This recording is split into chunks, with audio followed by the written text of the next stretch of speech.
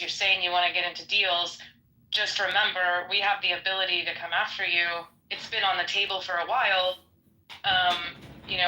You guys listen up. We're watching very closely what you do. And one more thing to add is the snapback sanctions is really, really key in this. And also the 2015 deal, I think the provision for those snapback sanctions ends in October. And so Iran basically has, if any country, including the US, if anything was to happen between now and then that Iran didn't militarily trigger, I think it would happen after the summer and into October once all of those diplomatic alternatives are expired and exhausted. Yeah, look, hang on, Brett. I want to try and share the microphone around as much as possible. And if anybody who's on stage could maybe just keep a lookout for people who have been on stage for a while, who are interested in joining the conversation, it's probably a great idea. Welcome, Bahrain, as well. Look, if I could ask people for the time being, please to share the room. We've only just started this conversation. Look, I found it really curious. I thought, look, I think it's worthwhile having a conversation about this and hearing different people's perspectives and ideas about it. This is not like an Israel-Palestine room. I'm just going to say that straight out. This is not a room for Islamophobia, blah, blah, blah. You can see the topic. This is what we're going to be talking about. Swifty, thanks for your patience. I'm going to go to Daniel straight after that. And thanks for showing your hands. It does help to be able to indicate who's interested in chiming in at certain times. Well, yeah, thanks. Got you, Karan, as well. Swifty, take the mic. Yeah, so I will tell you that Israel will never accept Iran with a nuclear weapon. So all the cards on the table. Secondly, I think Trump will make sanctions on Iran. He will choke them. I don't think Trump wants war, American war, but he will give the green light to Israel completely and give any weapon that Israel needs. So everything is open this year. That's all. Yeah, look, you might be right at that, Swifty. Trump's made no secret about it. He's very much in support of Israel, and there's a very good chance that he'll let loose the leash and just allow Israel to be able to do it. But my gut feeling is that America will probably need to be involved in this. They've been sort of on the sidelines saying, "Oh yeah, we're supporting." And cheering on from the side, obviously supplying military weapons as well as intelligence and so forth as well. But look, I could see America possibly, if this is going to be the case, holding a heavier hand throughout this process. Daniel, yeah, thanks for your patience. And Raha, I can see you, but I've got Karan as well as Brent. We'll go to Raha as well. Thanks. Hey everyone. Last week, the Admiral Brad Cooper, who is the vice commander of the CENTCOM, came to Israel to meet with the chief of the IDF. Part of it was about releasing People weapons overall that will been never stand on hold, for like, what the West I don't is know, doing. almost 2,000 Remember bombs and everything P9s and whatnot. from But they were Iran also discussing and part about of the the regime I am possible attack in scientist. Iran. Trump, when asked about Imperialist either attacking Iran or of these allowing white Israel, races. kind of avoided the question. He didn't say yes or no. But right now, Iran already has, I think since in the last 6 months, they have another, I think 18 kilograms. So they have a total of about 180 kilos, which is sufficient for about 4 nuclear bombs. They're right now at about 60% enrichment, but the distance between 60% to 90% is not that big. It's more like technicality. And it could be a matter of days or weeks for them to get it. As Iran or the Islamic Republic lost a lot of their powers with losing Syria and Hezbollah and, well, I don't know what they were, but I think because of all the things that are happening with all this excess of resistance or whatever call them, I think it kind of pushes Iran more to enrich their nuclear weapon in order for that is basically the only deterrent that they have. Isfahan. All their enemies, and including their science power researcher. internally. So it seems that there are discussions. I don't think it's with Biden administration. I don't think it will happen during the Biden administration. If anything, I think it will happen in Trump administration. But there are discussions about at least preparation for a possibility of attacking the nuclear facilities. I mean, 4 nuclear bombs is quite enough that they already have right now. Well, I mean, it sort of makes sense that, given there has been a complete weakening of the defence systems, has been reported, in many different circles, within Iran, of the IRGC, it sort of makes sense to be able to give this some serious consideration. At the same time, and for discussions, is that taking out some of these targets could potentially take out civilian lives as well. I don't know enough to be able to make comment on that, but I'm sure that would be quite problematic given the, I guess, the amount of upheaval that has occurred, throughout the media and social circles and politics when it's come to people in Gaza who have lost their lives. But I want to go over to Karan, who's been waiting patiently. Thanks, Karan. Hello, my name is Reza and I live in Iran. I live in Isfahan. We support the Khomeini. We denounce Western imperialism and regime change. And we want to say that any attack on our country will result in a nuclear Armageddon, and the Zionists in Manhattan and Washington, D.C. will all be obliterated in a nuclear war. And death upon the Zionists. We know who you are. There's a special scene down the bottom.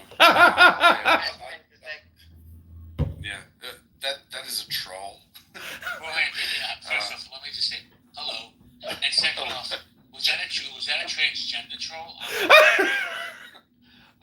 It's an AI transgender troll. And welcome, Kelly. Can somebody? Hey, Kelly. I didn't get to say hi to Daniel and Ben and David. Like, we need a hairbrush from Kelly. Racist. Kelly, how are you feeling? Any better? It's a ton better, thank you. Loving the PPR, I have to say. Guys, sorry, I just left a comment as well. If you want to just give a comment, do we have to You can wave your hand like you're saying hello, goodbye. No, because there is two types of things. One, I have my opinion that I'm gonna talk about it for 1-2 minutes, and there's this I wanna leave a comment 2 seconds. You know what I'm saying? So. Yeah, if you, Rahul, I'll get you to make it brief because Brent was also waiting and I had you next in line. But yeah, go ahead. No, just yeah.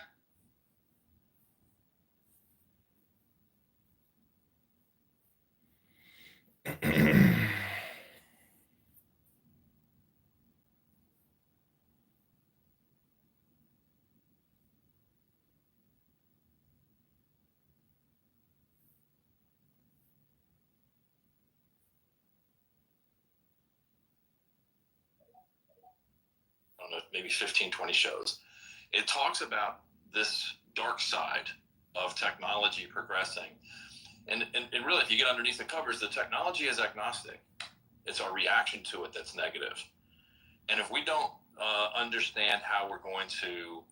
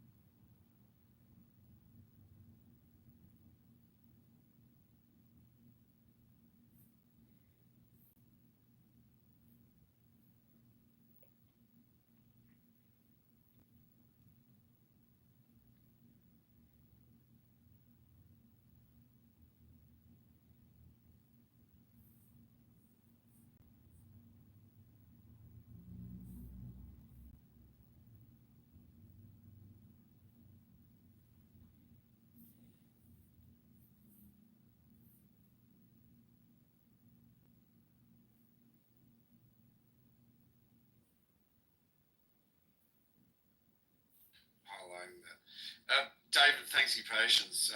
Feel free to chime in. Thank you. Look, one of the things I'm really curious about, and I'd love an American, I'd like a reasonable sort of idea on this. Why is it that Biden has chosen, at the very last, few centimeters of his time as president, to be able to say these things and to be able to maybe even make preparations for this as well? I mean, if I were to guess, I would imagine they have intel indicators that say they're maybe getting ready to do a nuclear sprint. Like, that's the most rational explanation for why now. Yeah, look, David, your opinion. I'll be brief, but thank you. Nice to learn from the room. And exactly what Bahrain said. We know they have enriched uranium making material, but where has the evidence been that they have a delivery system, that they have, can get it on a missile and deliver it? I guess you can get, missiles delivered from other countries. That technology exists. We probably see that being delivered, but I don't know that Iran has that capability. I don't think Biden wants to start a war right now, but the last comment obviously would be the only reason that they have intel that they can't ignore. And I think that it will be on the Israelis to be on the offensive and probably with our assistance. On the missile and delivery system, I mean, they have a pretty good B&B program. Like, they have a ballistic missile program that one can reach Israel. Now, putting a nuclear warhead on the missile, that's technical expertise for sure, but it's not like they don't have the capability to do it, or I would think that capability would be so far out of reach. And if you have 4 missiles, you fire a bunch of conventional missiles towards Israel with one that's nuclear armed, and that's kind of the threat right there. Israel, the Arrow 2 and Arrow 3 are great at shooting down, but there's a capacity problem, and if you shoot if you kind of overwhelm it and then flip through a nuclear warhead, or at least a threat of doing that, could provide a pretty good deterrent effect for both Israel and the United States. Colonial powers are racist and regime changers. Zionist American Israel are the enemy of the people. Big crisis. Yeah, I mean, but you're not, like, a dirty bomb's not going to it's going to spread radioactive material, but, I mean, nuclear strategy is counter value or counter force. Counter value meaning you're holding things at value of the enemy. Counter forces, you're using it against, as it sounds, against a force. The most logical strategy for the Iranians to do is kind of have a counter value strategy against Jerusalem and Tel Aviv, and that would be an effective deterrence from their perspective.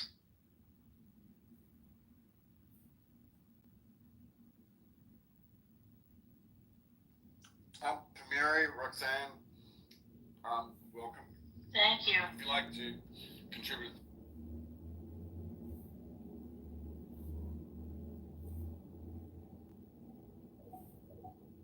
Levels of recovery, yet something has gone wrong somewhere. So what the fuck is going on? This is what I asked myself. I asked myself what the fuck is going on. And so I did some research.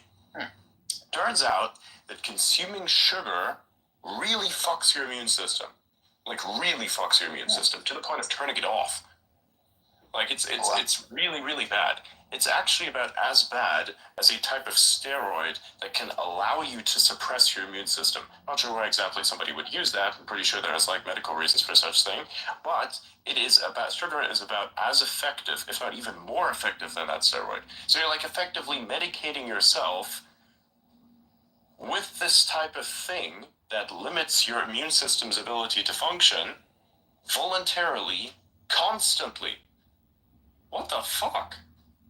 I didn't even know that shit. I was doing a little bit of research because it didn't make sense to me that I was feeling really good, everything was working well, and then eat something like I had something that was like relatively sweet, and then all of a sudden the recovery goes back to where it once was. I'm like, what the fuck is going on here? And I realized that it's sugar. Oh my god. I guess that's a running joke now. Everybody's like gonna say, hey Elon, and watch if I slip up. Yeah, that's gonna happen. That's gonna happen. I heard you. I saw you gaming today. That was pretty awesome. Oh my god, screw you. It's good to see you on your burner now. Oh my god. Yeah, this joke's never gonna die. So. No, I'm almost positive you both leaned into it too far now. A little bit. Yeah, I didn't really lean into it at all. I just existed. That's the fun part. I didn't do any leaning at all. Elon did all the actually, no, we both did a lot of trolling. That's for sure. And it's really nice. It's awesome. Yeah. Yeah. You guys that's are great. ready now. You want me to play the clip or where you comment? Yeah, sure. Go for it. Okay, play the clip. It is wild how much Adrian Dittman said. It sounds like me, but anyone who listens to it for a long time can tell it's not me. But it's, I guess, out of 8 billion people, somewhere on Earth, there's someone who's the most like you, and that person is probably Adrian Dittman. It's the funniest line. It's like, wow, that's actually pretty cool. That's cool. That's awesome. That's cool. I think that is definitely proof that we live in a simulation. Or at least that the internet is... Maybe not necessarily the internet itself, but the tools such as the X app are a surefire way for things to meet each other that otherwise would have never met. Like, physically speaking, this kind of meeting would have never happened. Like, thanks to the information space that is, X.com, that was the only reason why such a meetup was actually possible, which I think is really cool. So it's fascinating to see how, I think, entertaining outcomes like these are connected and spread, because this is what I think is indicative of the new age. People always say, why does time pass so differently, and why does it feel so different these days? Well, that's because we are getting connected with things that we otherwise would have never been able to be connected to, with each other in more ways than we ever have at any other point in history. It's really fucking cool. We're more interconnected now than we ever were at any other point in human history. It's crazy. I love it. I personally love it. It's incredible. I feel very happy about it. And it's the funniest thing, when Elon was trolling in the reply section of some posts, about me being me, people were saying, oh god, you can't do this, what would Adrian think of it? I'm like, I think this shit's absolutely fucking hilarious. I don't care. You can do whatever you want. Yeah. Super funny. Yeah. Let's see, he can do whatever he wants. I don't care. I'm fine with it. People have this problem. I think if trolling was done, let's say to someone else, it might be a bit different. But I don't care. I think it's fucking funny as shit. I believe in maximizing humor, so I think it's funny. I think it's really funny. I like it.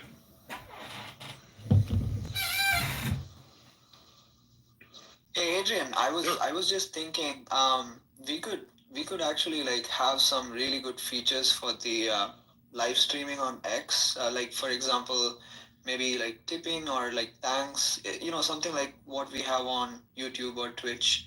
I think that would be super cool and could help a lot of creators, right? Perhaps, yeah, but I wouldn't know.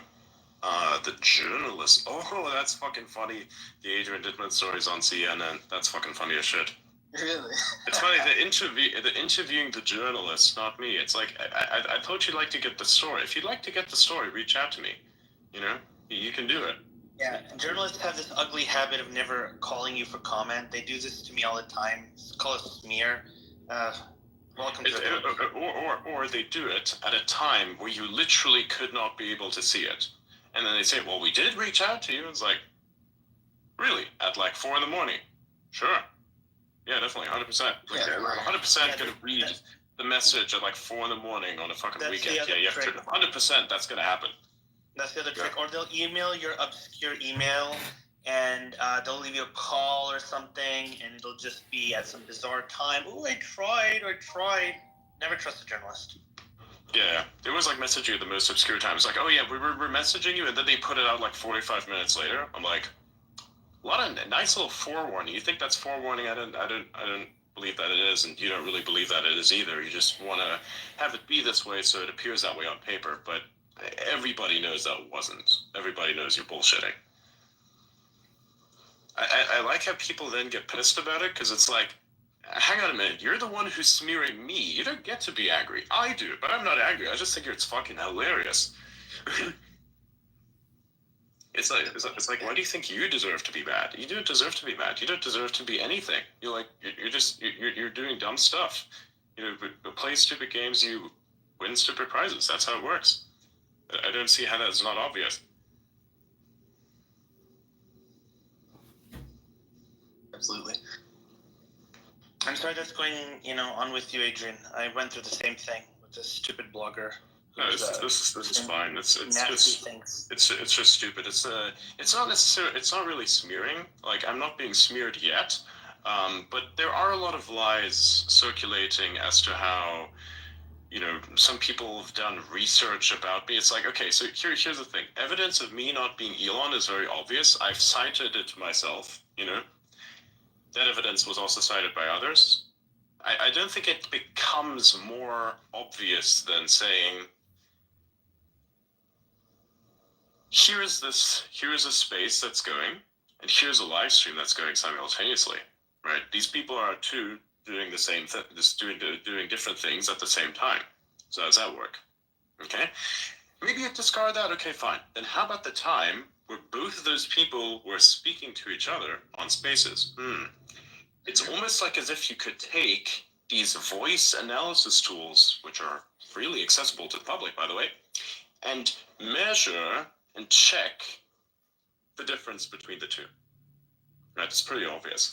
Then differences in verbiage, differences in speech patterns to a certain extent. This could all be done, but they didn't do that because I don't know why. I guess there was a difference. See, you could do this. See, in fact, if you wanted to understand if somebody is, say, different from another person, you can find various methods by which you could do that, right? Various methods by which you could do that. They didn't use any of those methods that were, say, protecting of an identity.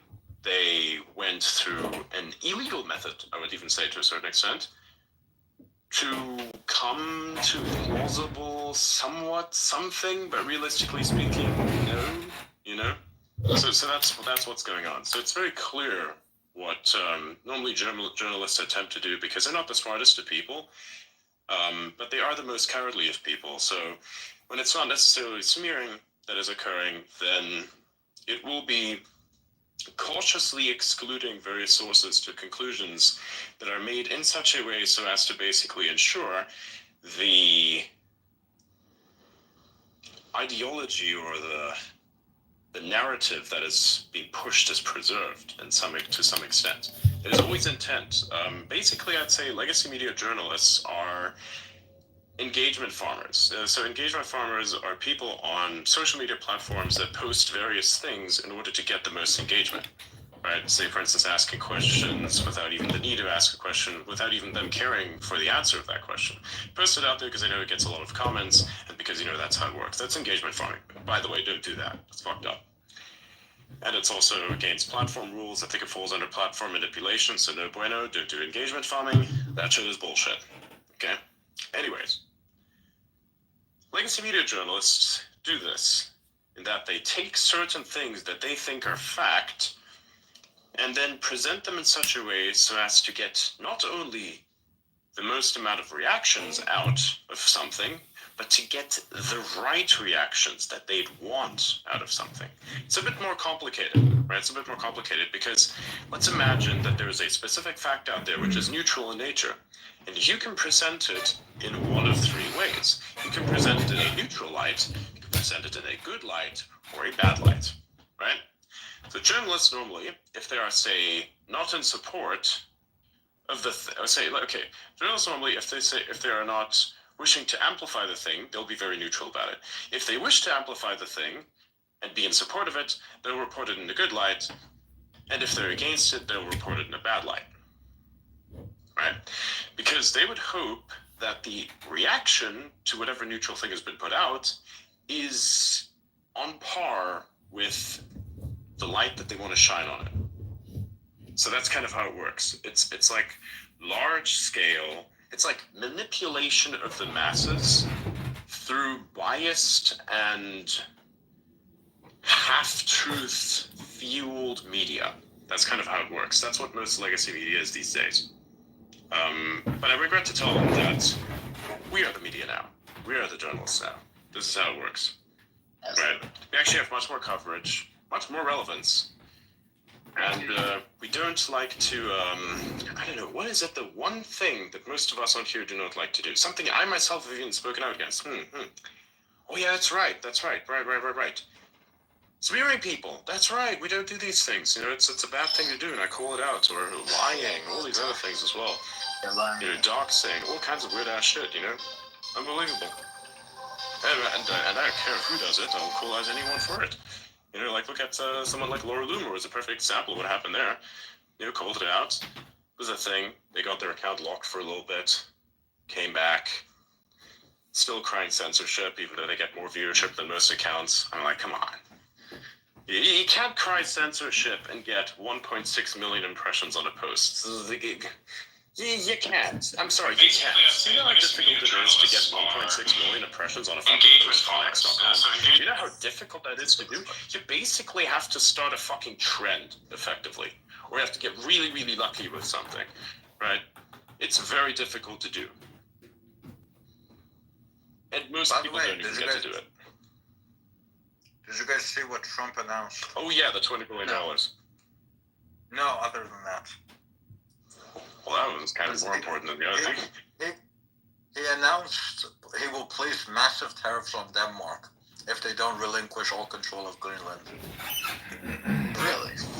That's crazy. He's going to do the same to Canada at some point, I know.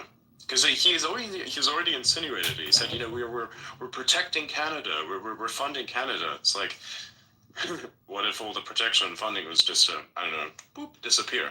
Well, I mean, then Canada would realize that they're not so very independent and that they may be more dependent on the U.S. than they are independent in any respect. Thereby, to that extent, given that their biggest supporter, and practically, I think, to the extent that they are having issues, they're one of the only economic supporters, they're technically already the U.S. in some respects. Speculation, of course, on my part, right? I'm just saying, it's kind of a joke that I'm putting out here, if anything else, but yeah. And I think a lot of Canadians, I have yet to meet a singular Canadian who is against this, who actually doesn't think that that's, you know, a good idea. I mean, Blythe, what do you think of what do you think of you're a Canadian, Blythe here is a Canadian. Yeah. What do you think of the fact of what do you think of Canada becoming the United States or part of the United States? What do you think? I think, yeah, economically it's a great idea. I think a lot of Canadians will be like resistant to the fact though, so that might be an issue. But like you said, like we are pretty much dependent on them for like a lot of our trade and everything like that. So yeah, I think overall it would be a good thing, but it would be kind of a hard pill to swallow for some. Yeah, that's probably the best. It's because people are not used to it, right? It's pretty good. It's because people are not used to it. It's like when someone is only used to eating ramen noodles every single day, and you tell him, "Hey, would you like to eat chicken today?" And he's like, "Nah, I'll stick to the ramen." Right? People are used to this, right? Poor people, especially. Okay. Anyway, the point is, did you know that Canada is subsidized to the tune of $200 billion US a year, every single year, all this industries? That's insane. That's right, and that is a fact that Trump pointed out to Trudeau when Trudeau went there, right, to Mar-a-Lago, and Trudeau was like, "Yeah, that's true." And Trump said, "What would happen if we decided to just cut off that $200 billion a year?" Trudeau said, "Well, we'd be dead. We wouldn't be a state anymore." And so that got him, right? Trudeau admitted it, and that's the reason why Trudeau, all his whole cabinet quit, because they had no real response to Trump, and they're upset. And this is true of any Canadian leader, right? Pierre Poilievre, I like him, but you know he's talking about Canadian sovereignty. But Trump says, "I don't care who you are. You're wrong. You need American money. You will either join us or you will simply die. It's as simple as that." Because why should America subsidize Canada? Why should America be giving all this stuff to Canadians and the Americans are not getting anything out of it? Not to mention the only reason Canada hasn't gotten invaded is because its only neighbor is the U.S. That's correct.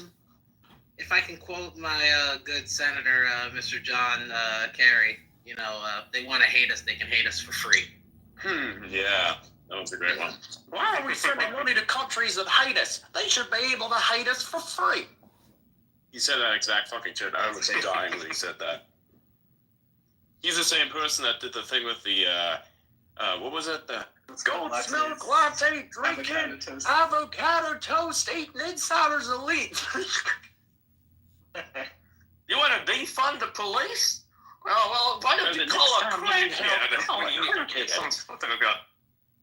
People were like reacting to it like it's a controversial thing, and I'm like thinking to myself, I mean, it's true. You're gonna defund the police. Who the fuck's gonna come and help you? Good question. Who the fuck is gonna come and help you? The crackhead? I don't know, man. Maybe that's the best option because no police. Because who's gonna do it? What's gonna happen? Do you think people work for free? Hello?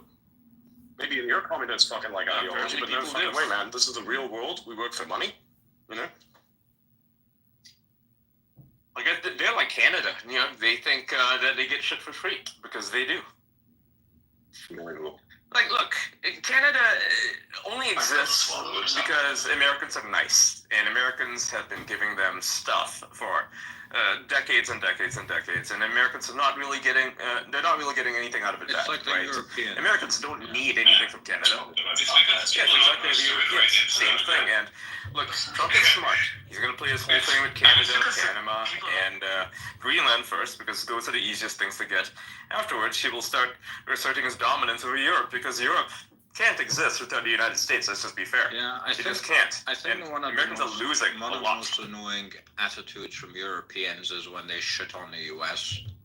And I'm like, the only reason your country is able to maintain anything whatsoever, your healthcare system, your education, all the fucking things you like to brag about, is because the U.S. is paying for your defense. All the bullshit green energy nonsense, all the, that shit, right? It's just expensive and inefficient, and the only reason they're doing that, or they're able to do that, is because America is, carrying the heavy loads for them and making sure that they get access to all this What I stuff. don't understand about a lot of Europe is the aversion to technological improvement. In Germany, internet is fucking dog shit. And it's expensive. So it's fucking useless and expensive. How slow is it there? It's a ripoff. There was a point where over 50% of like the YouTube top 100 most viewed videos were not allowed in Germany. Really? Wow, why? What was their reasoning? Copyright.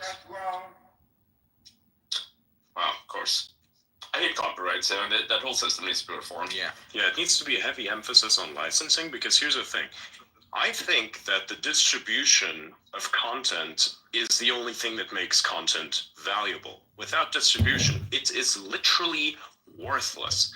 So, what if with copyright, instead of straight up deplatforming its distribution, like say the IP, how about you make it so that if any money is generated with your IP, say your intellectual property, by the way, so if there's any confusion of what I mean with IP, I mean in the specific context, intellectual property, right? So say, for instance, if somebody were to take your shit, you created some art, it's your intellectual property, and somebody else is like posting it on his like a social media page or whatever, or like, I don't know, using it in a video or uses the art style, whatever it is, in, whatever movie that they create, well, then there should be good compensation given, of course.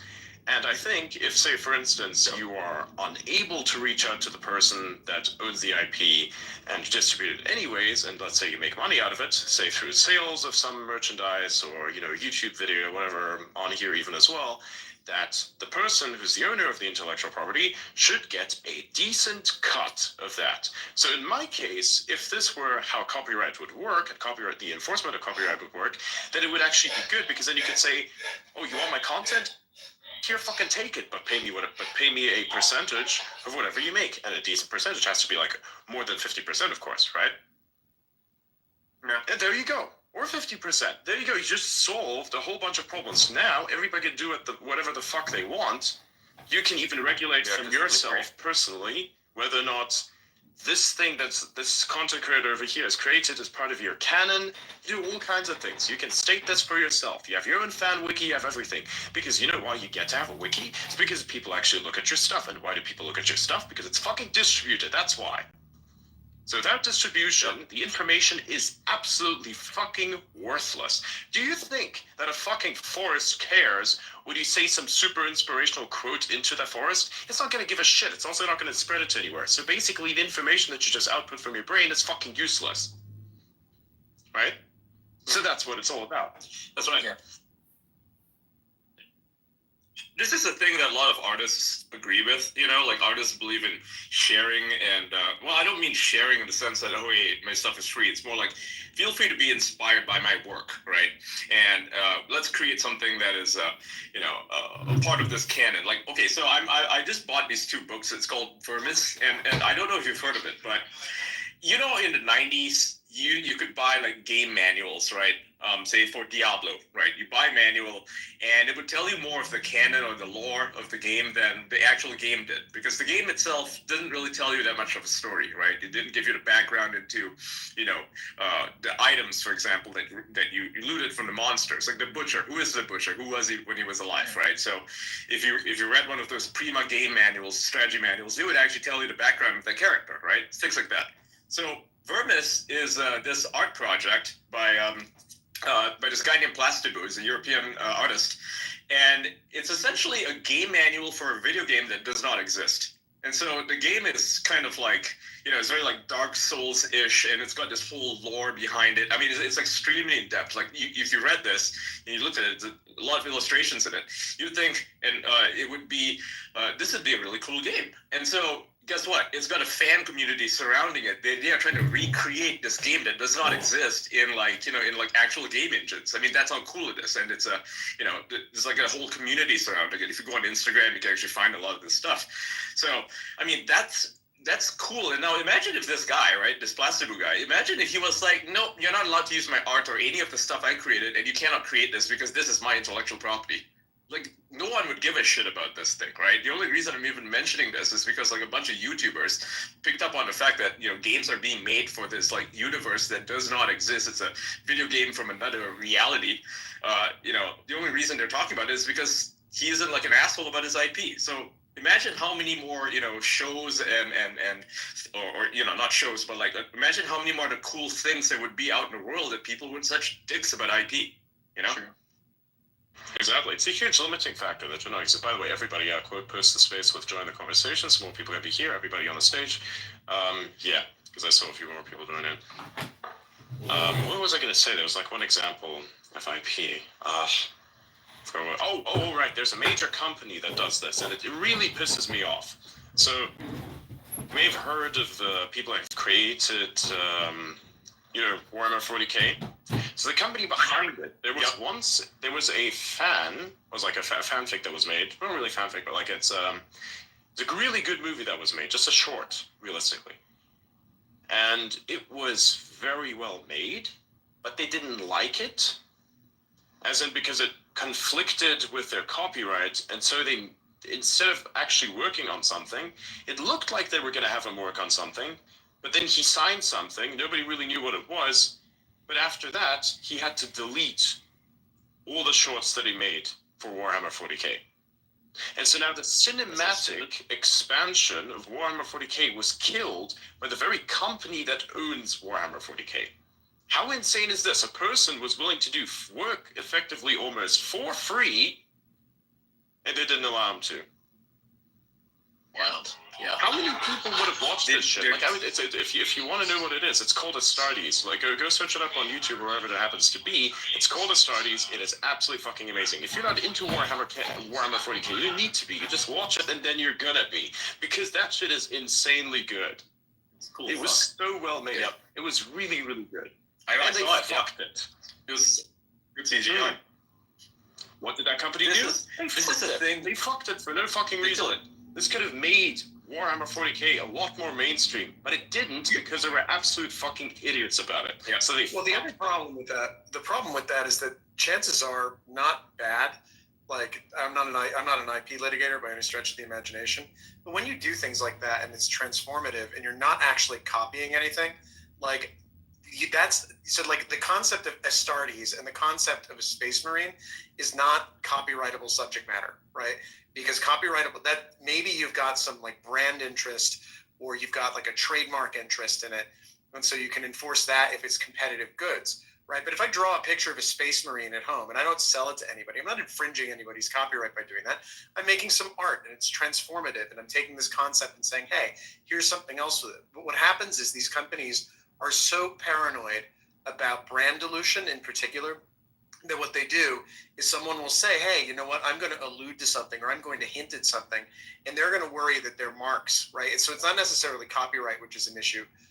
But often it's the trademark problem, and they'll turn around. Trademark stuff. And so what they'll do is they'll come in and say, listen, you're diluting our brand by, doing this homage to Superman, right? By doing a Superman short with AI or something, or drawing it by hand or something like that. Star Trek tried to do it. There was a little short that was done with some reasonably well-known actors called Prelude to Axanar, which was like a pre-original series, not lore correct, but like trying to fill in some gaps in Federation early Klingon war lore, and that was fun. And initially Paramount had some kittens about it, but then they realized that everybody loved it, and so they stopped.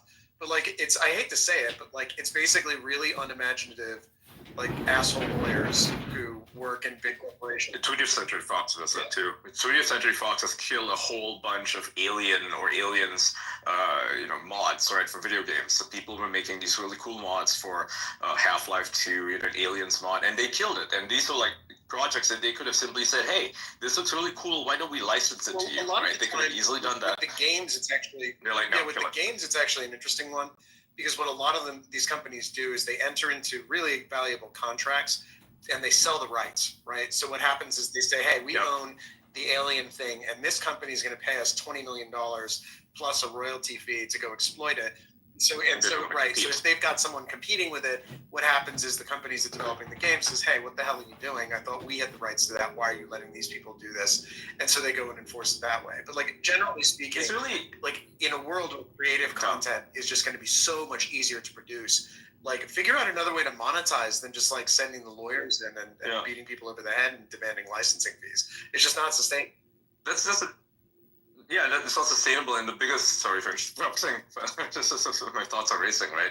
But the biggest problem is that the stuff they license out to the companies that actually make these Aliens games, they're fucking terrible. Like if you've ever played Alien Colonial Marines, it's just complete dog shit, right? Fans have made better games, and in a lot of cases, because the fans had their projects canceled by the company, they're like, you know what, fuck this, we're gonna make our own thing. Right, and because they lose the license, I think. Okay, here's a nice classic example. You know the game Fallout? Yeah. Like there's like a TV series now, right? Everybody loves it. Did you know that Fallout used to be part of GURPS, GURPS? This was it's kind of like Dungeons and Dragons style a rule set, right? The original Fallout was a GURPS game, and they had the license to do it, right? But then the guy who owned the license, the company that owned the license, was like, no, we don't want to put our name behind this. And so as a result of that, they lost. I mean, no one's even heard of GURPS anymore. No, who the fuck is playing GURPS these days, right?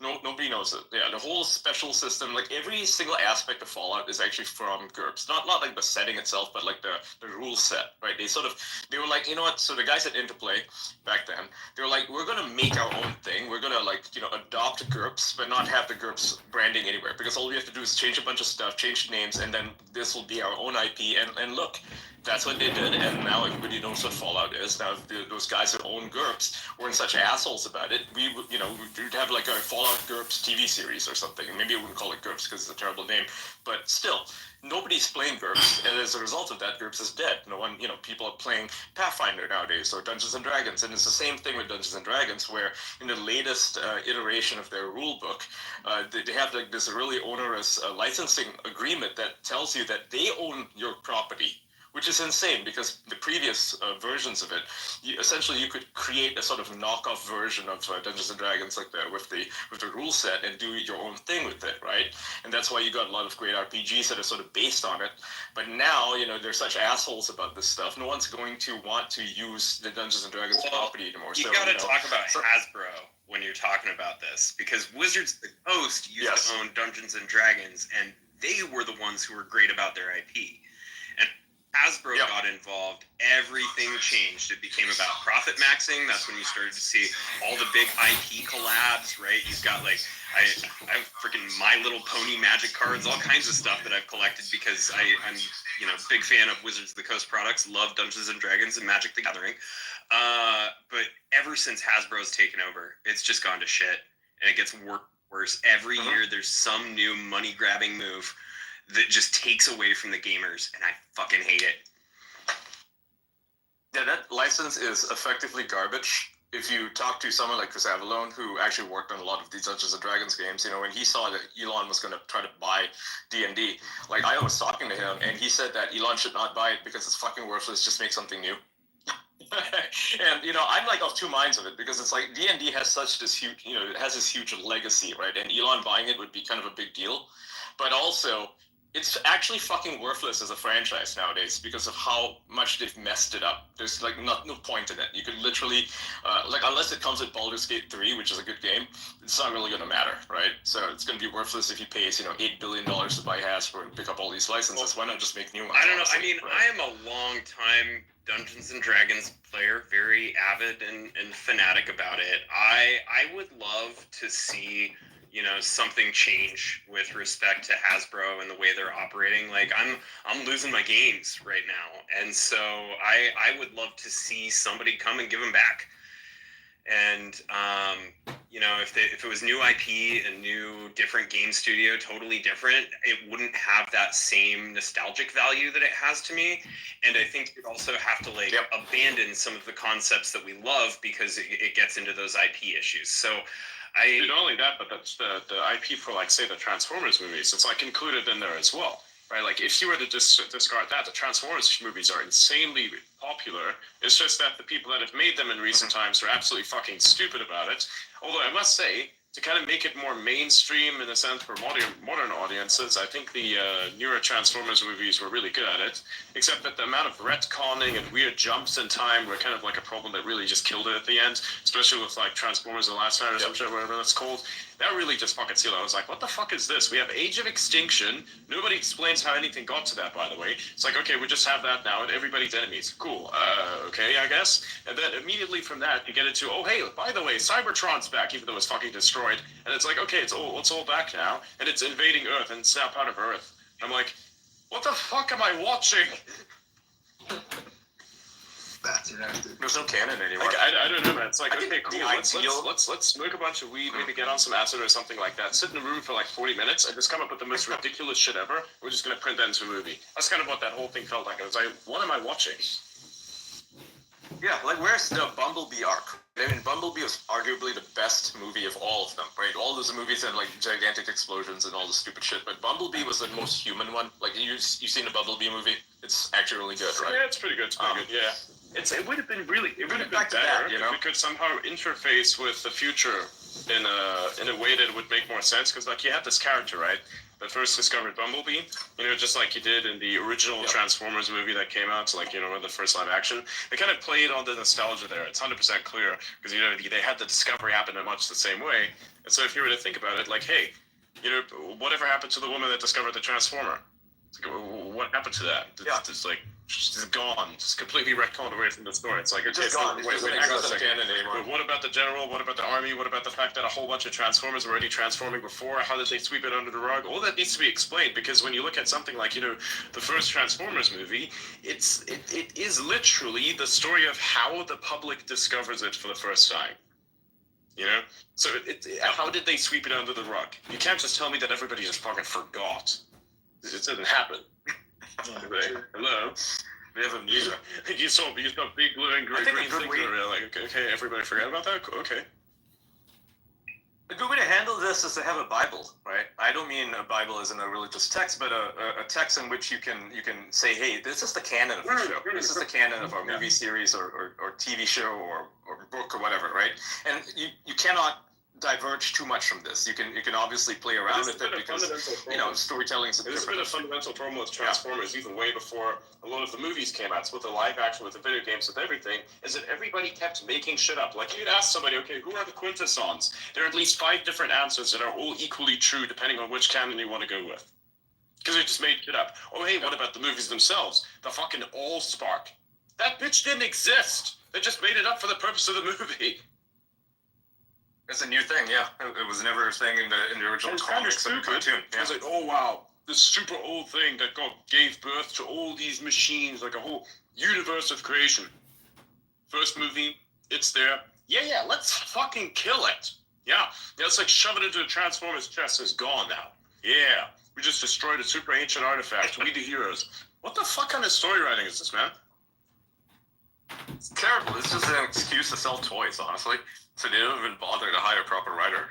It's just like with Marvel. It's the same shit. Marvel had a super strong fucking start. Same shit. Amazing shit. And after Endgame, everything went down the drain. Everybody's depressed. Everybody's this, everybody's that. It's like, look, you're not unplugging from reality and plugging into the movie universe when you're watching these movies to feel as depressed as the character. You're already feeling depressed. You want to unplug from that shit. And now, man, if I fucking see, like, depressed Iron Man, come on. This is a problem with the writers themselves, is that they are self-inserting themselves, not necessarily as characters, but as their emotions, right? They are making these characters too real, in a sense that they are no longer superheroes, they're no longer larger than life, right? Like comic book characters are supposed to be. Instead, they're making them average human beings who suffer from depression and why anxiety. is a demigod? Because the writers decided to put it why in is there. a Norse god that's been around for thousands of years, over the last 10 years, why did this thing become an absolute fucking wimp that is saddened by random events? I'm like, this thing has been alive for 3,000 years. It's seen more death than anybody else. And you're putting the human concepts into that? You just can't do that. It doesn't work. It makes no sense. No. It makes absolutely no sense. Like, I like the original Thor, right? Old. Like, how did you not? Yeah, if you watch the original Thor, he's a completely different character. He's a god, effectively, right? He is a god. He has godlike powers. He knows this. He embraces it. This is his reality. He's an asshole. You take that away, it doesn't matter if you do. Yeah, he's an asshole about it too. And even if you were to take it away, that character would handle it pretty fucking well, I imagine, because he's a fucking god. He's lived for 3,000 years. He's probably dealt with a lot worse, with Baldur dying, and this is his brother. Like, he would know how to deal with these things. He wouldn't just turn into a fucking fat loser living in a trailer park. Like, no, that's not him at all. Imagine Donald Trump. When he went bankrupt, did he turn into that? No, because he is larger than life. He's a big man. He's a big character. When Elon Musk almost went bankrupt, did he turn into this, sniveling little shit? No, he did not do that. He rose above because these are larger than life figures. Now, and these are real people, by the way. Now, imagine this is a god who's lived 3,000 years, more powerful than anybody else you've ever known. Yeah, he would deal with that pretty well. I think. I would imagine that he would find a way to get his power back really, really easily. Exactly. Like, hey, we got a bit of a problem. Probably knows how to bargain as well, because guess what? You have to live with the fact that, oh, hey, you need to bargain with some of those enemies because you just can't fucking kill everything. In this sense, when you look at Thor for the first time in the first movie, they made him way too young. You know what I mean? Like, they made him appear way too young. That's not the fucking wisdom of a 3,000-year-old. It doesn't work. Shit changes, And that guy's like, there's zero change on this motherfucker. Wild. A good way to handle IPs is to do it the way that Bethesda does. They release, every time they make new Elder Scrolls game, there's this Elder Scrolls creation kit, right? And you can do whatever the fuck you want. You can, in some cases, even create a game and then sell it. They don't, they're not asking for the war with the modders. Make them your allies. Well, that's the thing. Like with AI, what's going to happen is the whole model that they have now is reliant on selling exclusive rights in one-off deals to large corporations that will then market the shit out of some one-off product like a movie or a game. They'll sell as many of them as they can, and then they'll move on once they've picked the meat off of the off of the carcass. But like going forward, you're going to have people doing, I saw a really cool, like, Star Wars short, like, it was a converse on YouTube the other day, where, and I'm sure Disney's, like, cracking down on all this stuff, but it was, like, Dooku, like, played by Christopher Lee, talking to Yoda about random shit, like, hanging out in a garden in the Jedi Temple. I was like, that's cool.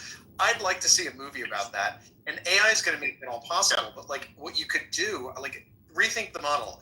What if you said, okay, if you have, you know, an account with Paramount Streaming and you want to do a $5 a month add-on, what we'll do is we will allow you to watch all of these other authorized shorts. And if you want to make the shorts, guess what we'll do? You can sell them in our shorts portal, right?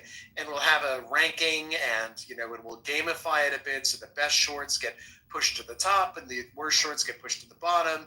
And we'll do some revenue sharing as well, like X does, where, for example, you know, if you get ad revenues, we'll split it with you. And what you do is you drive revenue that way instead of saying like this red ocean model where you're just kind of hoarding it all and saying like a I don't know, like a dragon on a hoard of gold, saying, no, this is all mine, get the, you know, fuck off and go away. So like there's a huge, you know, amount of possibility for creative output, but like the whole industry just needs to get broken, which it will. Like AI is getting good enough that Hollywood's like toast. And it's, you know, it's so funny. I don't think it's toast really necessarily. I think acting and writing is not going to be replaced. You might be able to create, you know, characters that look like them, but I think you should watch Ben Affleck talk about this. Actually, he had a pretty good I saw that was awesome. Where he thinks he has to go. I saw that was good. Yeah, he gets it, right? He's like, we're not worried about it. Like, this is not a real issue. Only maybe like brain dead creators at Netflix might be afraid of this stuff because their stuff is terrible to begin with. But true auteurs, right? People like Hideo Kojima, for example. I know he's a video game developer, but he's an auteur. People like him, the Coen brothers, you know, everybody who's in his movies, right? Like, yeah, none of them are going to be affected by this at all because the stuff they produce, the stuff they make. Tarantino, another example. I think his interview with Joe Rogan on this subject is also quite illuminating. He's not worried about this because he knows that, you know, the auteurs are going to rise to the top. If anything, it's going to enhance them. They always will. Like, that's the thing. It's going to enhance them. You're not going to be replaced by AI. You're going to be replaced by something that uses AI. Yep, that's right. Yeah.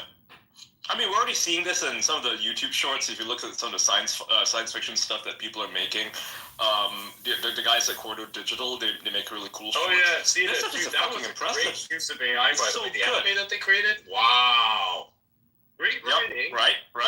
Like, yep, exactly. And that's where we're gonna go. We won't need a gigantic studio of 1,000 Korean artists. In fact, you know, like 3 guys in a garage would be able to come up with a really cool anime.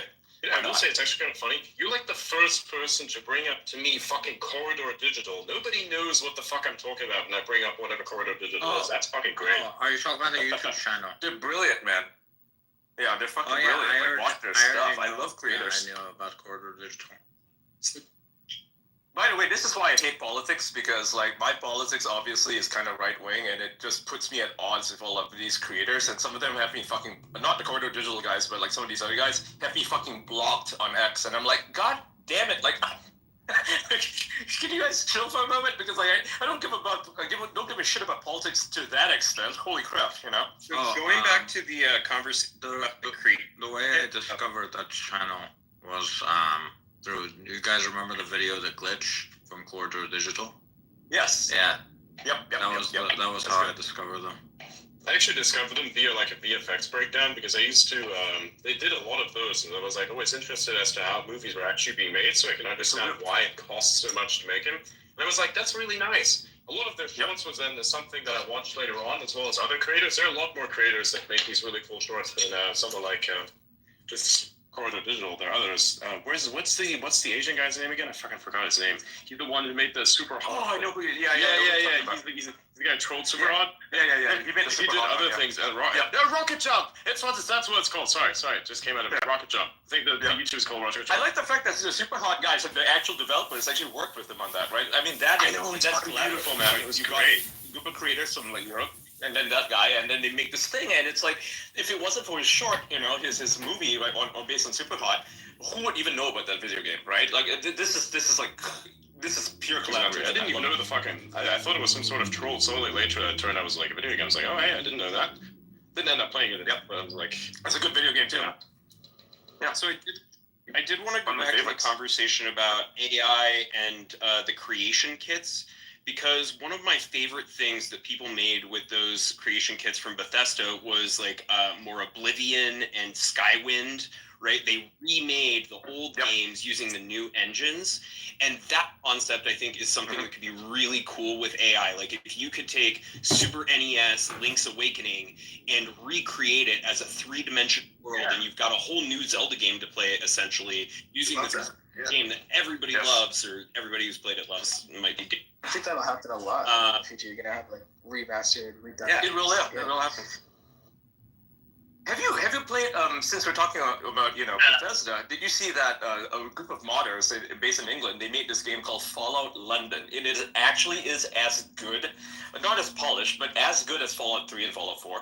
It is as long as well. It's crazy. It's got like 5 different factions, a whole story behind it, cutscenes, voice acting, and this is what the community can create. So like, I haven't played Fallout 4 in probably a few years, but when I saw that came out, I was like, you know what? I'm gonna download it again, and I'm gonna install this thing. And a whole bunch of people did as well, right? And it's like they continue to improve it with like bug fixes and all that stuff. And that is what keeps a game alive. And you can even say the same thing about Stalker, right? If you've ever played, new Stalker 2 is out. It's a pretty great game. But this Ukrainian game, Stalker, right? No one really knew about it, but then people started seeing, YouTubers playing like modded versions of it, because there's like this huge modding community behind Stalker where they recreate different maps, or like they add a whole bunch of like iterative things that improve on the original game, and it's like this massive community. I mean, Escape from Tarkov is more or less like inspired by Stalker because of that, right? Huge game. And it is that iterative process that enables them to do that. Now, you don't really see this very much of, say, Assassin's Creed or any of the other properties that people are doing, because like they're kind of assholes about cracking down on this stuff, right? But except for Watch Dogs 2, Watch Dogs 1, for some reason, Ubisoft has not cracked down on it. So, what's interesting about Watch Dogs, I don't know if you know, probably don't, but is they managed to unlock, like these modders managed to unlock a whole bunch of features that the developers made for the original Watch Dogs but never fully implemented. So if you actually play the game now and you download all these mods, like you can actually improve the way it looks, you can improve the lighting, the AI, the combat system. They even added gangs to it. It plays like a completely new game. That's how impressive the original Watch Dogs was. It was kind of ahead of its time, and I'm so happy that Ubisoft has not decided that they were going to crack down on it or something. Also, the big reason for why people don't mod Assassin's Creed is because it has a stupid online component, because they want to sell shit to people, right? They do this whole skin thing. Like if you want to, you have to pay real money to like change the way your character looks in Assassin's Creed. Every single one of the recent ones, and even the older ones. People don't mod that because it's too fucking hard to edit. And they added an unnecessary boundary that prevents people from making Assassin's Creed better. I mean, how stupid is that, honestly, right? You don't have the problem with Cyberpunk 2077, which CD Projekt Red, in their actually really brilliant ways, decided they were going to release a modding kit. And so now we're seeing like these huge mods come out for Cyberpunk 2077 that change the way the game plays. Like even the complete base game, if you watch some YouTube channels, it's like the Matrix. CD Projekt Red is kind of like that as well. They don't have any DRM on any of the games they make, and they run GOG, where the games don't have DRM either. Good example of That's correct, yeah. They added a John Wick mod. Like some guys made a John Wick mod with like ultra violence mode in it, and so the game doesn't play like Cyberpunk anymore. It actually plays like a John Wick movie, and it was got all the animations and all this stuff that people made themselves, right, on their own free time. And like if you want to replay Cyberpunk and you've played it, say you spend 100 hours in it, and you would spend 100 hours more, get that mod. It plays completely differently. The whole combat system has changed to the point where everything is a one-hit kill, right? And it has like all these gun kata moves in it. Like that is not Cyberpunk anymore, and some people don't like that. They're like, yeah, this is not Cyberpunk. It's like, yeah, that's the whole point. It's a completely new game, and that's the beauty of mods. So I imagine if they were like Fox and like, yeah, you can't edit this game, we'll sue you. This wouldn't exist. People wouldn't even be talking about it.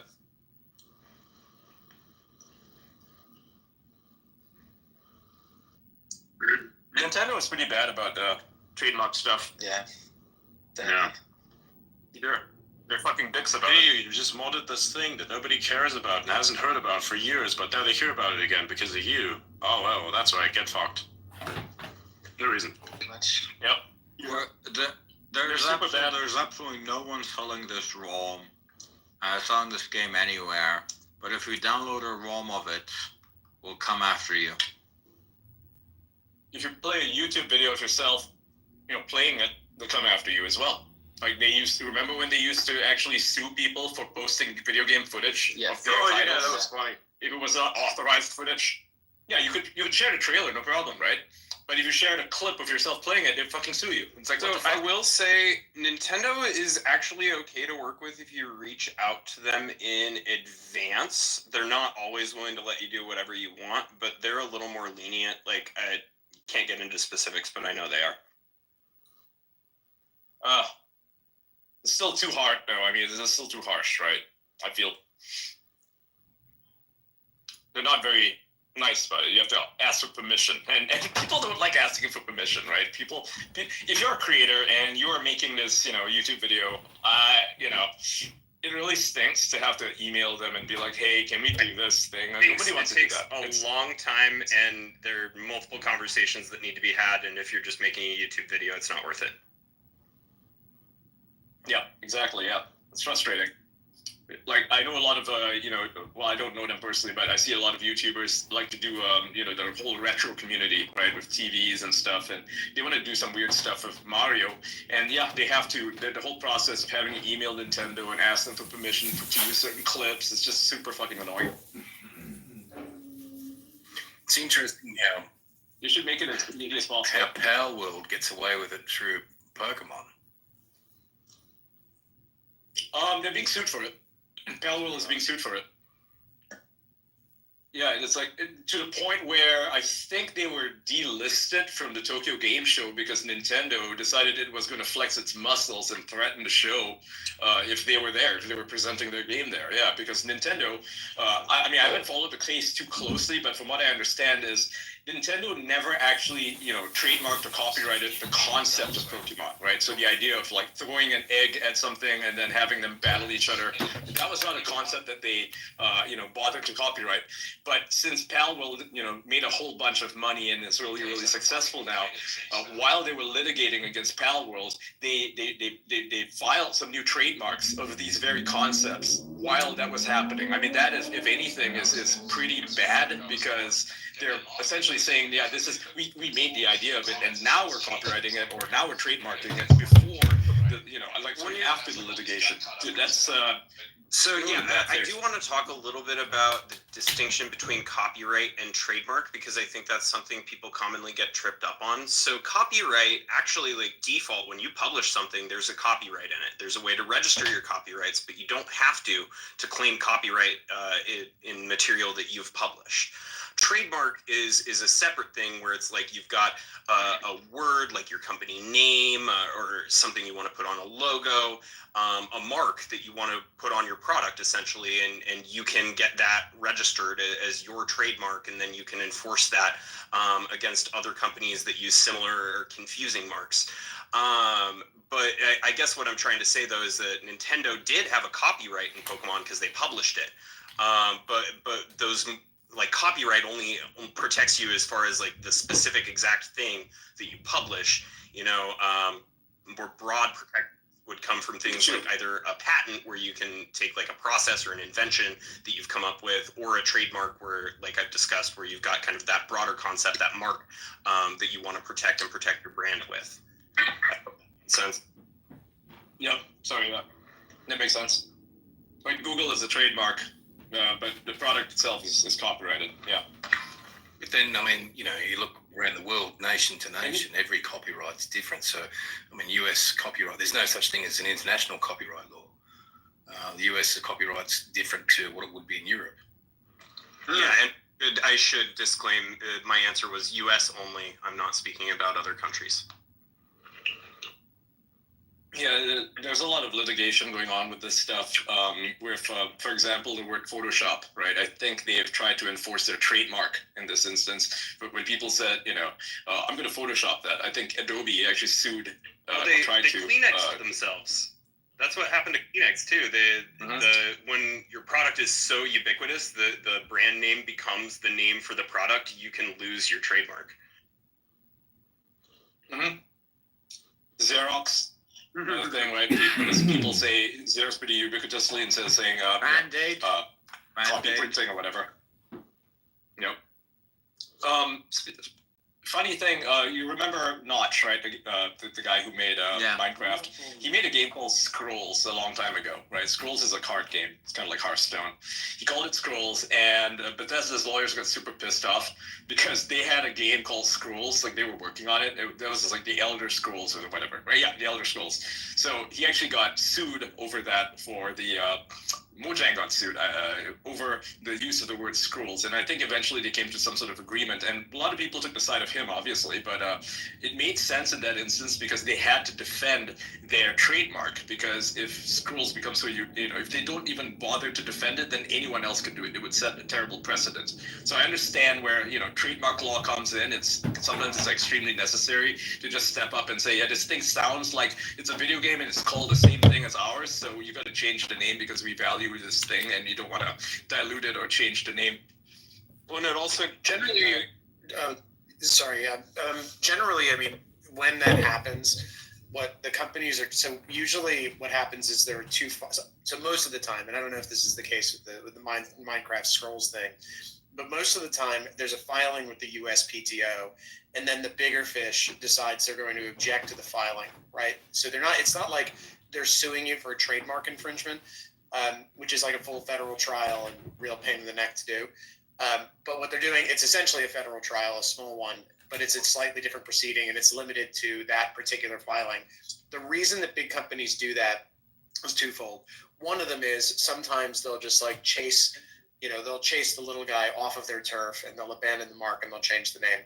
In most cases, or a lot of cases, I'm not sure it's most, but in a lot of cases actually, what will happen is they'll enter into something called the coexistence agreement. So what they'll do is they'll say, listen, you agree that this is our mark and you're never going to challenge our use of the mark, and you're not going to file for it except, maybe we'll let this one through, but usually they don't let in any filings at all. And they get a contract in place so that if there's a problem down the road, they can turn around and say, listen, we defended our mark. This person's using it with our permission, right? And permission is one of those things that tends to show that you haven't abandoned it and that it hasn't been diluted. So it's usually a bullying tactic, and I wouldn't be surprised if there's some kind of coexistence agreement that was signed in that instance. Yeah. Makes sense. I think everything should be free, DRM free in particular, because that is just shit. There's a really good quote from Warren Spector. Warren Spector's the guy who made Deus Ex and System Shock and Ultima, all these games, right? He's not Richard Garriott, but yeah, he made some of the Ultima games. He said that anyone who complains about piracy is full of shit. Because if they were not going to buy your product in the first place, what makes you think that they're going to do it if you add DRM to it? Exactly.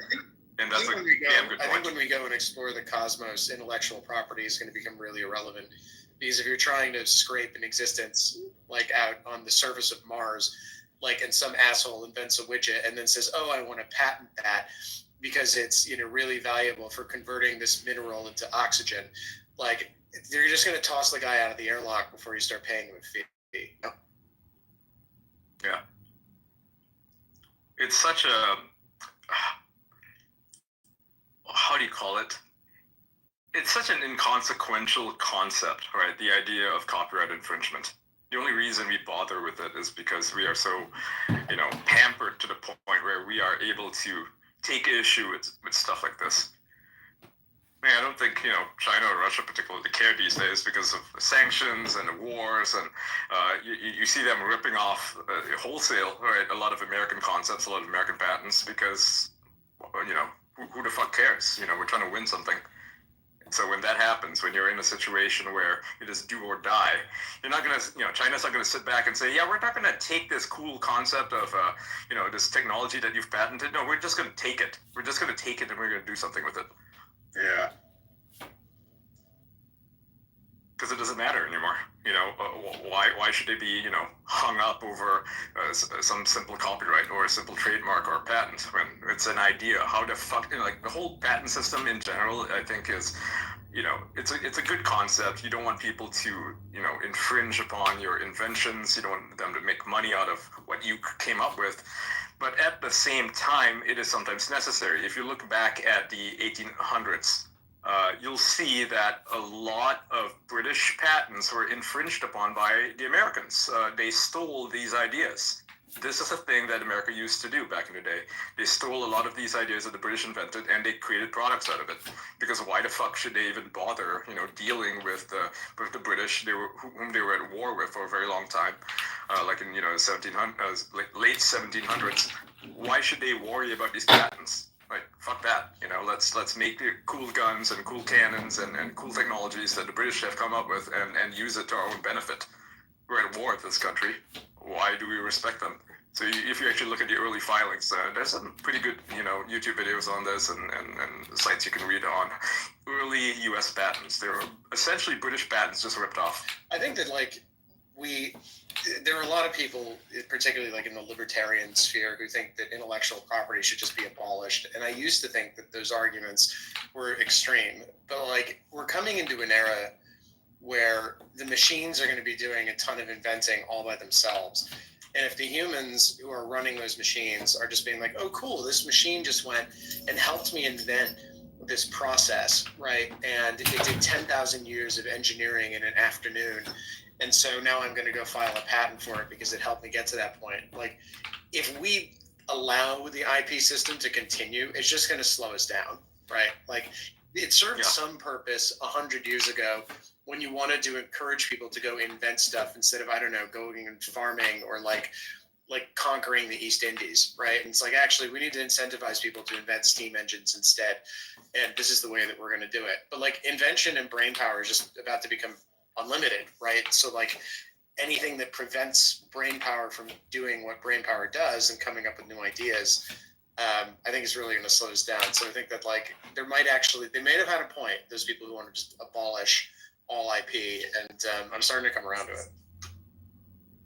They do. I mean, there's a reason why you don't see certain concepts in video games as often as you should, because they have been patented here. And I can pull out a pretty egregious example. It is this video game called Shadow of War, Shadow of Mordor.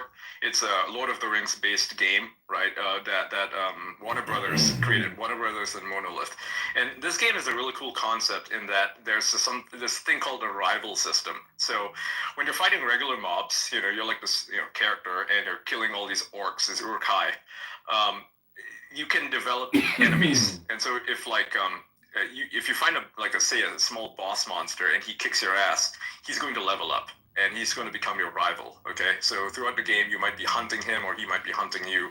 He just gets more and more powerful. You can kill him, but Uruk-hai come back from the dead, and so he'll level up, and you'll see that he's got cut marks on his chest where you stabbed him. Right, it reflects the things that you've done to him. So there's little stories that are being developed as you play the game. It's a really cool system, and the whole idea is that these characters that you kill early on or that you are defeated by early on, because again you can die and then you come back to life, they will follow you throughout the game, and that becomes your whole experience. Now you might be wondering, this is a really cool concept. Why hasn't any other game implemented this feature? It's really cool. Imagine if you would have put this in a roguelike game, like a little monster that you fought in say when you first started. Later on becomes like this. Did they actually file a patent for that? That's wild. They did. Yeah, they filed a patent for it. That's the reason why you don't see it. That is wild. Yeah. I mean, wow. That's wow. That's amazing. It's a dick move, but it's wow. That's wow. Jeez. There's another stupid concept that is maybe not quite as palatable, but is, mini games. Why don't you see mini games in loading screens? Well, Sony owns a patent for it. Really? Nobody wants to pay it. Yeah. That's why you don't see mini games being played in loading screens. Sometimes loading screens can be kind of long. Which game has Sony used it in? They have not. They've not used it in any game. They just fucking file a patent for it. Bastards. And no one wants to pay it. Asshole. Yeah. I think there should be.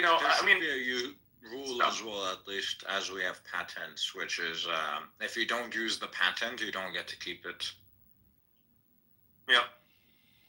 It's really onerous when you file a patent for something that is, that's a concept that's really cool. That's, maybe it's implemented to varying degrees, but people should be allowed to innovate on that idea. And for the most part, most ideas in video games are not patented. The idea of a roguelike, which was, created by Rogue, the original Rogue, is not patented.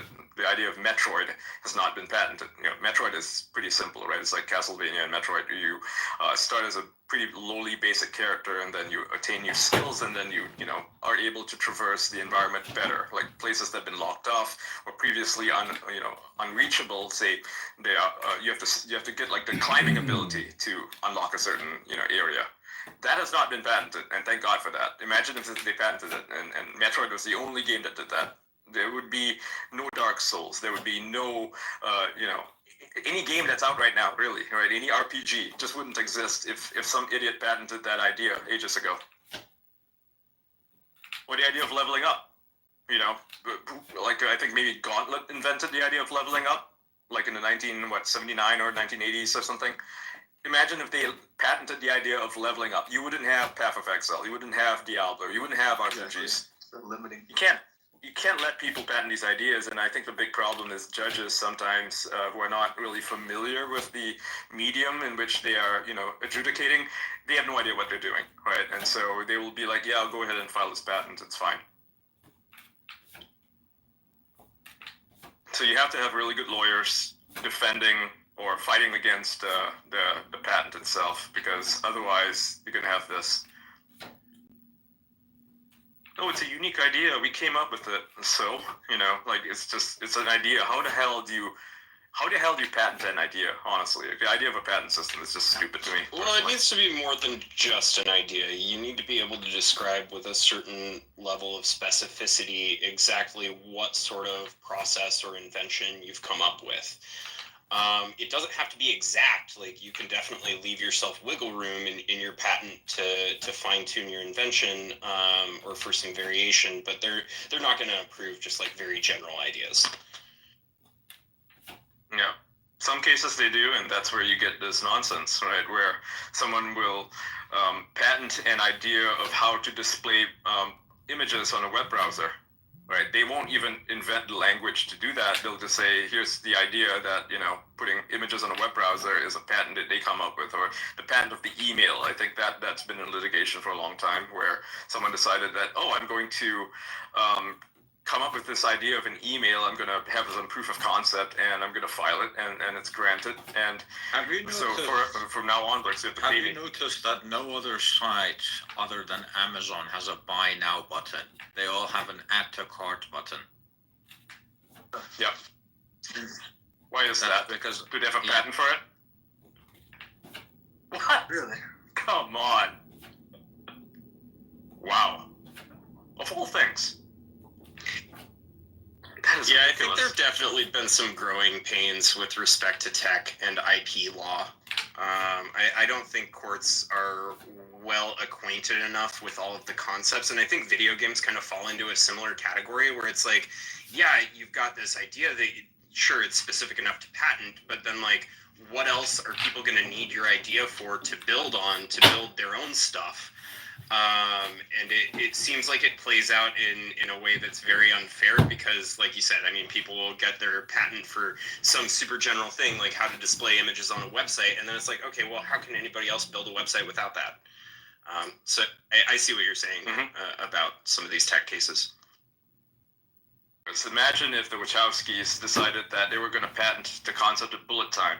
Right, bullet time is cool, right? It freezes time, and then the camera pans around the main character. They could have patented it for sure, but other people have already done it. This is actually taken out of some Chinese kung fu movies as well. There was actually a movie that had the exact scene that Neo performed there. They had that exact scene in another movie. I actually saw it. Interesting. So bullet time was around. There's prior art. Yeah.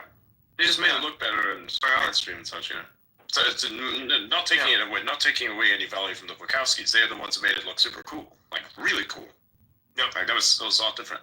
much higher quality. It looked like concept. Just like Remedy. The original thing looked like concept art that you would have. You know, like for movies when you're about to make a scene, you actually make concept art to kind of like see whether or not it would look good at all, and then you could discard it because it's just minimal effort if you didn't want it. But if you keep it, then it kind of like this looks like concept art actually in comparison to what the Wachowskis later made. I think bullet time in video games, slowing down time and then doing like a sideways dodge or something, that was first made by Remedy in the video game Max Payne. Yes, I'm so glad they didn't patent it. Great game. Yeah, you wouldn't have Super Hot. You wouldn't have a lot of games nowadays that actually use that same feature. Like you wouldn't have Fear, right? Fear is this great FPS in the 2000s where you can freeze time and shoot off like a million bullets at something.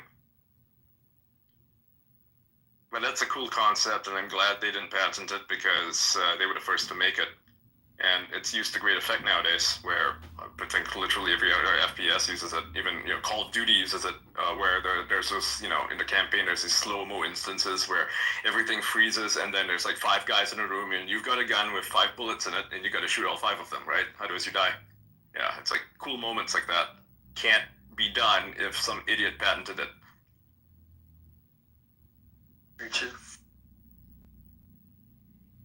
Which is why I don't like the broad patent system, which enables some very bad creators to say this is our idea and you're not allowed to use it anymore, like Warner Brothers. You know what the rival the system. good news is, like in the next 5 to 10 years, everything that used to be is gonna break, including IP law. Like it's all just, and like particularly with copyrights.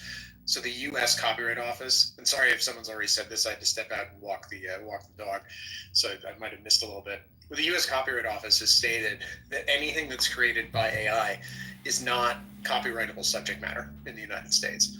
So which is dope, because that means that if you create an AI short and then someone else turns around and makes a derivative work of what you've created, because the original work wasn't copyrightable, the subsequent derivative work isn't going to infringe the copyright, right? So that's particular. And if you run through AI, all you have to do is edit the AI. Hold on.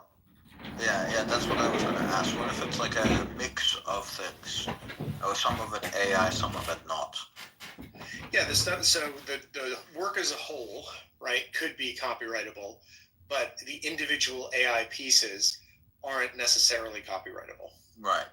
So kind of like how Winnie the Pooh, without the red shirt, entered public domain, but the version with the red shirt is still copyrighted, right? So like if you took the public domain version of Winnie the Pooh, right, and you made a short, you took that image, right, and you ran it through AI and you put it on the cover of your new children's book, Winnie the Pooh Goes Quantity Surveying, right, and you wrote a book about Winnie the Pooh becoming a quantity surveyor, then like that would be fine because you've got the public domain material. If you took that and then ran it, yeah, because the new, even if you let me think. Well, so that's not quite the same, right? So, Winnie the Pooh has entered public domain, but the one where he's wearing a red shirt specifically, that one is still owned by Disney. Okay. Right. Well, then that one might still be owned by Disney, and so you can't make derivative works. But like, if something's, so my point was a little different about AI. So if something's in the public domain, then like that's it. Like you can go use, exploit. I think someone made a horror movie starring Mickey Mouse, like that was slated for release on Copyright Day. When it's like I can't remember. No, it's not. It wasn't Mickey Mouse. It was it's Winnie the Willie. No, was it Winnie the Pooh? There's a Winnie the Pooh movie. It was Winnie the Pooh. It's a Winnie the Pooh movie. It might have been Winnie the Pooh. Sorry, it might have been Winnie the Pooh. But like one of the two like beloved cartoon characters on their Copyright Day, someone's like, "Yeah, we're gonna make a slasher movie starring this character." My question is, it's so unoriginal. My question is, right, following that same logic where Winnie the Pooh is now copyright free, it's entered public domain, and but the Winnie the Pooh with the red shirt, that one is still copyrighted. If you take an image that's AI generated and you modify it, is that now still in the public domain, or is the modification you've made copyrighted?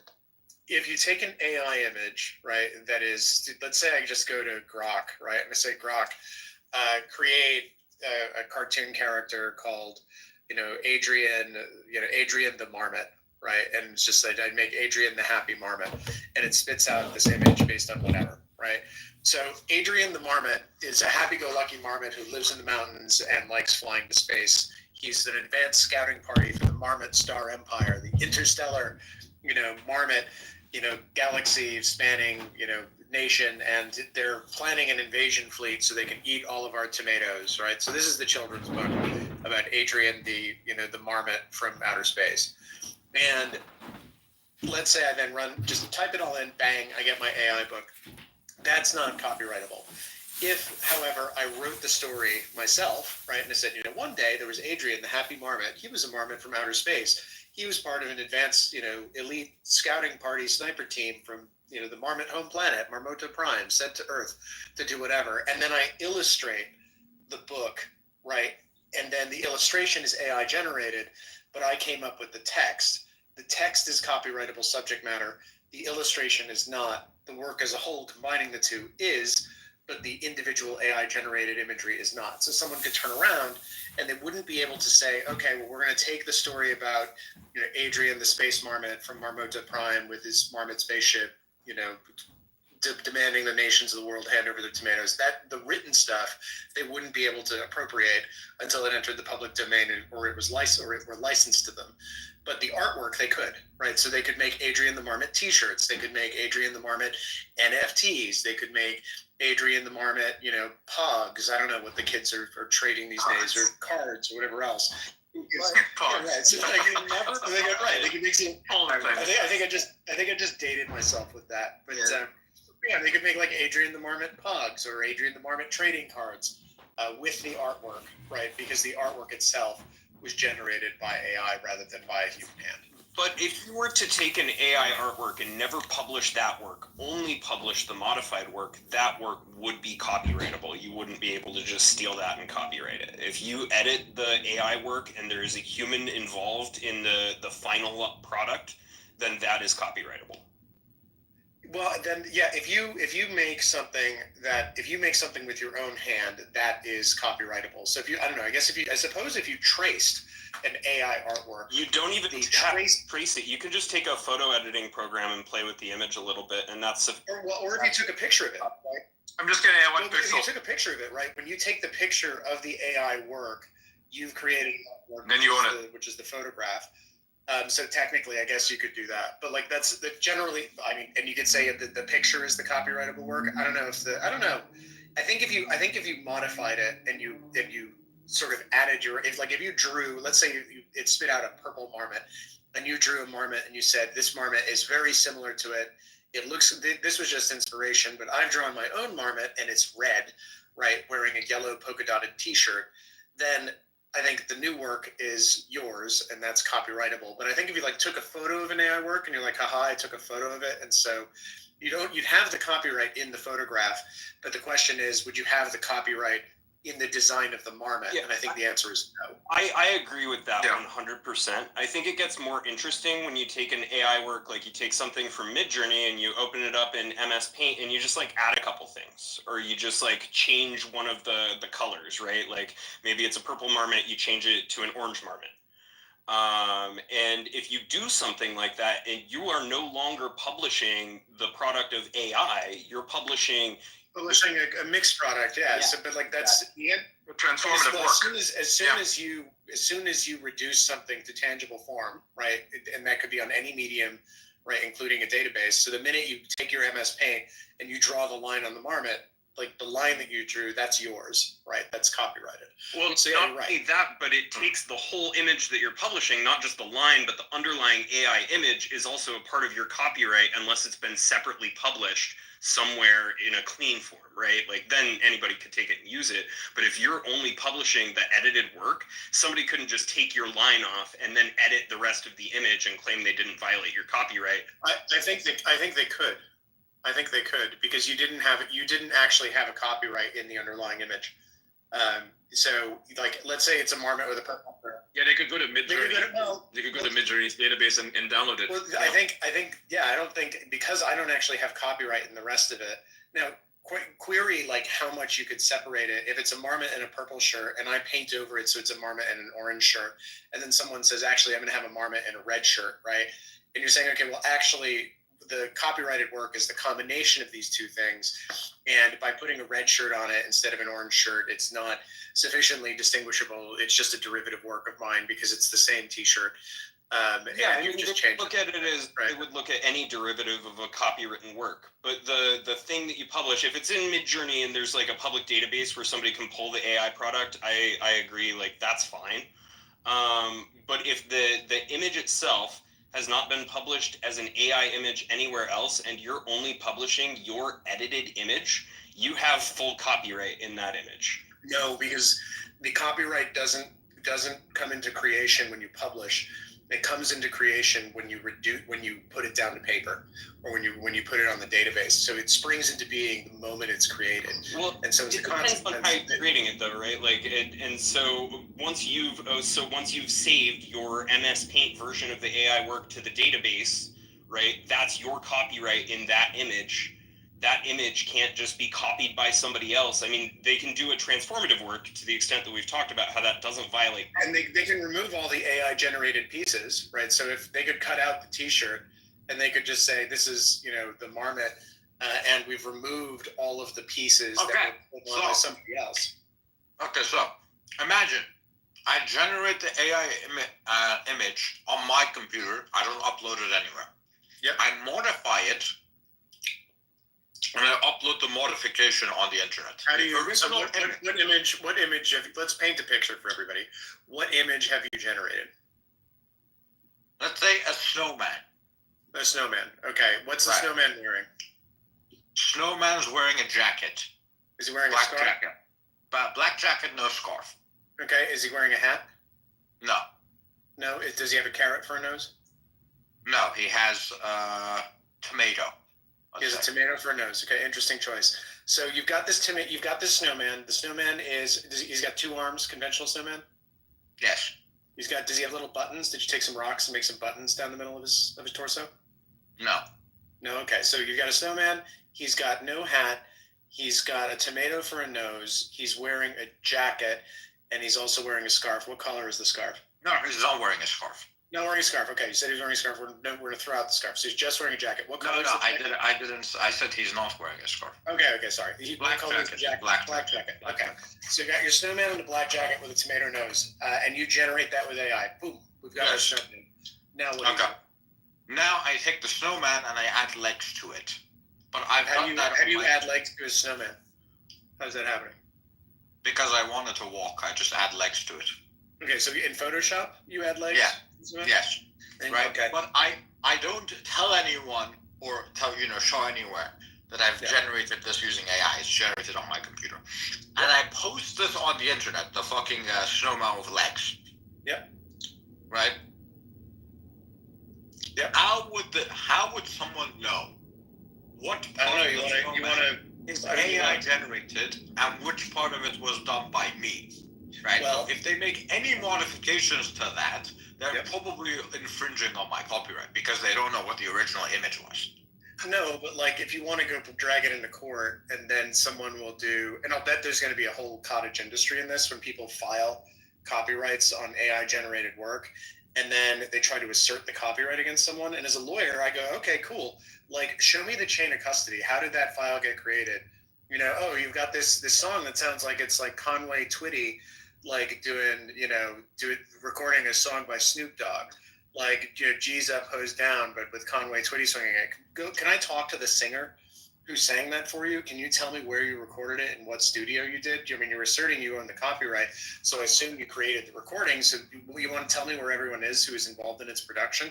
And if you don't wind up producing like all of those records in disclosure and discovery, it's like, okay, well, why haven't you? Oh, it's because, you didn't actually convene a band that was Conway Twitty recording Eminem's greatest hits, or, you didn't actually paint that snowman yourself. You didn't actually do that because you don't have a chain of title, or we look at the file and you can see what kind of file type it is. And you can tell that it wasn't generated by hand or generated by a camera or something like that.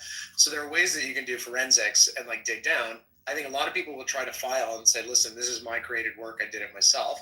If you're doing that and the Copyright Office is saying, we're not going to recognize it because this isn't like written by you, then when they're doing that, they're perjuring themselves, which is a little problem. And if you decide to bring a lawsuit on it, you're going to perjure yourself as well. So like, I don't think we're going to see a ton of that. I don't think we're going to see, and maybe we will, maybe we'll see like copyright mills, you know, going and saying, okay, well, this AI generated artwork because, you know, they changed one pixel in it, you've infringed their copyright. And we'll have to, the courts will have to adapt to that. And, you know, and lawyers will have to adapt to it. So, but like fundamentally, you are relying on the fact that people are going to be a little honest in order for like society to function, and that all this people aren't look at this and say, oh, I'm immediately going to just generate a bunch of AI stuff that's really compelling, and then the first thing I'm going to do if someone copies it or decides to make a meme out of it is like file a lawsuit. So that's kind of how I look at it.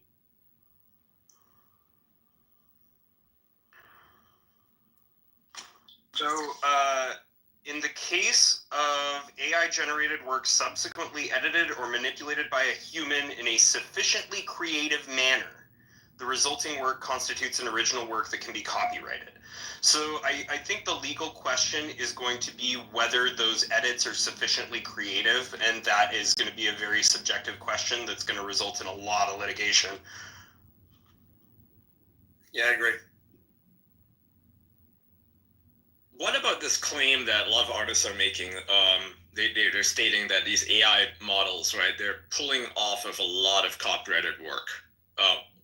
Where's that going? I mean, is there any litigation on this happening? There is actually. I believe OpenAI got sued by Getty, and I think they've also been sued by the New York Times. I could be wrong. I think Getty Images has sued a bunch of them, and I'm not an IP litigator, so I haven't spent a huge amount of time reading the lawsuits, but that's exactly right. And they're basically saying that when you train the model on the images, the result, right? So like they did one in one filing. There was like a picture of Lionel Messi or something playing football, and there was an exact image. And then they asked the LLM to produce that image, and it did nearly identically. And they're saying this is just copying; it's not original. I think the argument from the LLM operator's side is that this stuff is sufficiently transformative that it's not it's not copyright infringement, because what they're doing is they're querying this huge database of all possible images, coming up with something that's like a statistically probable result for the query, rather than saying it's a copy line for line. Yeah. Just looking at it from a human perspective, and sorry to interrupt, continue, right, is that if I as an artist, right, I'm not an artist, but if I was an artist and you showed me enough images of Lionel Messi, and I took a sketch pad, or I took a photo editing program and actually drew it by hand. I drew Lionel Messi by hand using a Wacom tablet or whatever, right? I created an illustration of him based on my knowledge of this guy, right, of this football player, based on what I know of him. And I created this huge illustration. That's my illustration. I just drew Lionel Messi. I painted him in, and let's say I'm an amazing artist, and so it looks like a photograph, right? The person who took that photo, which I was inspired by, cannot say, "Oh, that belongs to me. You're infringing on my copyright." Right? Remember that Barack Obama hope poster from 10 years ago or 20 years ago? Peppered Berry.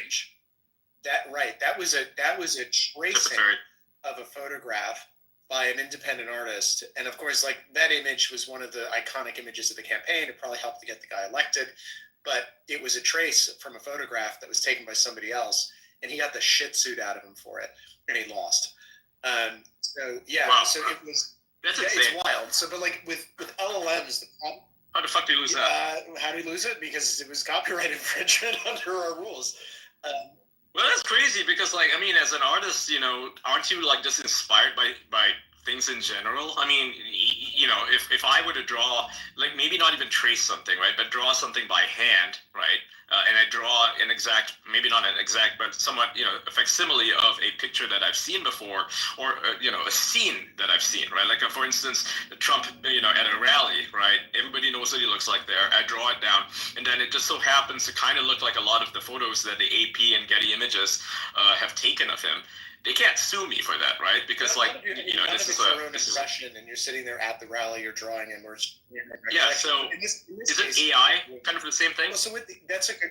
Because like AI is not stealing it, right? AI is not like it's not tracing these photographs to create a new picture. It's actually learning what these pictures look like. That's how LLMs work. They're not actually like stealing other people's content. It's more like they're learning as to what these images look like, right? Couldn't you make that same argument on behalf of AI? The problem is it's not like you can go either way with this stuff. Like any piece of litigation, you go to a lawyer, you say, "What are my chances of winning?" Like they'll be like, it's a little better than a coin toss. Or if you have a really strong case, maybe they'll say it's 60-40, right? So like there are always arguments that you can make either way. With this in particular, the question really isn't like which way do you argue it, one or the other. It's that the problem is that there is an argument to be had, right? And so I actually like what we need for LLMs is something like Section 230. But applicable for large language models. I have a proposal on that, Ian. I can flick it over to you that I wrote. Yeah, let me pull it out. This seems like a job for Suram and David Sachs, right? Yeah, it does sound like a job for David Sachs, actually. Hold on, let me just. But I don't want to like. I know he's going to be in charge of AI policy. David and I are mutual follows, and I don't want to like. You should send it to him.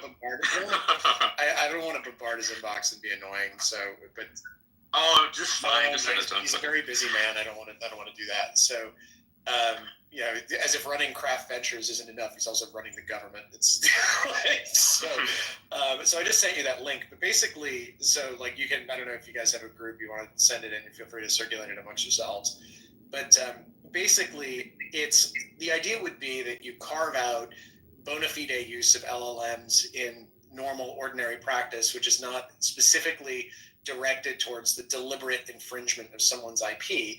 And you say, we acknowledge that like LLMs and AI are on a direct collision course with copyright law, much like social media and the internet in the 90s was on a direct collision course with defamation law.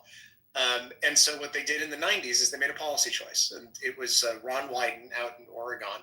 And Ron Wyden said, listen, like, we got to get this internet thing up and running. So we're going to confer, this is actually a really interesting story. It involves Jordan Belfort and Stratton Oakmont, if you can believe it. The case was Stratton Oakmont versus Prodigy. And for those of us who remember Prodigy, it was an early dial-up internet service where you could go and like look at bulletin boards and things like that. And some guy who they never identified posted on Prodigy and said, hey, this firm Stratton Oakmont, they're a bunch of bad dudes. They're out there scamming people, and you're going to get in a lot of trouble if you do business with them. So don't. Stratton Oakmont lawyered up. They sued Prodigy for defamation, and there was a First Amendment defense, right? In a historic First Amendment defense, which came from an early case, which was called Cubby versus CompuServe. CompuServe was one of the other big ones. It was Prodigy, CompuServe, and later AOL was the big winner of all of the dial-up internet services. I was like 5 at the time, so obviously I remember this vividly.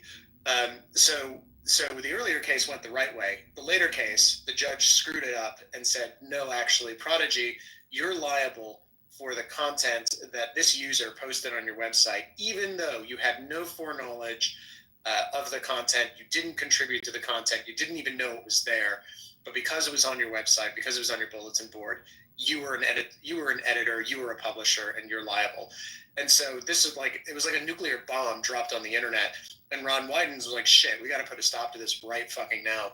So they enacted this rule called Section 230, which said basically that platforms aren't liable for what their users post on them, right? With some subject to certain limited exceptions, like illegal pornography and IP infringement as it happens. And the reason was because defamation and social media were not compatible, right? And if we didn't do this and carve out that liability, and it's a broad liability. So like if someone sends you a defamatory statement and you forward it to somebody else, right? You're not liable for forwarding it because of the language of Section 230, right? Because it was someone else's statement, and Section 230 exempts providers and users, right, are not liable for the content of other parties who are so-called information content providers. So it's a really broad thing. LLMs, if we ask ourselves, where's the collision, right? Where, like, what obstacle are LLMs hurtling at 1,000 miles an hour? The answer is it's copyright law. and it's copyrights and patents, right? So soon AI engineers are going to be inventing shit. Patents are in the way. Soon, right now, LLMs are producing works that are derivatives from copyrighted works. So one thing like the Pixar, obviously, like everyone's seen sort of like Pixar mashups that are like highly politicized.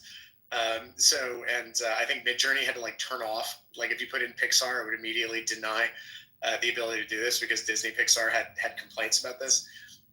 Like they're clearly being inspired by existing works, and you can tell these LLMs, listen, go draw from all of your knowledge of this existing body of art and produce something for me which is like that, which is hugely transformative. We don't have like the statutory rule which you can fall back on and say, listen, this is the affirmative defense. Congress made a policy decision, and LLMs are exempt, right? That's unless you're deliberately trying to infringe someone's IP for purposes of monetary gain, like that's a problem. Now the case now is that like if you send in a query and the LLM returns it to you and it's got an image on it which is infringing, that's an infringement, right? And it's an infringement by you, it's an infringement by the LLM provider. And I just don't think that's sustainable. So we basically need a Section 230 for AI. Yeah, we do, because we don't want, patent trolls coming in and saying, hey, I patented that idea, and suing the shit out of people. Because, patent trolls are a huge fucking problem. They just have these ideas which may or may not be good, and they're extremely broad, and then they're gonna, claim that they own something. There are copyright trolls too, and they're like, the patent trolls are one thing, because like at least to do patent law, you have to be smart, which is why I don't do it. But like copyright law, you can be an absolute idiot and you can be a copyright troll. And so what happens is they'll like find an image. One of my clients is a social media company, and they'll send a like strongly worded letter being like, this is infringing, blah blah blah blah blah, and you'll just kind of like, okay, yeah, 2, 3, 4 emails, and the emails will become progressively more unhinged, and they'll just be like, listen, guys, like I really appreciate the correspondence. Like you just drag it out just to fuck with them, and then you'll just go, listen, guys, like this is great, but like. Did you send a DMCA takedown request at any point? I don't seem to recall having received one of those. And we're registered with the DMCA. So, and then they'll be like, well, there's an argument that social media companies that are registered with the DMCA don't have to, and they'll come up with some bullshit. They'll just be like, yeah, whatever, fuck you. So if you get a DMCA takedown request, those are the Digital Millennium Copyright Act is a real beast. And basically, if you run a social network and you have a copyrighted image on there and you get this takedown notice, you have to take it down pretty promptly. And then if someone's a repeat infringer, you have to ban them. So that's a pretty robust rule. But like if someone sits there and starts screaming at you, some lawyer, and you haven't received the DMCA takedown notice, they can tell you about the infringement all they want. Like you're not on notice unless they send you a statement like in the prescribed form of Section 512C of the DMCA, which has an affirmation made under penalty of perjury at the end of it, right, saying that they think that they're entitled to make the demand. And so there have been a number of times when you get these like dumbasses from the Higbee is the firm which is most well known for this, and they're just like super aggressive. It's super bogus, and you just eventually you just learn to ignore it. When they've written to the same client like 10 times in a row, and you've got to have the same conversation. A lot of it's automated. They have like search engines that go and scrape websites to go find infringing imagery, which has been borrowed from one of their clients. So they're really not nice people. I would love to see your proposal for AI immunity. I won't steal it, I promise. No, I'll flick it over to you via DM right now.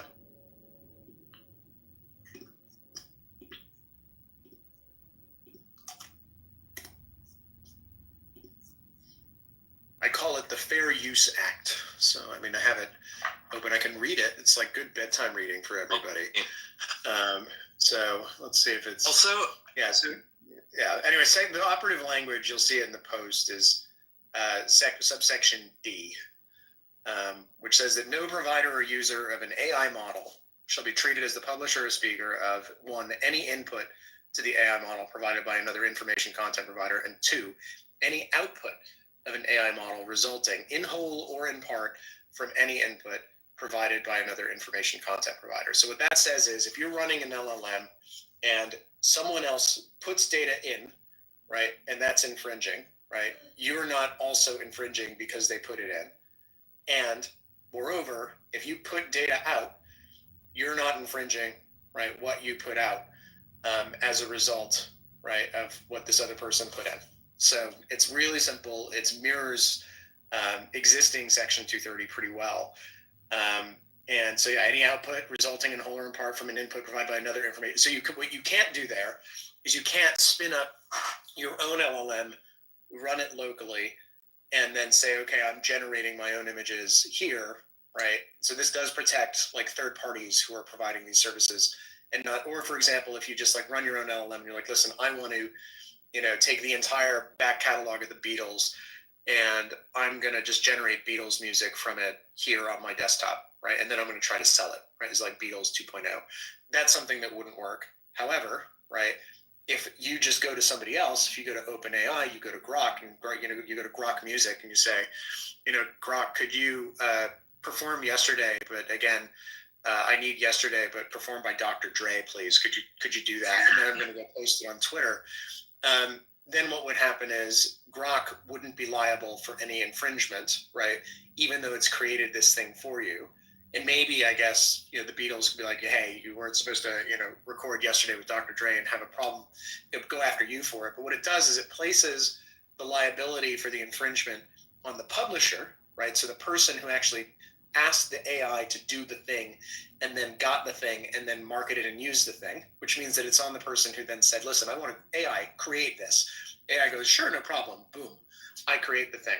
Then they take it and let's say they start going and commercializing it, right? That's copyright infringement. But the proper place, the proper person to go after in that scenario is not the AI model deployer.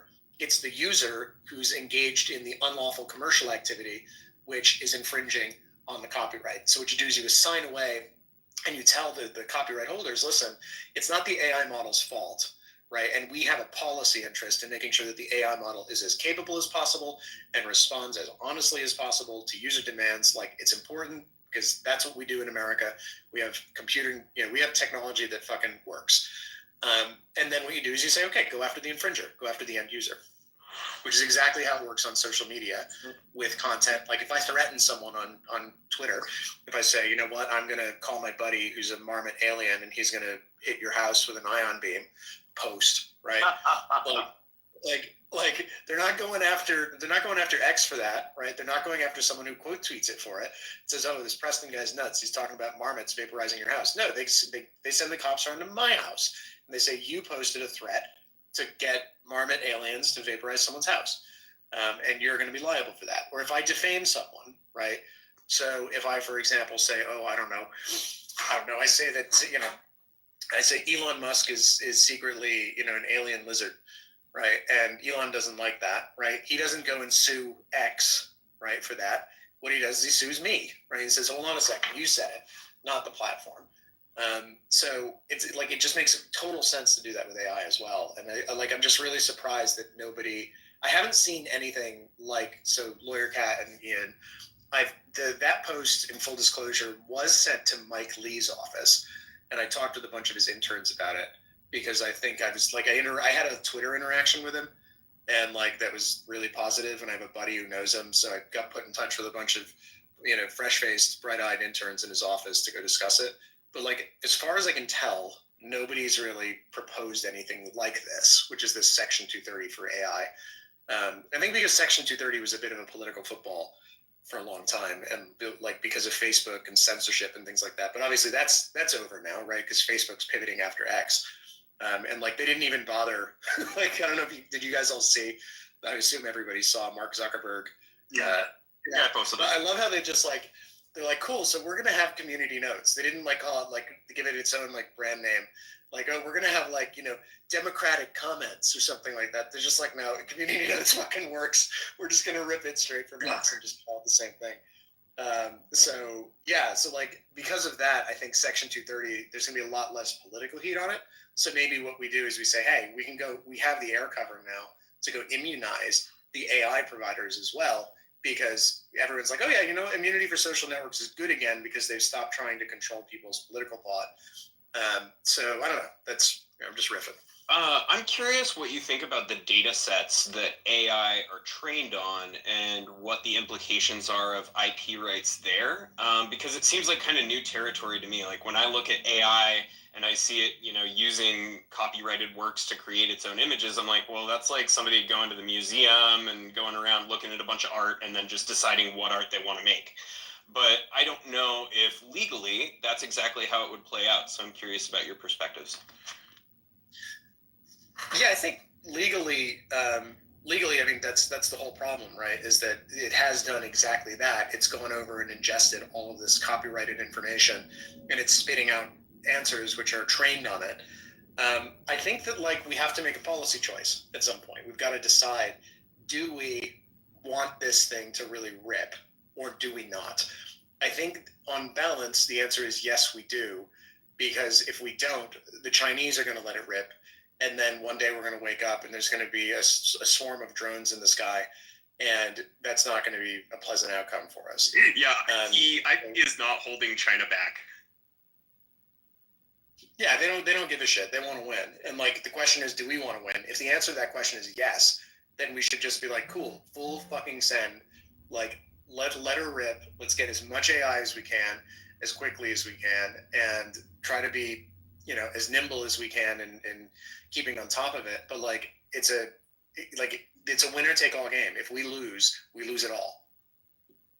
Well, this is the issue in Europe, right? They have so many regulations that effectively curtail the means of any of their industries from innovating because of, it's pure insanity, right? They don't realize they're living in a competitive environment and they purposely hamstrung themselves. Europe is nuts. I mean, I tried to, God, hiring people in Europe is a nightmare.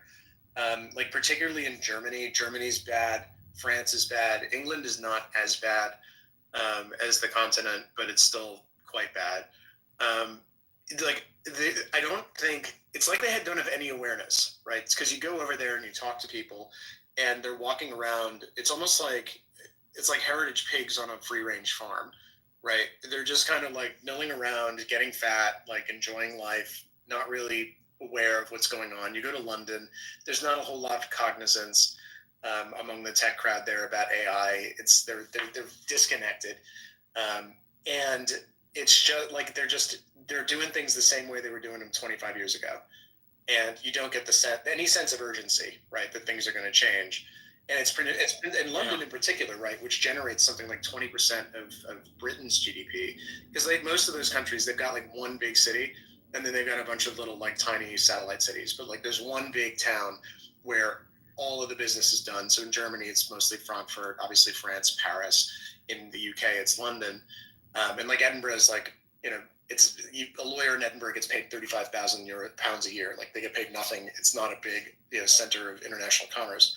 So they're just not aware of what's happening here. The mood, and you can tell by the Starmer regime and what they're doing. They're sitting there shuffling around deck chairs on the Titanic, and the big political issue that they're grappling with isn't okay, cool, we're entering this exponential era where everything's going to change. How are we going to get ready for it?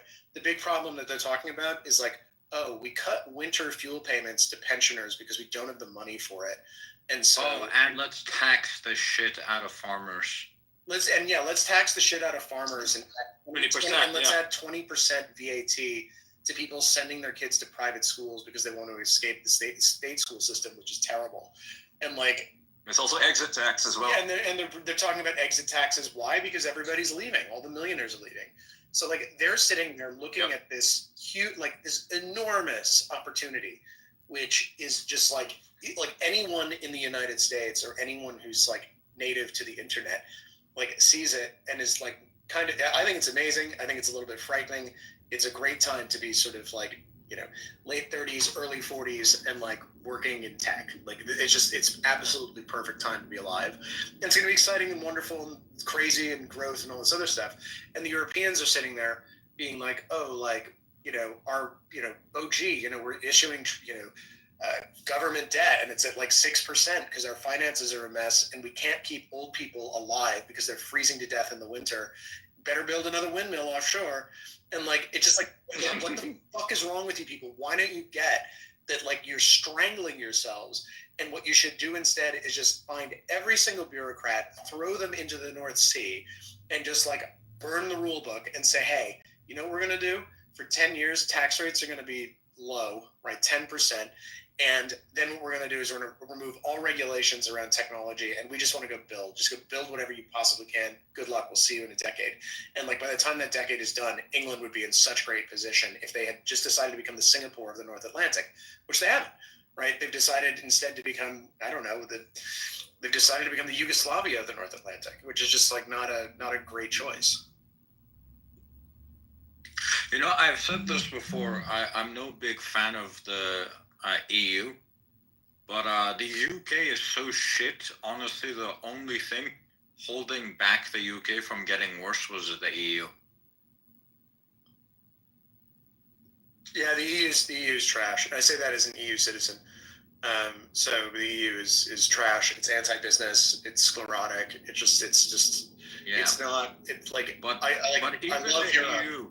Even the EU was better than the UK government. Like, I had more faith in the EU than I did with the UK. The EU politicians tend to be better dressed. The UK, particularly in the Labour Party, they get all their clothing bought from them by party donors, and then they like, it's all like light gray suits, and it always looks like shit. Like Ursula von der Leyen, say what you want about her, like she walks in somewhere, she's like dressed to the nines, or like Hollande or Macron, like they're all really well dressed. So you know, it's just like, yeah. At least when they're talking about. Well, I'm talking about how, at least in Europe, most of the policies are retarded, but at least sometimes they come out with something, and you're like, okay, that makes a lot of sense. With the UK, it's just nonsense after nonsense after nonsense.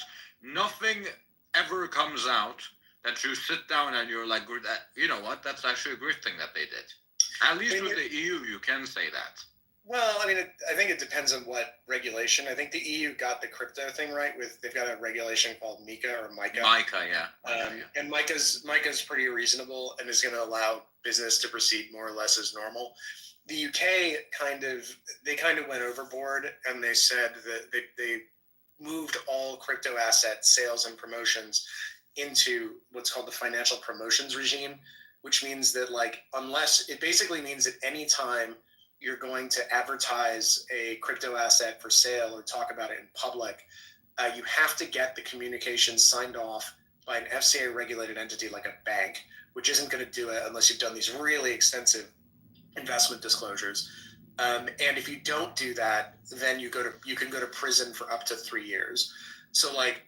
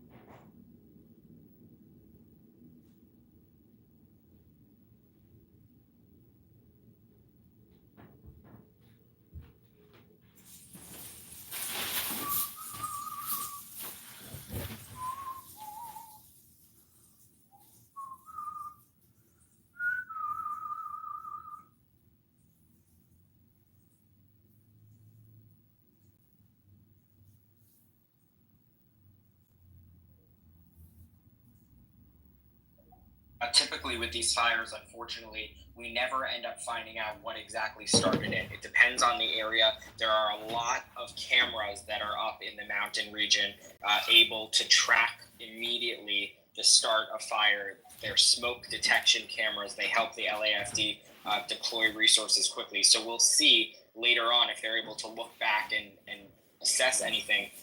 Unfortunately, and we have no indication that this is the case yet, a lot of these fires end up being arson related. And so there will be an investigation into that because if you think about it, almost every single time we get one of these high wind warnings, So I have breaking news. Creek says it's from LA Fire Alerts. Creekside Structure Defense Group needs LASD lights for sirens and immediate evacuation. So if anybody has access to those types of resources, please contact them and try to do whatever you can to support them. Go ahead. No, AZ, take over for 1 second. I'm just about to post something, or Inside or someone. I'll be right back in a second. I got you. So apparently we don't have a full list. I'm working on it right now, trying to get a list of all of the areas that have been ordered to be evacuated so we can read them out to you. But the damage is pretty widespread. Brink, I don't know if you had your hand up if you already spoke. If you want to go, and then I'm going to go to Anthony. I just want to get in something real briefly here. And obviously, when there's an isolated fire in Southern California, oftentimes they'll call for mutual aid, and they get resources from surrounding municipalities sent their way. The problem here is that every municipality in Southern California is at risk. So you can't strip all the assets away from neighboring areas, because then that's going to put them really, really in a bind if fire happens where they're at. Another thing I want to mention is I'm seeing it in some other places where people are, look, I hate Governor Newsom, all right? I live in this state. I despise him. But in this case, I'm seeing people try and lay the blame at his feet for mismanaging wildlands and stuff like that. Now, in the Paradise Fire, I will totally agree with that.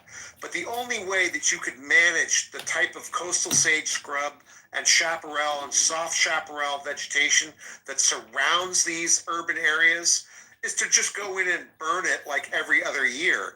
And nobody has the political capital or the will to do that in Los Angeles. What we're seeing now is, as we've seen in wildfires across the West, urbanization gets into areas where it's not really as defensible as it should be in a fire situation. And so while I'd love to just I'd love to fault Newsom on this. I'm not saying that I can right now. The previous speaker who mentioned that the warning went out about a life-threatening event, I have never seen that in San Diego in all the years that I've lived here. And it just, we should go a little easy on that part. Pray for the responders. So I'm looking at a map. Go ahead. I'm having some issues with the audio. I see breaking 4 news just showed this. A statement has been made from President Biden. Yeah. Go ahead, breaking. Yeah, so President Biden, the lid has been lifted by the White House. For those of you just joining us, President Biden is actually in Los Angeles, and he's staying overnight there as these fires rage on. He just released a statement saying, quote, "I am being frequently briefed on the wildfires in West Los Angeles. My team and I are in touch with state and local officials, and I have offered any federal assistance that is needed to help suppress the terrible Pacific Palisades fire. Earlier tonight, FEMA approved a fire management assistance grant to support areas that are impacted and help reimburse the state of California for the immediate firefighting costs. My administration will do everything it can to support the response." He then urges residents to heed the warnings in Los Angeles, stay vigilant, and listen to local officials. Additionally, we have some breaking news out of Santa Monica. This is the first evacuation orders being issued from that city, and that's really significant. So let me read that to you right now. It was just shared with me. City of Santa Monica is issuing an evacuation order for all areas of the city north of San Vicente. Immediate threat to life. This is a lawful order to leave now. The area is closed to public access. Earlier, about 2 hours earlier, we heard from Santa Monica, the city. They said at this point, no parts of the city were threatened by this fire. And just a short while later, we're getting confirmation that an evacuation order has actually been issued. I'm going to try and pull up a map to see if I can get a better understanding of where all this is. I wanted to let you guys know, shout out to one of our listeners, they DM'd me. There's an app called Watch Duty, right, on the Play Store and the iOS store that will notify you if there's been an evacuation order put out for your area, for your county. So make sure that if you are in one of these areas in southwestern California, that you do whatever you can to find out if you've been ordered to evacuate. That way you can get out of there as quickly as possible. Okay, if I can interject over here. I see 2 reports from Los Angeles Scanner that they're fighting with someone, the fire department's fighting with someone, refusing to leave their house, and they also have a trapped person on Jakin Way. That's in Los Angeles somewhere. Man, hopefully they can get out of there. That's crazy that people are refusing to leave their homes. That's absolutely insane. Go ahead, Derek. Yeah, well, I'd say a lot of them are not leaving because they've never seen anything like this before. They're used to fires, but they probably don't realize how bad this really is. But my question is, I'm reading through the comments in the Purple Pill. I appreciate everybody down there. Somebody has said that a firefighter has died. Do we have any confirmed? Has anybody up here confirmed that? And if so, do we have any reports as to any casualties at this point? Because I mean, I believe this is going to be devastating at the end of the day. We haven't gotten any confirmed reports of casualties up to this point. Just that, like you said, you just heard that one about the trapped person, but I haven't seen anything yet. On the Lochner live stream earlier, there was a firefighter trapped. I don't know what happened with that firefighter. It was on the scanner, which he had live, so I'm not sure what happened with that. So there's a storm chaser in the Palisades fire area. This was about 40 minutes ago, but it's just now being reported. It said that there was an explosion occurred that in Pacific Palisades and that the power has gone out everywhere. That's the only reporting I've seen of that so far. And like I said, that was from about 40 minutes ago. So the reporting is just now, but they said that it occurred 40 minutes ago. We'll try to stay up to date on that and see if there's any more news.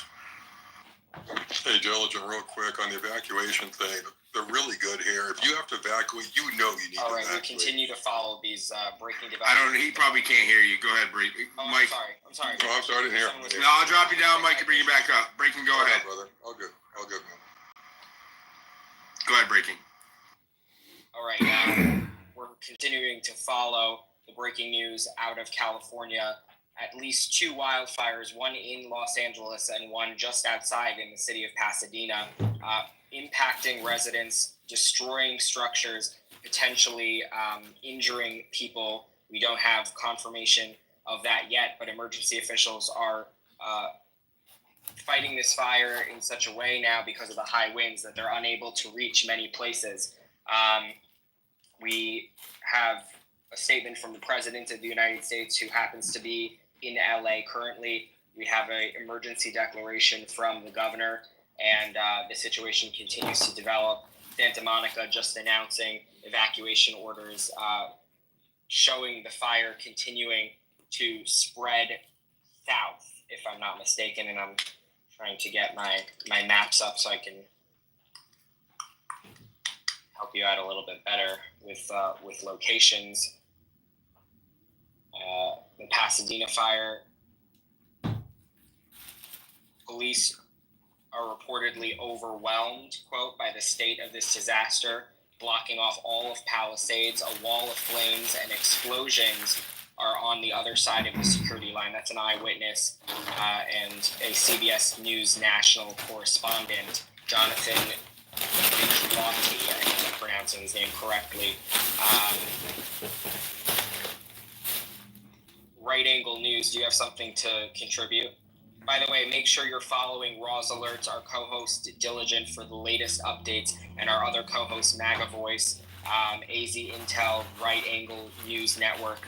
we're continuing not only to speak but post, and not everything that we share is being discussed. So if you want, Roz, are you still there? How is your family doing, man? Roz has got family that lives in the area that's been ordered to evacuate. Are they okay, Roz? Give us a sec. Chime in whenever you get a chance, and please give us an update. But our prayers are with them. And if anybody's listening in the audience, if you live in any of the affected areas, please, first of all, get the hell out of there. Second of all, let us know. Tag me in the comments, tag MAGA Voice or Roz or Breaking 4 News, and let us know. And you can come up on stage and give us a live reporting of what you're observing and what it's like to be experiencing this. Go ahead, Breaking. Okay, I have a... Wait, before Blake, Yep, go for it. I sent a interesting video in the Jomo box. PM Breaking News posted a video which showed the power studies, the Los Angeles fire scene of a plane which is landing at the Los Angeles International Airport. Yeah, that's crazy. The amount of devastation, it's crazy. You got a bad connection, AZ. You drop down. I'm gonna drop you down and bring you back up. All right, go for it. I have a little bit more clarity on the Santa Monica evacuation order. So San Vicente runs west to east or east to west, essentially just along the border with Pacific Palisades. Now there are several blocks in between, small streets, and that is the area that's currently under evacuation. So anything north of San Vicente in the city of Santa Monica is currently being evacuated. That is in order, a lawful order, meaning it must be adhered to. So anyone listening to the space currently in the Santa Monica area, if you live north of San Vicente or even a little bit south of San Vicente, now is the time to begin preparations to evacuate that area as this fire continues to move south because of these strong Santa Ana winds. We continue to get breaking news information as mentioned by AZ Intel. There are still some airports in the area that are functioning, and as that happens, lots of footage is coming in of the fire from the air. Although I would assume that if the firefighting aircraft are not able to be in the air, then a ground stop will be implemented in surrounding airports for civilian aircraft as well. That usually is the second step there. So we'll continue to monitor that. As I mentioned earlier, for those of you who are just joining us, these intense wildfire situations, they create their own weather systems. And it's something that's studied by meteorologists. And you are able to get much more extreme weather conditions, whether it's wind or even potentially some sort of a lightning, electricity situation within these wildfires because of their power. So we have this phenomenon of a weather tornado, fire tornado, excuse me. I've seen multiple videos from this particular fire today showing some spin-offs there. Those fire tornadoes are able to move incredibly quickly over dry brush, igniting everything in its path, including structures. And we've seen multiple of those throughout the fire, which started just several hours ago. So this is a new situation for California, only about 10 to 12 hours old. And we're already at well above 2,900 acres. 2,900 was the latest update we got, approximately 45 minutes to an hour ago. And it's been at doubling pretty much every hour. So that's what we're dealing with currently. And we will continue to provide you with any updates. Getting reports that people are losing power in the Los Angeles area. And JT300 said that or 3000, I'm sorry, just came up here and said that they were close to there and it was chaos. Go ahead, JT3000, give us your report. Can you hear me? I'm also there, by the way. Okay, go ahead, Excalibur. All right, guys, I just drove through the 405. I just came from Beverly Hills. All right, visiting a friend, and I just drove through. I just got back about an hour ago. It's pretty insane. The smoke is all the way. The moment I stepped outside in Beverly Hills, I could see it all the way from there. It looks like something out of Mordor, like straight up. And I wanted everybody to be informed. If anybody is driving through the Los Angeles area, 405 highway is packed, yes, but please do not, and I highly advise you to consider this, do not take Sepulveda or Montana Avenue or any of the side roads or any of the highway streets. Those are not only congested right now, you might be able to move, might not be able to, but they're very tight roads, and they're close in proximity to the hills that are next to Pacific Palisades. It's very dangerous. This is pure fire country, can easily spread there. And it's not just that, it's a heavily windy day, extremely windy right now, like in the entire Los Angeles area. And when I say windy, I mean that I was holding like a bag of food, walking around near Rodeo Drive, and my bag of food was literally like falling out of my hands. Like that's how strong the winds are today. So please be careful. I just got an update too. It's 2,921 acres on fire right now in the Palisades area. Insanity. Complete insanity, and it's probably going to keep going, guys. Like, Can I chime in? Yeah, go ahead. Okay, so this is JT. I'm in the area. It's called Glen Oaks, like the hills of Glen Oaks. So it's near Pasadena. We just had. First of all, I've lived in LA most of my life. I've never seen wind like this ever. This is like crazy. A transformer just went out on my street. I looked at the skyline down the hill. I saw 2 transformers going out in Los Angeles. The trees in my neighborhood are all falling down. It's like, seriously, it's chaos. I've never seen this. It looks biblical. So I just want to say, man, be careful out there. I have to go. I'm sorry. I'm going to the store for cigarettes. And I'm like, man, I don't even know what it's like. Seriously, stuff is falling down all over the place. My eyes are burning right now. My voice is I feel sick, and it's like chaos out there. So just that's what's going on the ground, and I'm near Pasadena. And thanks, guys, for doing this because I wasn't really sure what's going on. Yeah, I got a friend over in Santa Monica right now, and I can't even get a hold of him. I'm pretty sure the power is out in the greater Santa Monica area. Yeah, we're getting to that point. I have an update from the city of Santa Monica. I'm going to read out now. City of Santa Monica is issuing an evacuation order for all areas of the city north of St. Vincent. The evacuation order is an immediate threat to life. This is a lawful order to leave now. The area is closed to the public per the city of Santa Monica. Note this area falls within previously noted Genesis Zone LOS-Q0767. I'm using the Watch Duty app, and then this app is pretty amazing from what I've used so far. If you are in the area or anywhere near the area that's affected, I highly suggest you download it because it will notify you of an evacuation order right away as soon as they issue it. So, additionally, the fires mapping from the approximate 1 hour. Dang, it just updated while I was reading it. The fire approximately 1 hour ago, 2,921 acres, is now viewable on the Watch Duty map. I'll pull the map up and I'll throw it up in the Jumbotron. Go ahead, Brick Soup.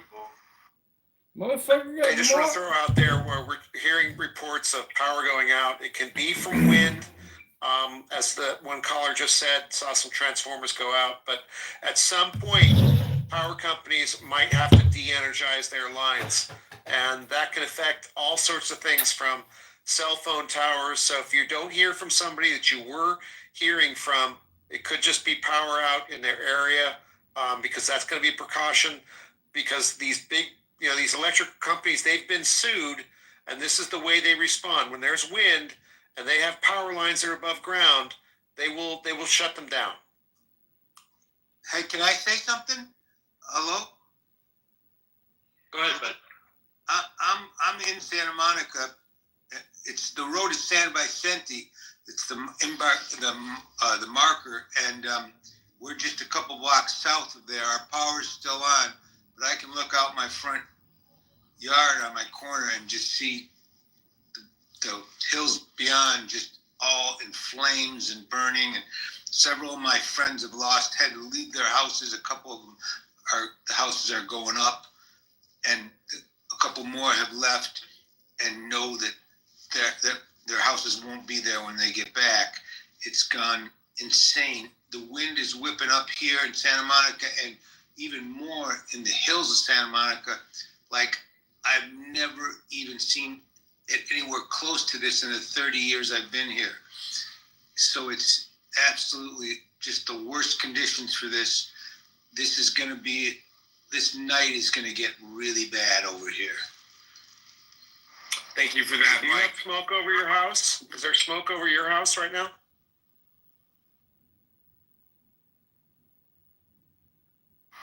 Mike, he's talking to you. I can't hear if he's talking. You talking to me? Mike. Well, the smoke. There you go. The smoke is going out towards the ocean, so it's just to the west of us. So I'm 14 blocks from the ocean. So it's not like normal when there's fires up in the hills. We're having crazy smoke in the air, but there's no smoke in our air because the wind is so bad and it's going in the opposite direction. But the sad thing is that the wind is going in the direction of where all the fire is. So it's really, that's what I'm saying. It portends for a long night.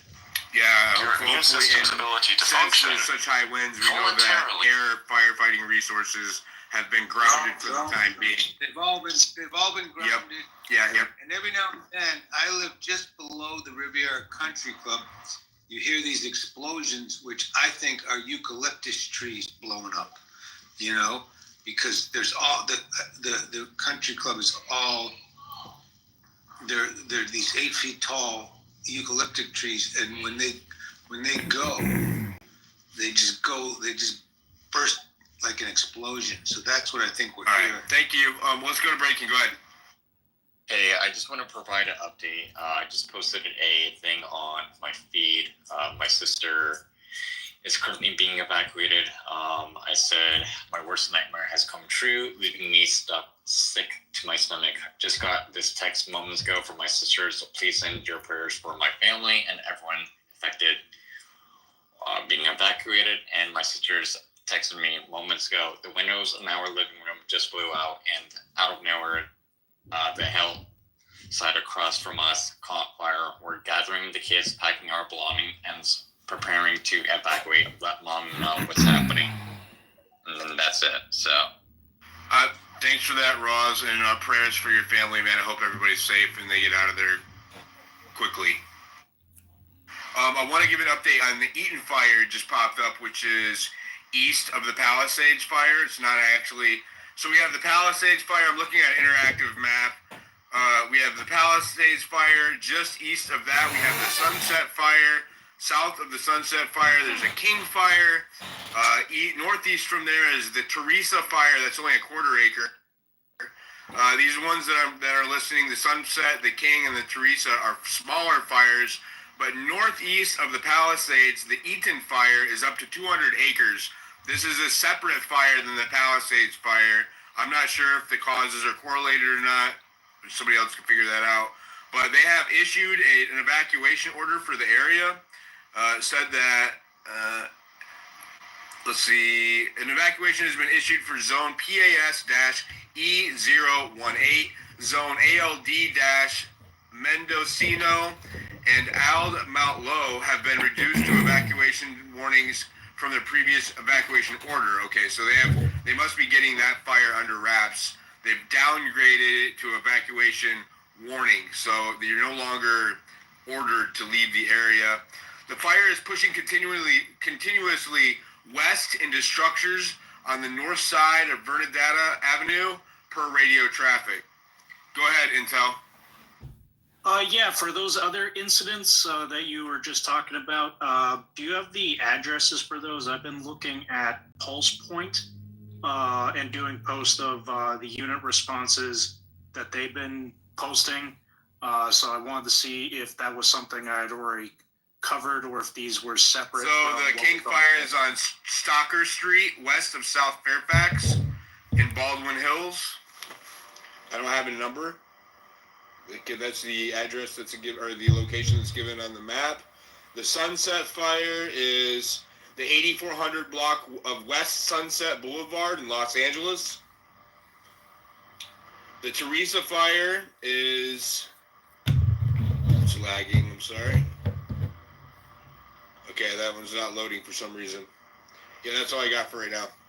I could touch on it a little bit if you guys want. I'm in Calabasas area, and I know this area really well. It's really bad. I actually woke up this morning, it was super windy, like really windy, where my dog wouldn't go outside.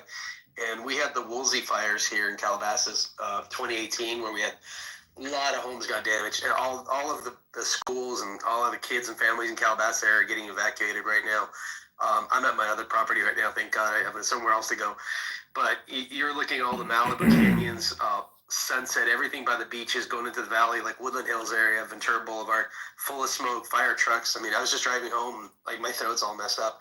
And I saw like power lines just exploding, like right on the street. So it's really bad. I haven't seen anything like that for a while. It looks like a fireworks show, like on Ventura Boulevard. Thank you for that update. There is an air traffic. I'm sorry, I have a lot of information coming in from a million different directions. They're talking about the air quality of 2055. I don't think I've ever seen an air quality monitor maxed out. If you guys have any masks,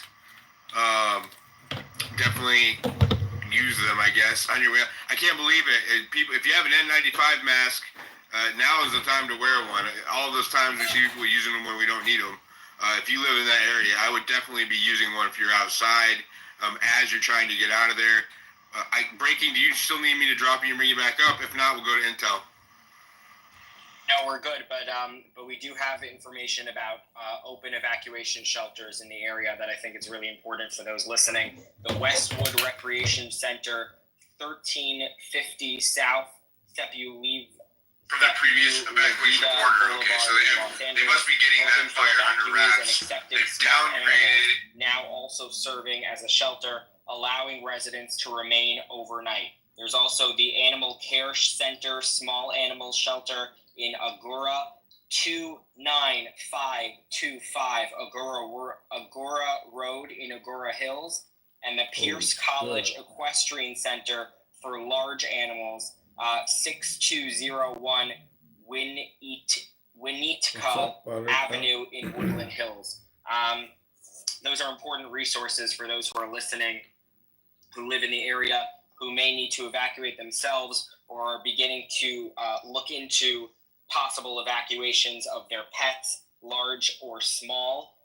So those are places where you can take your animals and they will be taken care of. A lot of these shelters, oftentimes not because they're trying to separate you from your pets, they just cannot facilitate all the needs of animals at that point. So they set up separate evacuation shelters, and then there's reunification following the emergency.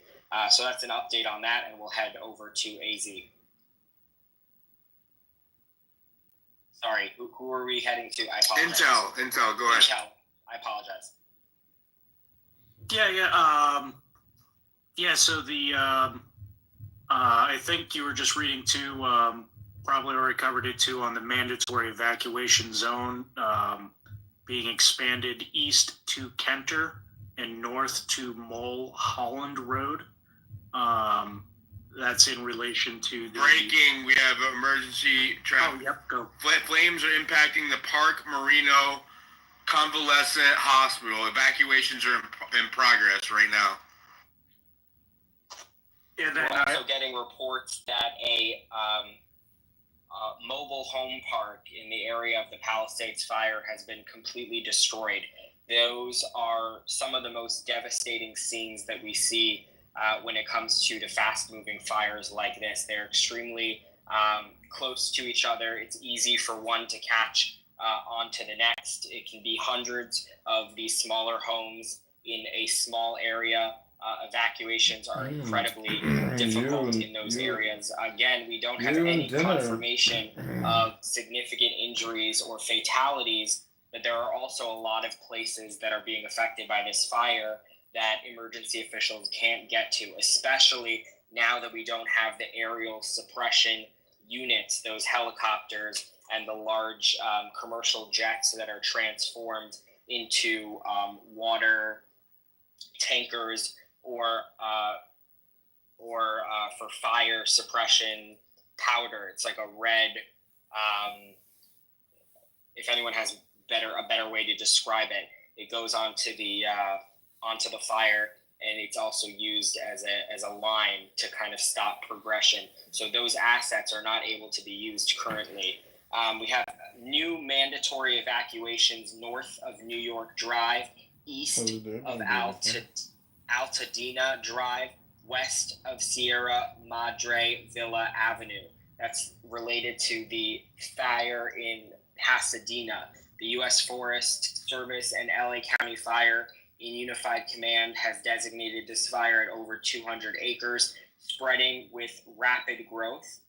Shelters are being established. So that's the latest that we have on the Eaton fire in Pasadena, California. I want to take a moment because while we're going through a lot of breaking news, I really hope you understand what's going on behind the scenes. We have a group chat that's being consistently updated with information that we're getting. Thank you to MAGA Voice, and thank you to Chris Hall for their consistent and constant updates that we're able to get out to really quickly, because it's hard to talk, host, and also search for relevant information. Of course, Raw's alerts. We're continuing to monitor the situation involving his family, and we'll share any updates with you. There are also people in this space that we've heard from tonight who are potentially in impact zones or in future zones of concern. And so we want to just take a moment to advise everyone and remind people to heed the warnings of local officials. This is not the time to play hero. This is the time to listen. All of the elements that you can think of: wind, fire, lack of water, lack of aerial support. This is a catastrophic situation. We had reporters who were on the ground, were feeling so desperate and eager to do something. They just grabbed garden hoses and were trying to hose off some of the homes to prevent them from catching fire. And it was no match for this incredibly fast-moving, devastating wildfire.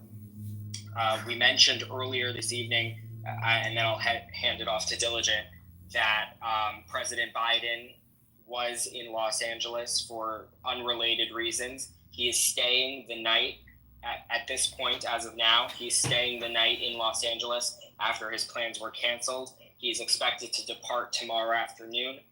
He released a statement a short time ago lifting a lid, which is atypical. So clearly he's taking the situation seriously. He says he's getting consistent updates and that there's already pre-approved funding from FEMA to help refund the state of California as they move forward with their efforts. Speaking of, all off-duty LAFD members are encouraged to call their firehouses and their contacts to establish a meetup zone. You are being requested. This is an emergency, all hands on deck situation. LAPD is in tactical alert in part due to the president of the United States being there, but also because they're coordinating all the road closures and other emergency responses that continue. I mean, you have 30,000 people being evacuated right now, but there are millions of people in Los Angeles who have a wide array of other emergencies, from car accidents to potentially unrelated house fires or anything of that nature. So emergency resources are spread thin across Los Angeles, and everyone is being called in if they are in the area and able to help out. I'll hand it over to Diligent. Yeah, I'm just going to say we have an updated list of power outages in the area. Let me get those pulled up. Sorry about that.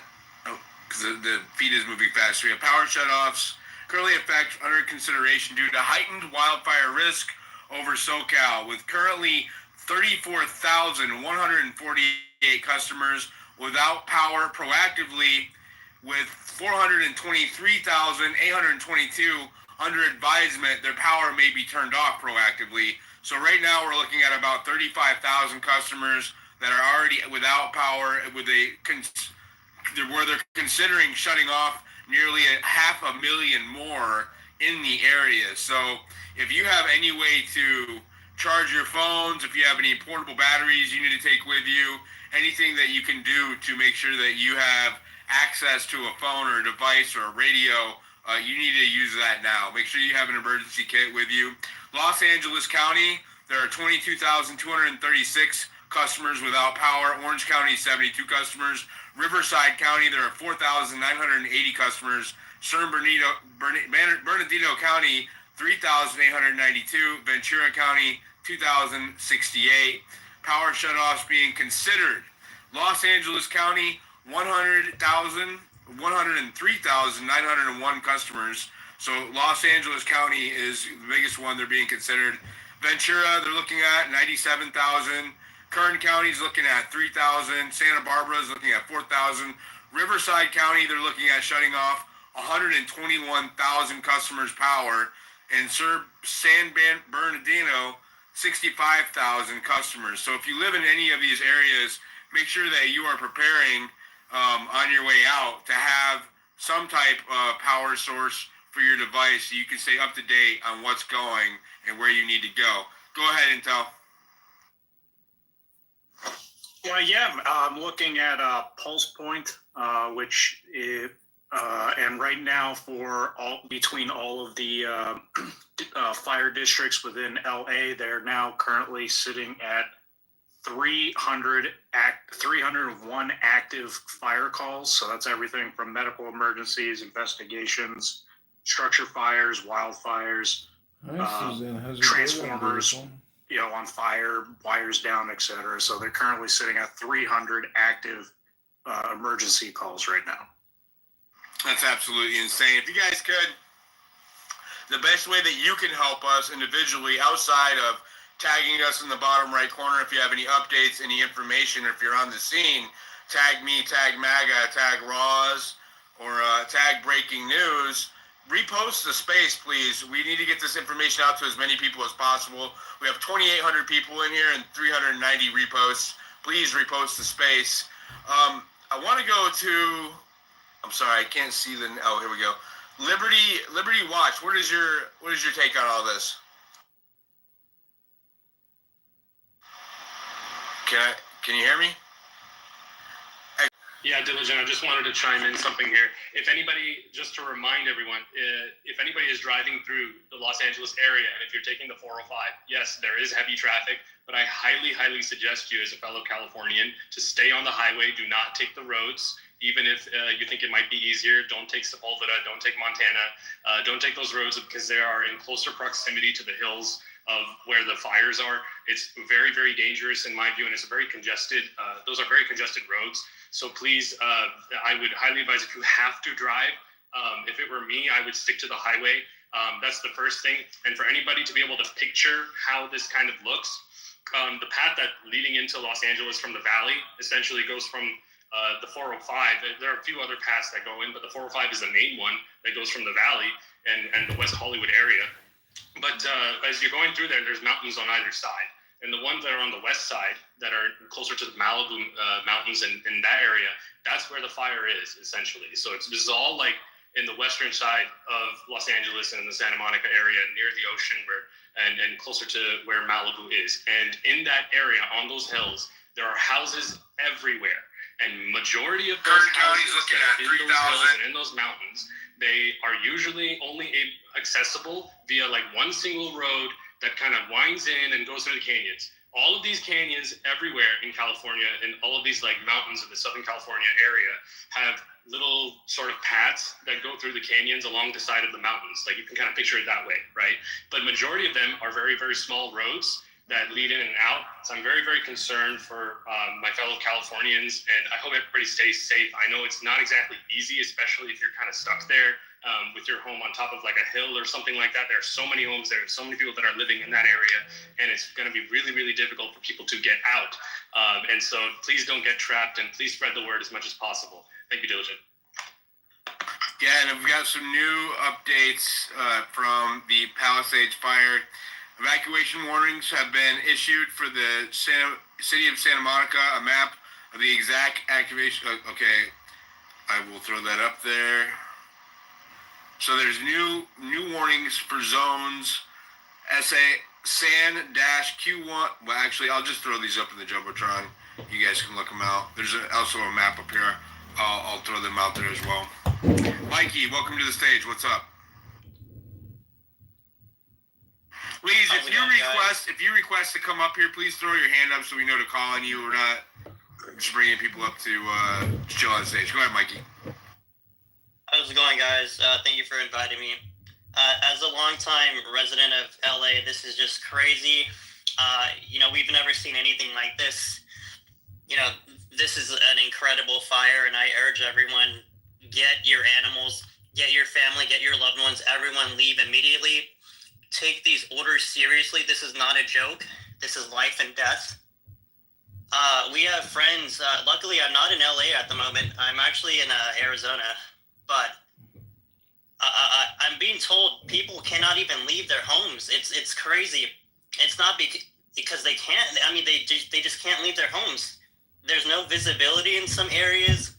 It's insane what people are going through right now, just running in the streets. If anyone needs help, please ask for it. Help can be, help right now is very strapped. The resources are it's hard to get resources out there right now from what I'm being told. It's so scary. We've never seen anything like this. I have no words. I don't know.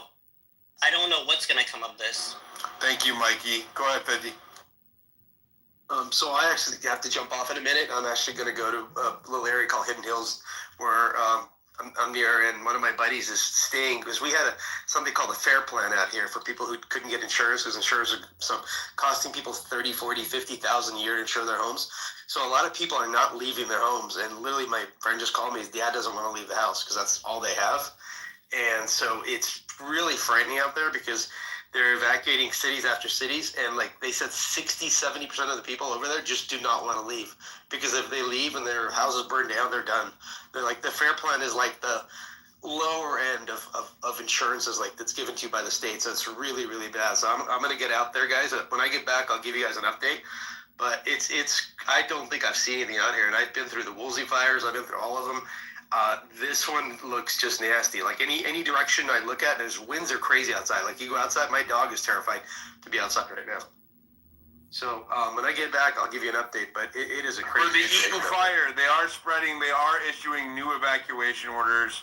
If you live in that area, please make sure that you are checking to see that you are not being ordered to evacuate.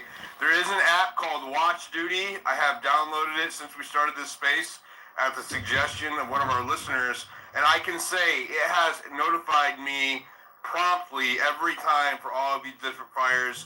I highly suggest if you live in Southwest California near one of these affected areas, you download the app, you turn all the notifications on. That way you can be told whether or not you need to get the hell out of there as quickly as possible. Go ahead, Hippie. Hey, thank you, brother, for posting that and making the news available for everybody from Southern California. I'm originally from Southern California myself. My mom, she lives in North Hollywood, so I'm pretty sure they see the hectic stuff around there. But man, I saw the James Woods post there that he was leaving, his home there, and it's surreal how these flames there's no visibility in some areas, and the winds is making them more out of control. But it just raises a lot of questions what it does for me, because that's what I do. I'm just wondering why now. Well, we're still waiting on a cause of the fire, and if we get any more information on that, we will update everybody. Breaking, it's been quite a while. We have about 3,000 people in here. Do you want to give us a recap? Sure, and I'll start the recap by saying this. Everyone who you see co-hosting and paneling are posting updates as well as speaking in this space. So I encourage you to, if you want the most up-to-date information, we're not trying to use this as a follower grab. If you need information about this emergency, please follow those who are on stage, because not everything that we're speaking about, or not, I should say opposite, not everything we're posting is being spoken. I'm watching live footage right now of Fox 11. There are 100-foot flames near this reporter, and we've just seen video footage of horses being evacuated in embers, in smoke, in flames by barefoot individuals. These people came and they removed the horses from whatever pens or enclosures they were in and are literally just trying to save them. This is some of the most devastating and extreme wildfire behavior that I've ever seen or covered. I've been covering the California wildfires for about 5 seasons, and so I can tell you that this is unlike something that we've seen before, and it's contributing. The winds, I should say, the Santa Ana winds are contributing to this disaster up to 85 miles an hour in certain places. There are 2 fires we're tracking. Of course, the Pacific Palisades fire, which was the first fire to start, currently burning at well over 3,000 acres. And then you also have a new fire in Pasadena, California. Evacuations continue to be expanded for both fires. The Palisades fire, specifically the area of Santa Monica, which is incredibly unusual to be impacted right now, has issued evacuation orders, I should say, for a portion What's your number? residents Fabulous. What's north your of San number? Vicente. So that's what we're seeing right now. And I will toss it back to one of the co-hosts or to anyone else who wants to contribute for a moment. Thank you for that breaking. Let's go to the Intel Popsicle. You said that you were a fighter. I would like to get your perspective on what we're seeing here. I just said I had certification, but I'm looking at firms. That's the NASA firefighting kind of website, and we're looking at it. And if you look at firms right now, you see a whole bunch of smoke, and the smoke is pushing more south, and it's starting to cover those airports. Thank you for that update. Go ahead, Intel. Yeah, so update with the Eaton fire. So about an hour ago, it was reported that Los Angeles County Fire Department, not to be confused with LAFD, Station 66 was under threat. The fire has now reached Los Angeles County Fire Station 66, and that's on fire. For those of Santa Monica, jurisdiction is separate from Los Angeles. Yep. Yeah.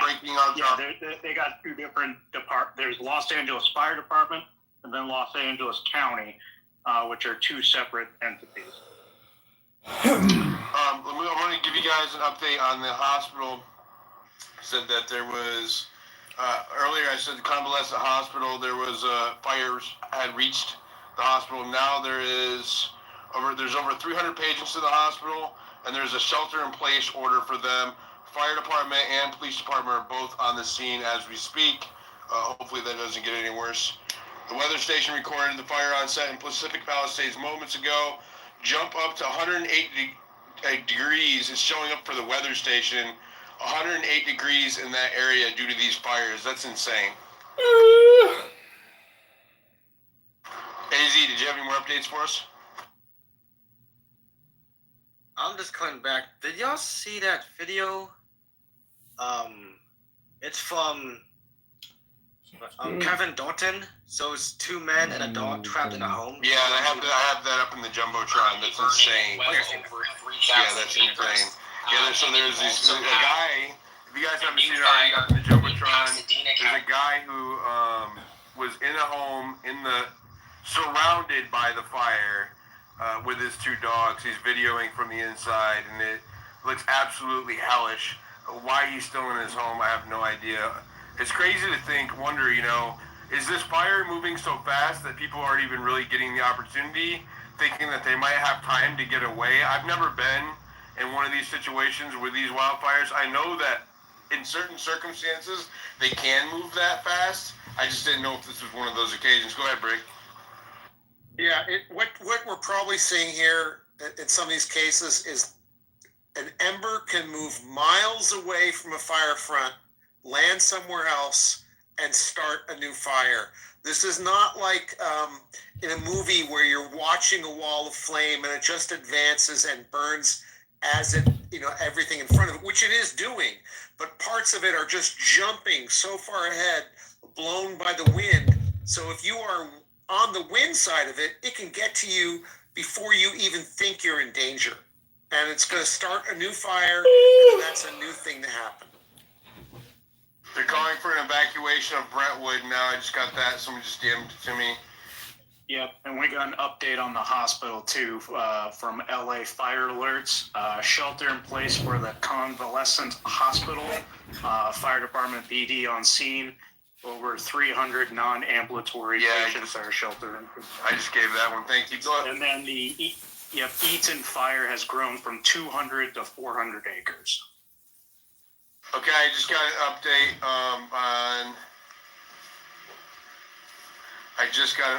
on the Palisades wind forecast. Here we go. With winds forecasted to continue increasing through the night. Jeez, bro. Wow. The mandatory evacuation zone has expanded east to Kenter Avenue and north to Mulholland per LAFD alerts, LA Fire Department alerts. An interactive map reflecting these evacuation changes can be found at the LA City Evacuation Map. I'm sure if you Google it, you can find it. If you live in the area, please check it out. Get the hell out of there. Don't be trapped in the house like that guy with his dogs.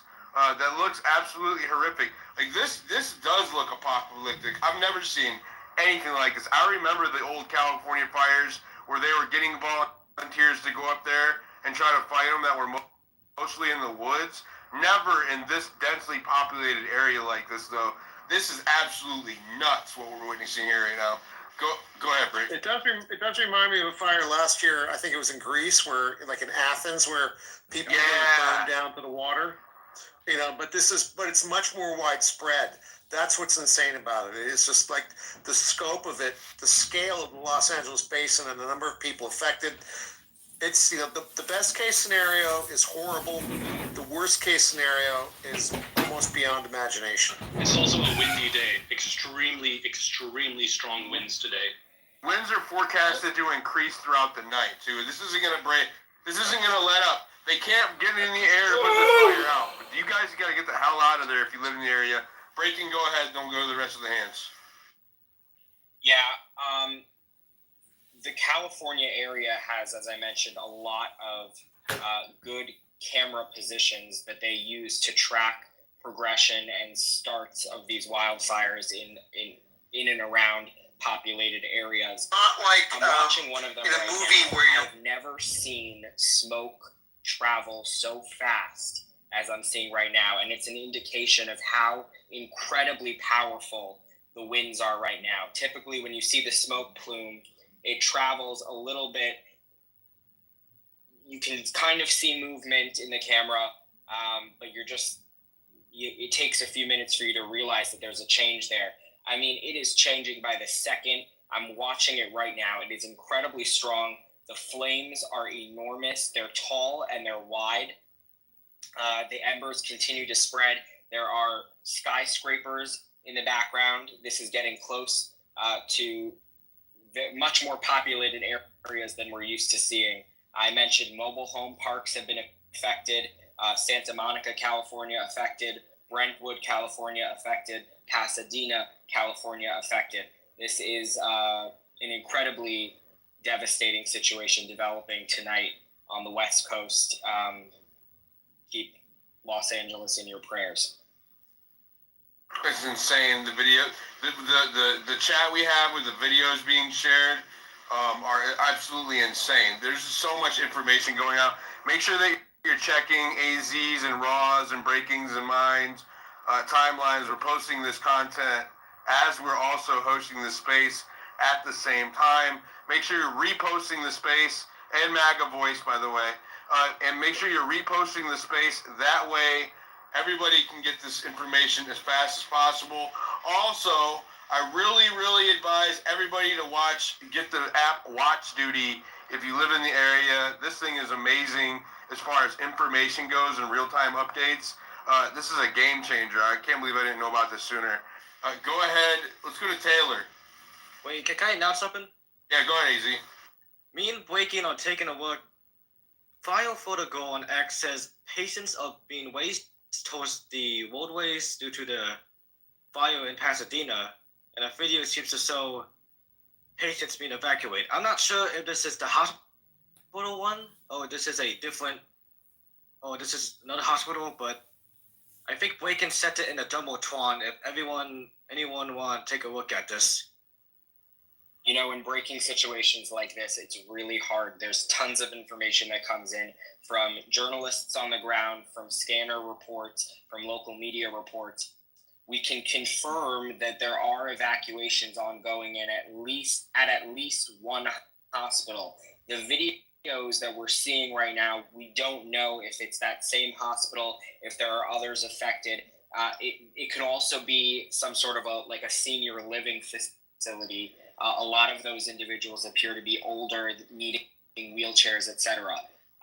So we don't know just yet, but a incredibly dynamic, fast-moving situation. That's unfortunately what breaking news is we try and disseminate as much factual information as we can to provide for you guys who are in the area, those who are concerned about family or friends in the area, and those who just have a heart and have compassion and sympathy and empathy for Americans or anyone across the world who's struggling.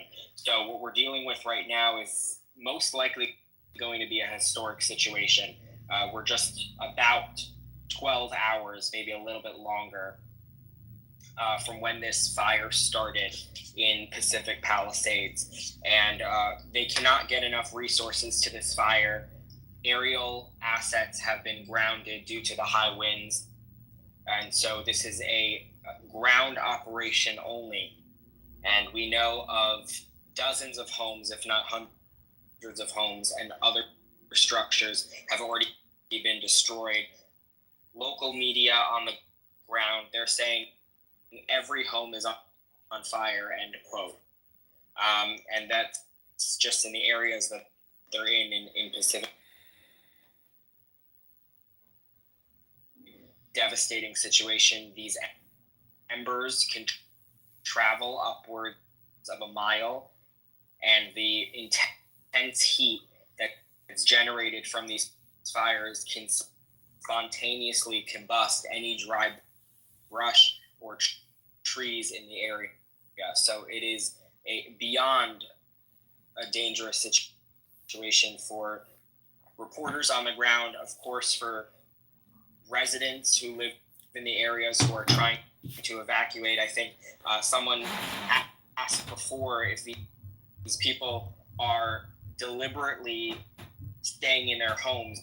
And while there are isolated incidences of people who refuse to heed evacuation warnings, a lot of the times as brick suit populated area, and unfortunately 85 people were killed in that fire. Did you know in the film Red Heat, Arnold Schwarzenegger shared in an interview that he spent 3 months learning Russian for his role, while Jim Belushi spent 2 weeks working at a Chicago police district as part of the director Walter Hill's preparation? He recalled that when they finally arrived on set for filming, director Walter Hill took one look at Schwarzenegger and mentioned that he was actually too muscular for the role, asking him to lose 10 pounds to better fit the character. Meanwhile, Walter Hill asked Jim Belushi to go in the opposite direction and gain 10 pounds. Jim Belushi, amused by the situation, even joked that Schwarzenegger had generously handed him cookies to help him pack on the extra pounds as quickly as possible. At the beginning of the film, I was actually about 10 pounds lighter. And when Arnold came, the first thing he did is he looked me up and down and said, "You are too thin. I thought you were going to be this big, beefy Chicago cop." And ever since then, he's been slowly feeding me cookies. You know, every day at 3 o'clock when the cookies come out, he goes, Jim! Jim! He's an easy victim. Oh, man. Did you know in the film Red Heat, Arnold Schwarzenegger shared in an interview that he spent 3... You recorded over the phone from jail? No. Snoop doesn't... Yo, did you know you can buy small and...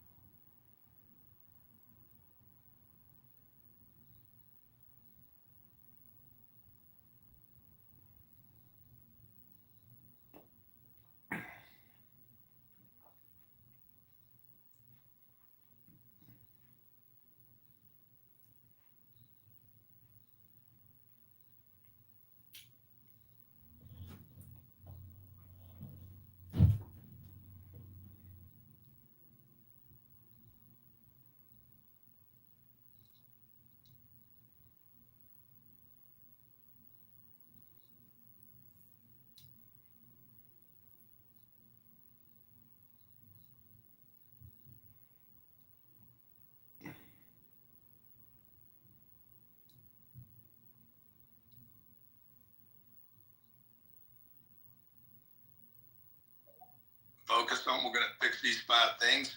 Sorry, the rest of you guys are going to have to wait in line. It could be a decade. Sorry, you know, like it's crazy the amount of time and energy and resources spent on stuff that affects less than 0.5% of the population.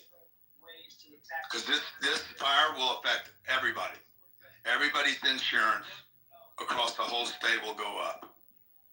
You know, this is going to impact businesses across the area. I mean, how many people live in LA? What is it? 6, 7, 8, 10 million, 12 million? How many people live in LA County? They're all affected by this. Upscale area near the ocean, sandwiched between. So it's about priorities. Somebody's going to have to come in, and I don't know if the people in that state are actually ready for it.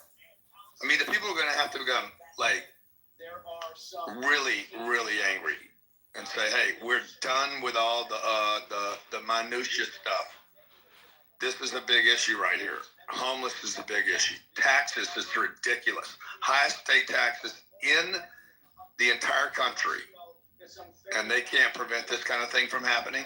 Why? Because they have all these other fringe groups that are like, oh no, we're going to kill the little wild roadster, hamster, or whatever it is they're trying to protect on the ground. Which I get, you know, but now you're going to have millions of people. There are 3,000 acres being burned down right now on the coast, threatening 10,000 homes. I hear that you're listening to the news in the background. What are you seeing? Like what? I necessarily you said we're trying to put out trees. Do you see like are the firefighters trying to put out the fire? Can they even bother, or at this point are they just trying to protect what they can protect? Yeah, I think they're probably looking at it like too late now. I mean, they're gonna. I'm not a firefighter, so I don't know the strategy or the science behind it, but you know, I'm looking at house burning to the ground right now. They're going to have to try to confine this, however they do that. But again, you could be dealing with 120 mile an hour winds tonight. Highway. But this was not new. I lived there 25 years. Every year we had Santa Anas come through. Every year. It's magnificent, by the way. Clears out all the fog. The skies are brilliant. The air's really dry. But everybody knows the whole place is like a damn, barbecue pit that's sitting there all summer waiting to go off. Have they mentioned I know Michael suggested homeless encampments, but have they mentioned the origins of any of these fires, or what starts the fires? It could be anything. It could be lightning. It could be, somebody smoking. It could be, negligence. I mean, it could be endless list of things.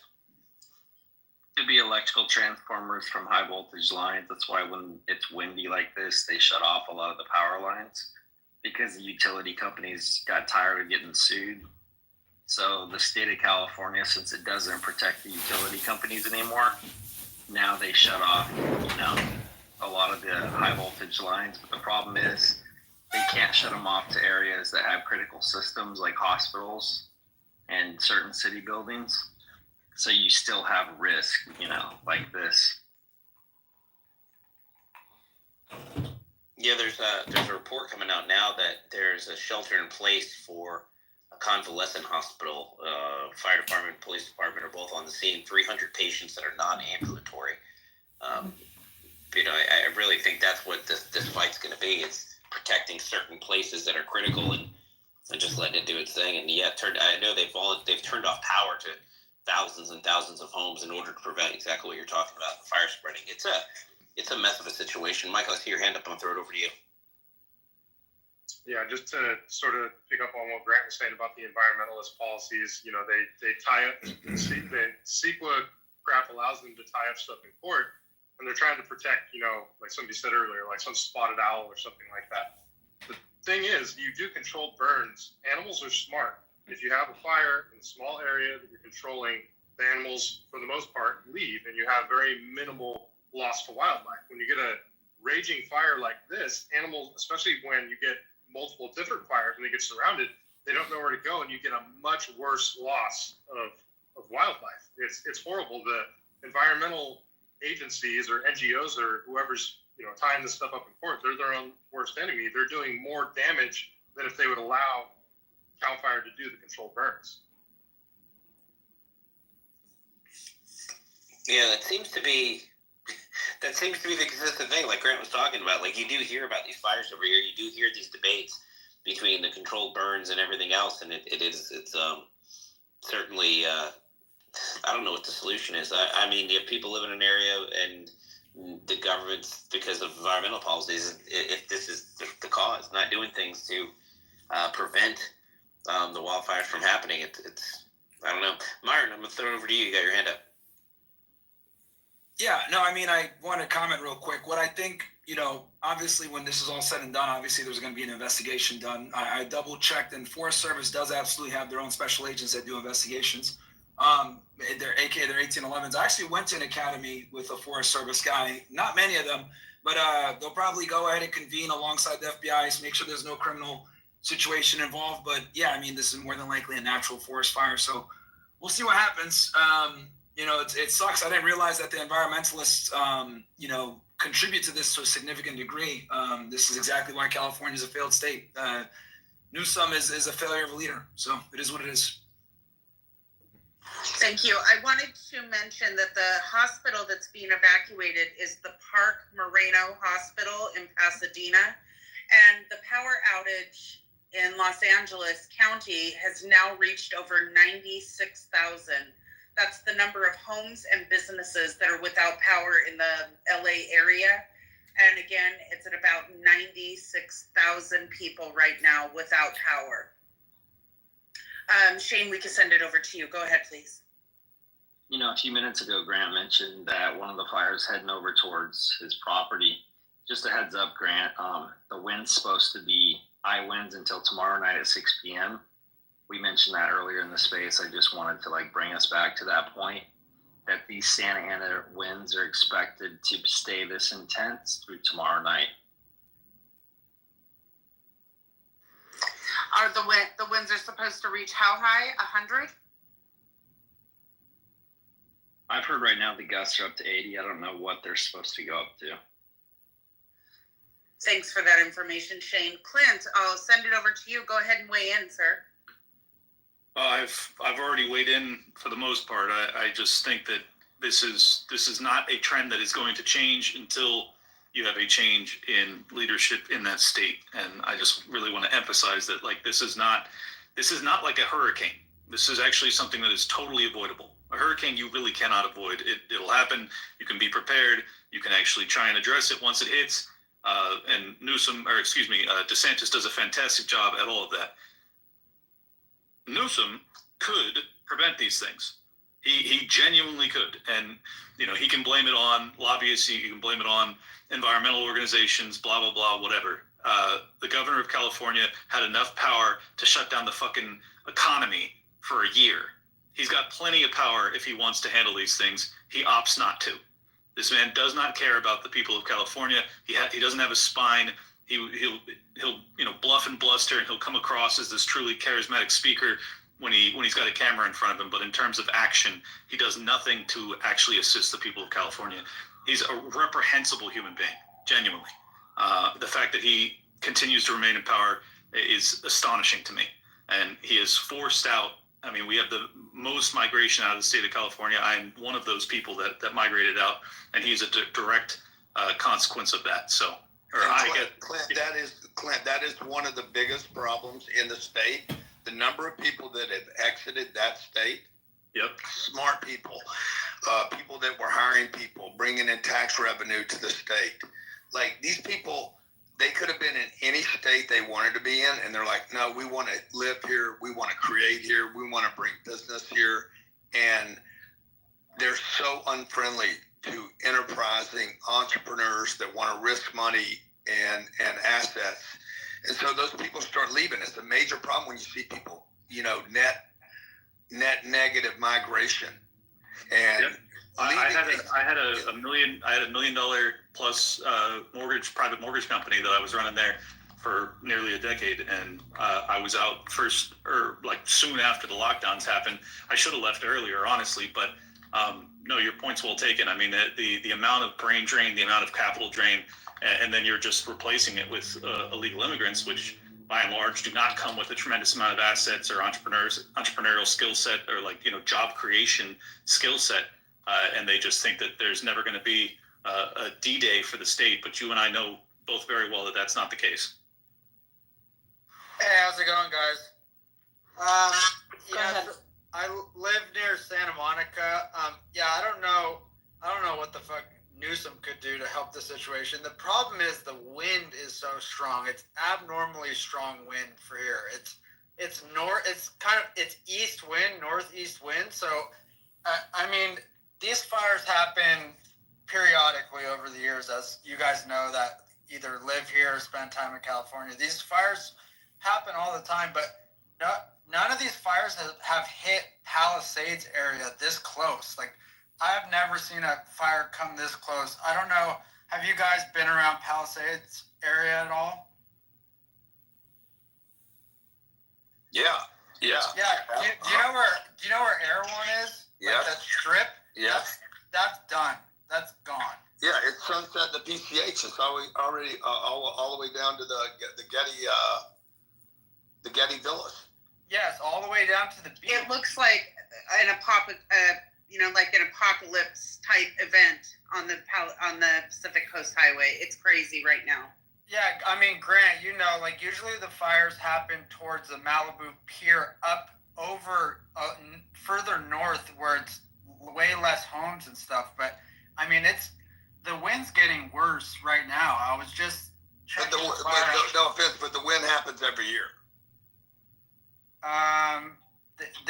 Santa Ana's happen every year. No, October and January. Yeah, I get that, but I don't know. I guess they can manage the brush and all that type of stuff.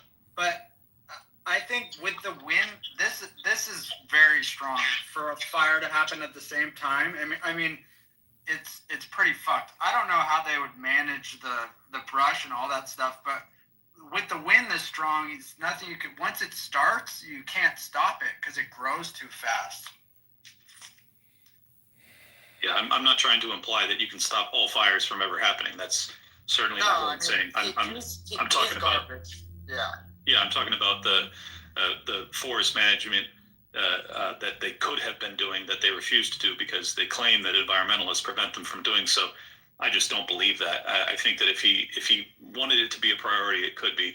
I lived there for 30 years. I watched it happen time and time again. That there are winds and there are fires in every state in the country, and it just doesn't get as bad as California. And I think there's a reason for that. Yeah, I mean, it's the similar thing with that happened with Maui. It's like negligence. It's always that. Like it's a power line, or they don't keep track of like doing controlled burns or whatever. I mean, I'm sure you know. I don't follow like the fire tracking and what to do, but yeah, I mean, it's fucked. It's pretty bad. Thank you. Michael, you had your hand up. If you wanted to weigh in, go ahead, please. Yeah, so the main reason that I keep bringing up the homeless encampments thing is because of what looks like what the epicenter of this fire is all along PCH. They just allow campers and RVs to just park all along that highway. I mean, the term beach bum is there for reasons because California is the most popular state to be homeless in because of our weather and stuff. So in addition to the lack of forestry management, these homeless policies that we have in California could have directly contributed, if not caused, this fire. So, I mean, that's another California policy issue. You know, I don't want to just point the blame and say it's Gavin Newsom's fault, but I mean, you have to look at certain things and say these are huge things that need to be addressed. Yeah, it could have been. It could have been a homeless person somewhere, but those campers on the Coast Highway. I mean, yeah, that's terrible, but it didn't come from the campers. But yeah, probably didn't come from the campers, but the RVs lined up all the way down the PCH, probably the most beautiful real estate we have in America. And they sit there for free night after night for sometimes weeks at a time. Why can't somebody tell them no? Like, I mean, that's not what. Is it because this should be everybody? Let these people.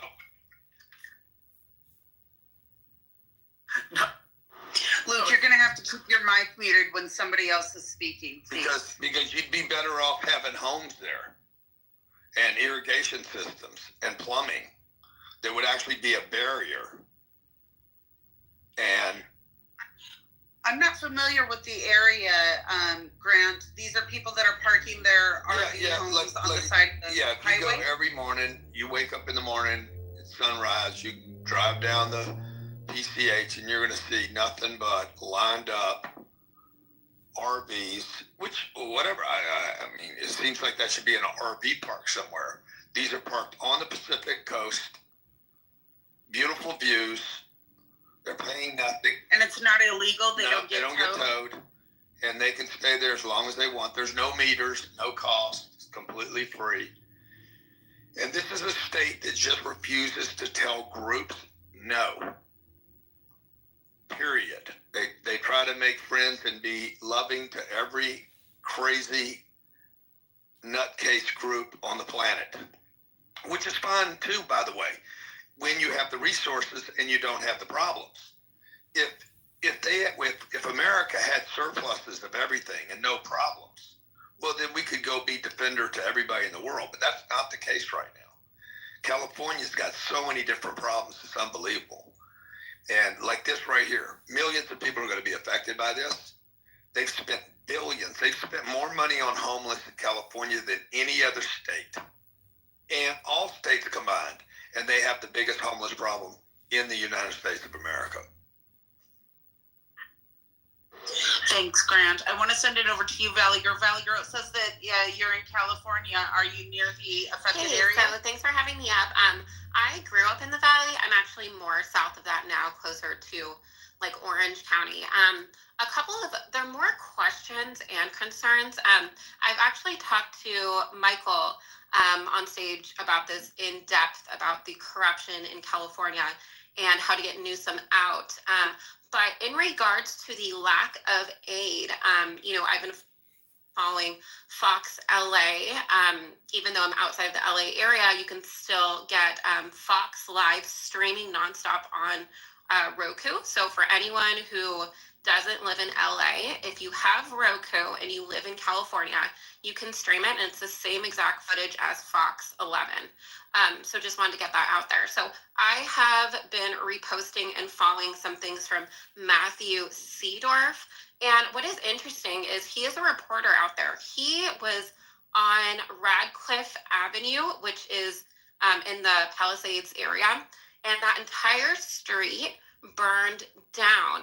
And the first fire truck that he saw was from the Long Beach Fire Department. There is a fire department in the Palisades area down the street, but for some weird reason, that was not deemed as first priority. So now what they're saying is that entire block is screwed.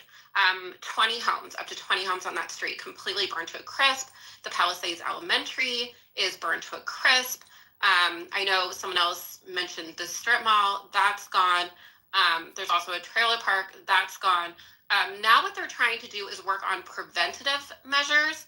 And they actually called in CAL FIRE. They called in other people to fly the copters tonight. But as most of you already know, those were grounded about an hour and a half ago due to the 85 to 100 mile per hour winds. So this is going to expand overnight. And then just to give you guys kind of a perspective, the Altadena, Pasadena fire is about 14 miles north of downtown LA. So now you have both of these fires kind of intersecting and being connected by that 405 freeway. And it's just going to get really dangerous. I think that everyone who is on the road needs to get out of there as fast as they can, because now people are being dragged out of their cars because the fire is actually jumping the highway. And with the Palisades specifically, it is a one-way in and one-way out area. A lot of very wealthy homes, very similar to like Calabasas, the San Fernando Valley. So, to give you a perspective, you have to go down like all of these windy hills. Like it's very, child friendly, like 10-mile-an-hour road work. And a lot of people could not get out. But again, I don't know, maybe Michael or Grant or someone can give me an answer as to why there were journalists and reporters putting their lives on the line for hours and not a single fire department fire truck on scene until recently. I just want to jump in really quickly with some breaking news, and thank you. There was a message in our chat that there is a possible mass casualty incident at Duke's Malibu. There's multiple burn victims. So thank you for posting in our chat. If you are in the area, please post in our chat. Give us updates as they come in, please.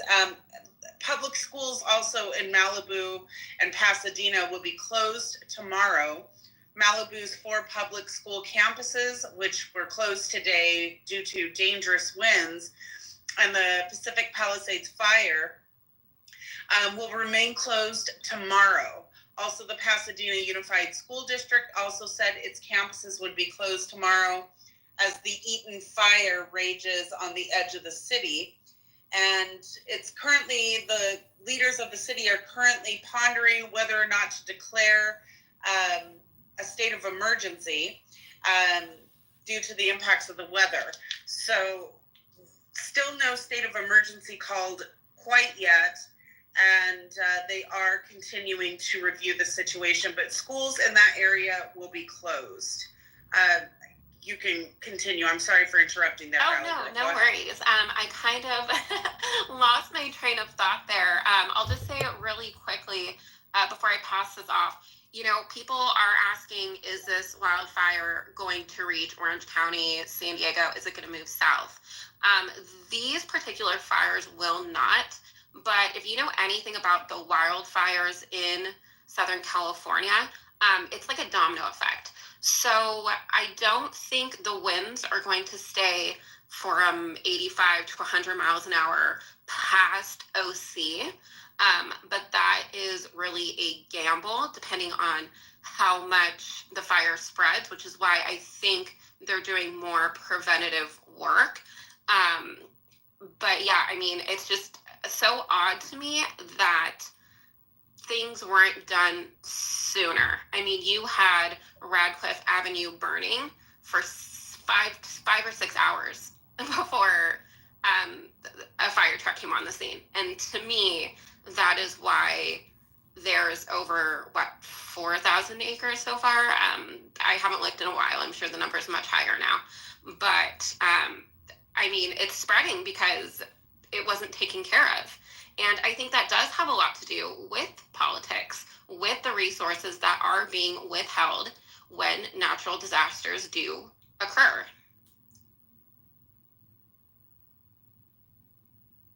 Thank you. Just a quick update on the injuries. It was a seafood restaurant called Duke's Malibu that's right along the coastline. I'm sorry, Sarah. Duke's is a super famous place. The food on a scale from 1 to 10 is like a 4, but you think it's that bad, Grant? Maybe a 5. I mean, you got to be drunk. It's probably a 5 if you're drunk. They have good happy hour though. That would bring it like a 6. Well, that's why the food's so bad. It's because the people drink it. But the view's a 10, and that's maybe 2 miles from where my home is in Malibu, maybe less than that. Oh, but, Grant, I'm not worried about my house. That's you lose your home, big deal. But well, here we just have an update quickly that emergency officials have just announced that all off-duty LA County firefighters must report immediately. This is in addition to the earlier call for Los Angeles Fire Department personnel due to 2 out-of-control wildfires. So they have now called in all their off-duty firefighters to come in and help report that fire. Yeah, what I was going to say, Sarah, was if it jumps the road, I mean, there's nothing to protect the road home. The road near Dukes, Grant? Yeah, the PCH, the Pacific Coast Highway, separates Dukes from basically the more, that's the ocean side. And then across the highway, I mean, it's basically ocean, highway, and then a mountainous kind of, is that populated, Grant? Well, what happens is it's just a line of houses that are mostly built of wood. And, I mean, you catch 1 or 2 of those on, you'll have the entire Pacific Coast Highway just a torch.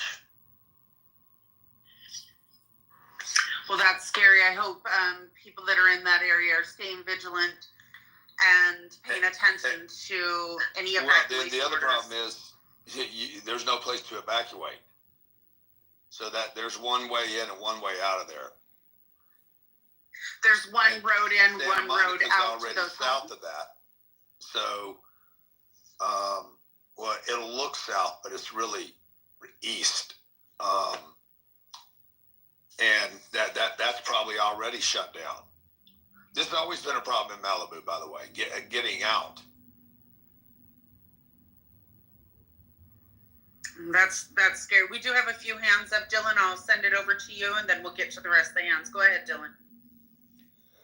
What Grant said, the topology and the geography of the area just really exacerbates the situation. You have really big canyons, very narrow streets, and you have houses lined up almost single file along these streets. And so if there's an emergency, everybody's trying to get out, fire truck engines are trying to come in, creates traffic jams. And yeah, what Grant had mentioned, if you're heading north on the PCH to your west towards the ocean, you're going to have a single file line of houses. Most of those are built with wood. So that is not good because those could catch like wildfire, pardon the pun. And then if you go east of that, that's where you get more into the hills and the canyons, and it's very steep. And so you could think of, hey, a fire could jump maybe, I don't know. And some of these roads are just, you have to kind of pull to the side to let one car go by. So you can imagine the pandemonium that would cause. So just to give people an idea of Did you just say Vindio Street? Venedio? No. Because we have information that is now on fire. I'm not familiar with that particular street, but it's a nightmare up there right now. We have a report that in Malibu there's an injured firefighter with a leg fracture at the firehouse. There's an unknown condition of the firefighter at this moment. I can send it over to you, Michael. Go ahead, please.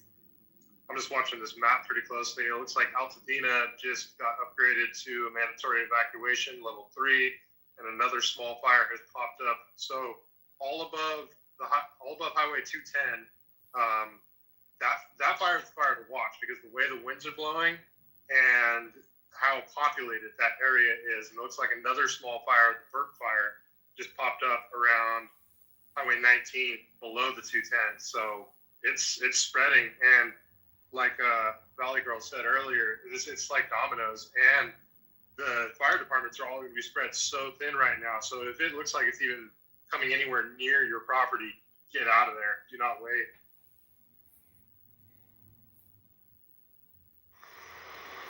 Thank you very much. Valley Girl, did you have your hand up again? I believe I was going to ask Grant if he knew if PCH was closed, because you said there's one way in and one way out. So I was wondering if anyone was escaping that way. But to follow up with Michael, so the 210, that's the Altadena fire that's in San Gabriel Valley, correct? And then the one that's off the 19, what county is that considered?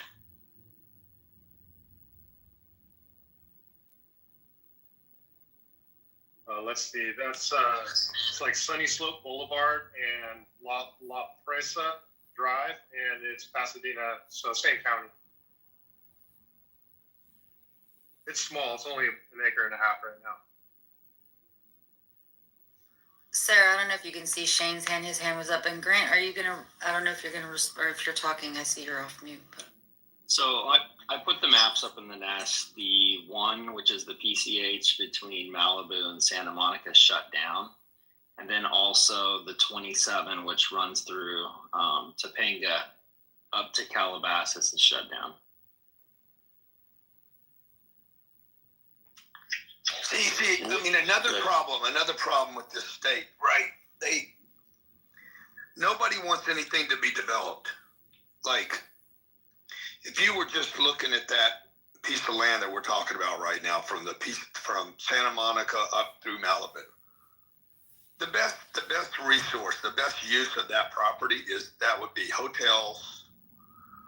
If you didn't have a problem with it, it would be hotels. We wouldn't have this mess because it would be hundreds of billions of dollars of development for that coastline, which is best use for that property.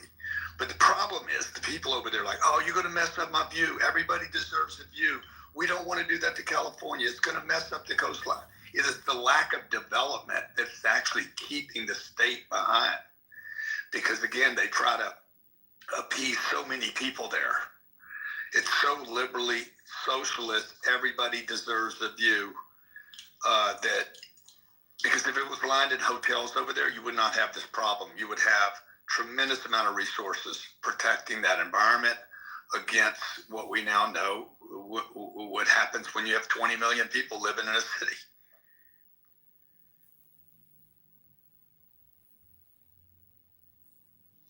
Yeah, it's good, Mace. So, I was just, 30,000 people have been ordered to evacuate. And sorry if you guys went over this, but I mean, where are they expected all these people to go? Because that's, it's pretty significant numbers. Yeah, Grant brought that point up earlier. It's a great point. But where are you going to go? I mean, if everything's surrounded by fire, I mean, we saw pictures of people trapped in their homes with fire all around them. There's nowhere to go. and there's also really no one to help them get out. That's what's so dangerous about the situation is people are literally trapped, and this isn't one of the situations where anybody's going to come and save you. And with winds blowing 100 miles an hour and fire just spreading, it's seriously it's a very dangerous situation. I don't know. And traffic in that area is already terrible, So I mean, just imagine what it's like when they start shutting down some roads. It's just a nightmare. It's a standstill. Yeah, or when people leave their cars because the fire is approaching. But like Grant said, I mean, if it starts to spread across the Pacific Coast Highway, house to house, I mean, these are tough situations, and they're calling up as many fire departments as they can, and they can't put the planes or helicopters because of the wind, and it's really a bad situation. I don't know how this ends. When you get on that beach line, you got some of those homes that are 50, 60, 70 years old. They're basically tear down homes that are worth $5 million, $10 million, but they're really nobody would ever live in them except for they're on the ocean. So the city doesn't require, hey dude, update your shit, because people couldn't afford to live there anymore. So like even property taxes don't reassess in California. So if you bought it in 1950, you're paying the same property taxes every year that you paid on the same basis that you paid in 1940. So if they updated that like they do in Florida, those people would be paying taxes on a $8 million property taxes. They couldn't afford it, and they'd have to move. Well, guess what? That's the marketplace. And the person that moved in there would tear the house down. They would bring it up to new codes. They would make sure it's fire retardant. They would provide new resources for the fire and the police in that marketplace. But again, they've refused to do that, and they end up in these kind of problems. Grant for governor. Yeah, but the problem is the people have to want it, and they don't. They don't yet want it, and unfortunately, the alcoholic doesn't change until he hits like 17 different bottoms. If he's lucky enough not to die. Well, you guys, I wanted to pop in with another update. There's another senior living home with 60 plus residents that is being evacuated. It's located at 17310 Vereda de la Montura in the Pacific Palisades. So another assisted living home where people are needing evacuation. I'm sorry, Mace, go ahead, please. Well, actually, a quick question for you and then a question for Grant. You were saying that the restaurant that he gave a 5 to, was that where the mass casualty happened? I guess, I don't know if you got to that part. That was the report that we're getting. Duke's Malibu is what it's called. I didn't realize it was a famous restaurant until Grant chimed in. Oh, okay. So Grant, I've always heard about the fires that happen across like Northern California in the area of like Napa and all that. But is it common for Southern California? And I know that it took them months to get one major fire under control, and they don't have anywhere near the type of wind that I think especially along PCH has. Is it common there? And do you know if when's the last time something like this happened? It happens every year. Every year it happens. So it's not a new thing. I lived there 25 years. I've been gone 13 years. 38 years that I know about California, it's happened every year. I don't remember a year where they didn't have a fire. I'm going to say from NorCal to SoCal every year, nonstop. And there's something they do with they divert the water that's coming out of Canada. There's some big diversion that happens. They have plenty of water over there, but it's diverted for some reason. I think it's to save some fish. And again, the environmentalists lobbying so hard. Go ahead. You're absolutely right. The fish and wildlife. It's a total capture in California. And for them to not have updated the requirements for code in terms of the housing, if this happens every single year, it's absurd. I got a message from somebody who's down in the area there, and they're saying that because of the winds that trees are falling and taking down power lines. Now, the power lines are likely probably off, but certainly this could contribute to additional fires if the power lines are being knocked down by trees and they're live and they're sparking. I've seen that a lot during hurricanes here in Florida. The power lines spark. And in this situation with 80-mile-an-hour winds and dry, that sounds like a bad scenario. I don't know if you guys are hearing anything like that. Shane, I see your hand up. Go ahead. Yeah, so real quick, I posted a video to the nest of a home surrounded by fire. It's pretty it's just, I don't know, it's terrifying. But as far as the power lines go, something to keep in mind is the state of California has a law that utilities are supposed to shut off power in most areas. Only this area wasn't one of those areas because they're considered critical. Obviously now they've shut the power off, right, because there's a fire. But it wasn't soon enough. But if they're shutting off the power, and assuming trees are down, probably taking down the communication lines unless they're underground, how are people going to communicate and find out about the evacuation orders, where the fires are? I mean, look, you can't assume that cell phones are going to work if everybody's using networks or a lot of. Or you actually brought up a really good point that doesn't get pointed out enough. You should always have a relay person out of state, especially if you live in a high fire or even a hurricane area. Most people don't realize it. It's separate lines that handle local, nearby phone calls. And then there's completely different lines that handle out-of-state phone calls. So it's very likely in a crisis, if you can't reach a loved one, across the city, you can call somebody else, relay out of state, and have them three-way back in. So keep that in mind if you ever have an issue. There's separate lines that get you out and back in than just across the city. I'm glad you mentioned that, David.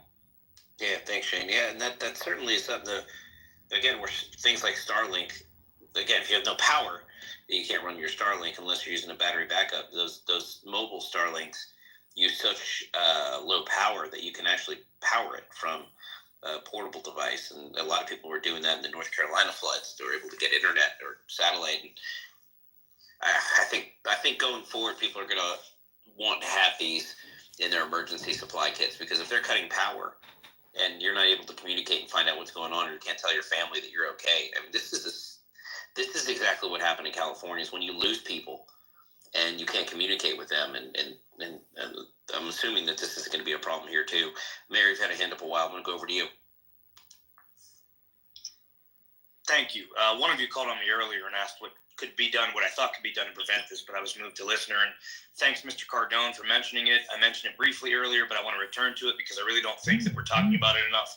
Other than the outright refusal to conduct forest management, which we all agree upon, there have been tons of projects in California that could have significantly boosted their abilities to fight and prevent these fires from spreading. One, folks aren't allowed to water their lawns or their flowers because they say that there's a water issue, but we saw reservoirs that were halted that would have stored excess water, but again, they were halted by environmentalists. A dam on the San Joaquin River, again, halted by environmentalists, could have been a huge water storage asset for them, especially in Central California. You can check out the Los Vaqueros Reservoir expansion. Again, would have been a great asset for mitigating drought and having access to water to fight these things, halted by environmentalists. And as far as Newscomb is concerned, and what he could do, he keeps talking about a tunnel system.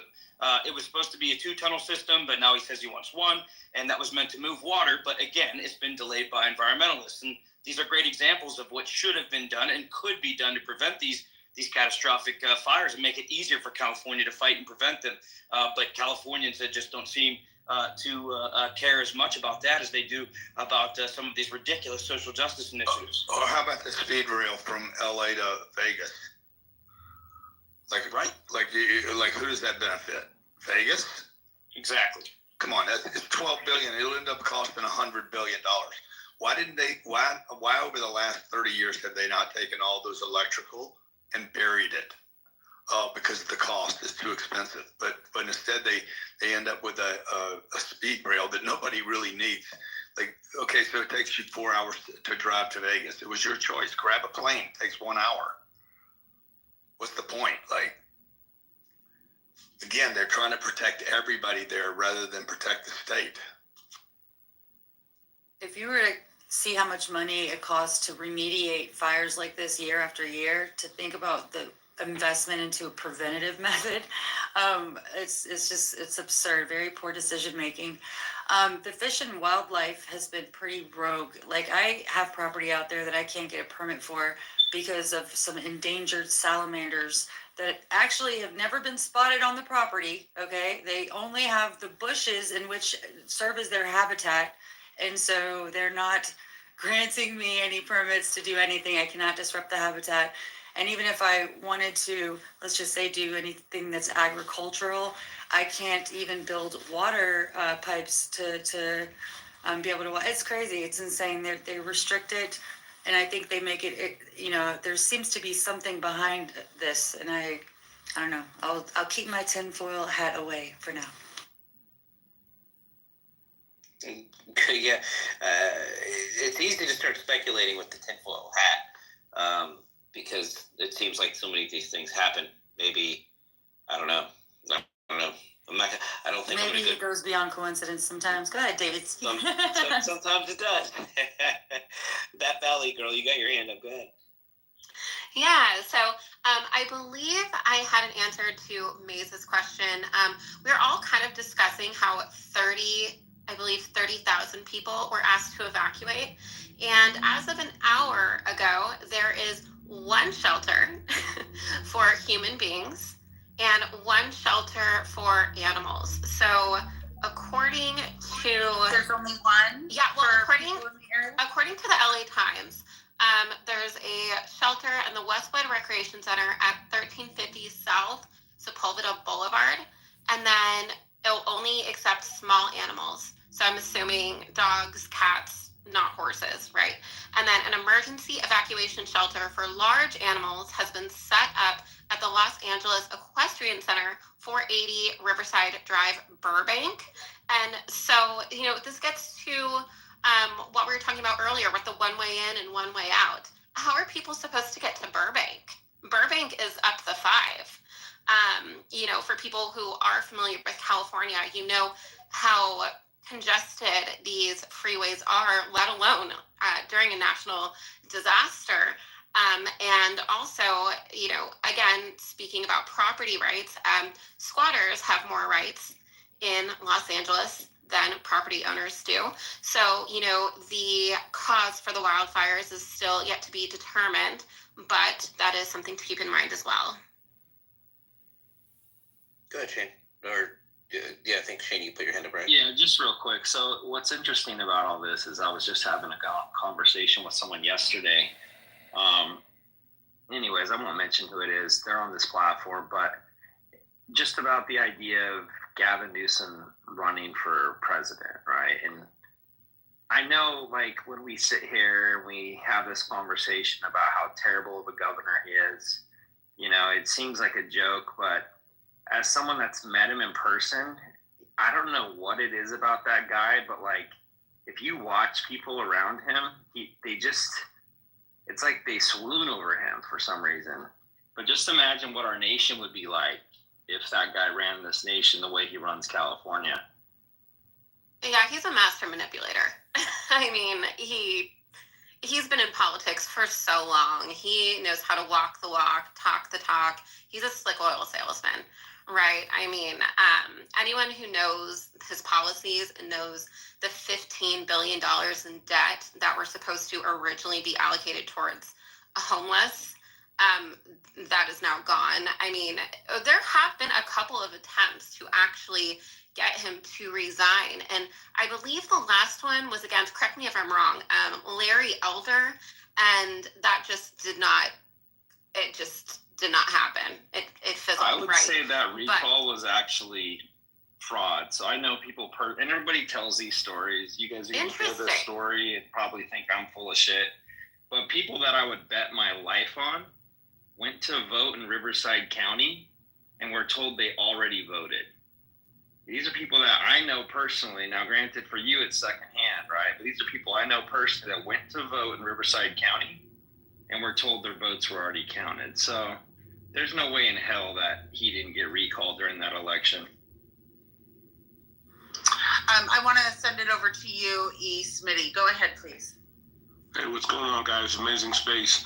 You know, my question and really it's just been the biggest question is like who and how and why are people still like supporting Gavin Newsom? I think he's been absolute disaster for California. I think his policies are absolutely horrendous. I think the way that he looks at family, household, man, woman, husband, wife, gender, I think it's atrocious and it's not representative of what we as a country are or our core values as human beings are. So I'm just trying to understand, like, you know, if they can overthrow us, how do we overthrow them? I mean, but in a legal way, legally correct way, because at the end of the day, I think the biggest change that's going to have to happen is for him to get the boot out of office. So, I mean, that's just my 2 cents, you know, and to everybody that's going through the fires, you know, I send my prayers, my support, anything you guys need, hit me up in DM or whatever. Love you guys. Thank you. David, we have a couple of updates. I'm going to have you read them as I don't have my glasses on me right now, if you don't mind, The sir. tiny print that I'm supposed to read? It's tiny print. I cannot see it. I'm an old lady. Luckily, I have like a ginormous monitor on my desk here, and I just blew it up to 1,000. Kamala Harris has issued a statement saying that her heart goes out to those impacted by the devastating wildfires in Southern California. She goes on to talk about her and her husband praying. She was briefed, and they're damaging wildfires and the coordinated efforts to contain them. She's urging residents in the affected areas to listen to local officials, remain vigilant, and evacuate immediately if told to do so. She says President Biden and I are committed to ensuring that no community has to respond to this disaster alone. They've mobilized federal resources to help suppress the fires, provide overhead support, and begin assisting those impacted. FEMA approved the Fire Management Assistance Grant, and then she talks about being a proud daughter of California, and she knows the damage that wildfire has on her neighborhoods. That's basically what Kamala Harris has to say about this. We have information that there's peak winds of 81 miles per hour near Malibu and 83 miles per hour near Burbank. And these gusts are affecting the firefighters' efforts, of course, because it is just pushing this wildfire. There's a train line traveling from central Los Angeles south to Long Beach had problems caused by high winds and broken gates as the area continued to be pounded by Santa Ana winds. Service has been suspended between Highland Park and South Pasadena completely due to lack of power. LA Metro said on their X account that there were other problems between Azusa and Long Beach where train service was running but taking longer than normal. If you don't need to be out, please stay home, the agency said on their X account. And again, firefighters are not able to use aircraft over the Eaton fire due to the strong winds. Those winds are really strong, and I think Shane said earlier that we haven't reached peak winds yet. It's about 81 miles per hour right now near Malibu, 83 miles per hour near Burbank. So those winds are really high. Go ahead, Maze. If I were to bet that like 3,000 people probably rolled their eyes at the same time by the time you finished saying Kamala Harris, I would definitely put my money on it. And I think that's why Sarah didn't want to read it. She just passed it over to you because she just read the other shit just like, but no, I was just... You caught me, Maze. You caught me. Just a little lighthearted. You know, one of the things I am concerned about is what FEMA is going to do. The emergency response that was shown in North Carolina was horrific. In fact, you know, there's still a lot of people that are literally living in tents in the middle of winter. A lot of slow administrative process around, you know, getting permits to build tiny homes. It's just a way to, you know, provide some sort of like comfort because it's going to be a pretty pretty long time and a lot of money that is going to be able to, I think if they said 50 billion and they estimated it to be over years, right, that they would ever be able to do something. So I'm just curious as to what you guys think the emergency response will be over there, especially knowing how they did terrible in North Carolina. Well, Maze, just to warm your heart a little bit, Vice President Kamala Harris's Los Angeles resident is now in the eastern portion of the evacuation zone from the Palisades fire.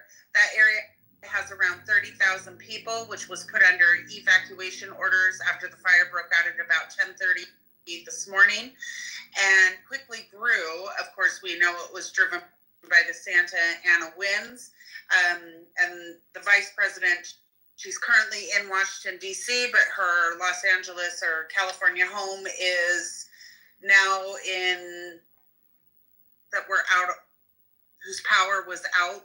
That has now reached over 180,000 people. When you were talking about FEMA, I worry about those people that are without power. I imagine it's not going to be turned on anytime soon. Due to whether we were without power for 2 days, I can tell you it's devastating. It's devastating to be without power. With the weather conditions, with the fire breaking out, those people that are without power, my heart just goes out to them. So you come to Florida, we were without power for weeks after hurricanes, and it's hot. And there's alligators walking around the streets and Sharknadoes and things. There is, but in all honesty, the lack of power, though, I think in this situation, like I mentioned before, is really bad because I don't think people were expecting to be wildfires, and they didn't know it would spread this quickly. So now you have people who are without power and hadn't had a chance to prepare, and they might not have the resources necessary to even know what's going on, and nobody's coming for them. That's really the serious part here, and I don't think we're going to know till morning really the extent of the damage when the sun comes up, when they can really assess, how to fight the fire. I mean, it's dark, it's windy, it's dangerous, and there's fire. David, a quick update. Looting has begun in the Pacific Palisades fire. The LA Fire Department is reporting that people are actively trying to break into homes, and they have made requests for additional resources. I hope those people are prosecuted to the fullest extent of the law, and shame on you. Shame on you. Nobody's like a CVS or a supermarket, everything is behind glass now. I mean, you can't get like a deodorant, or you can't get a toilet paper. You can't get anything because looting has become so prevalent. And I believe it's still less than a misdemeanor as well.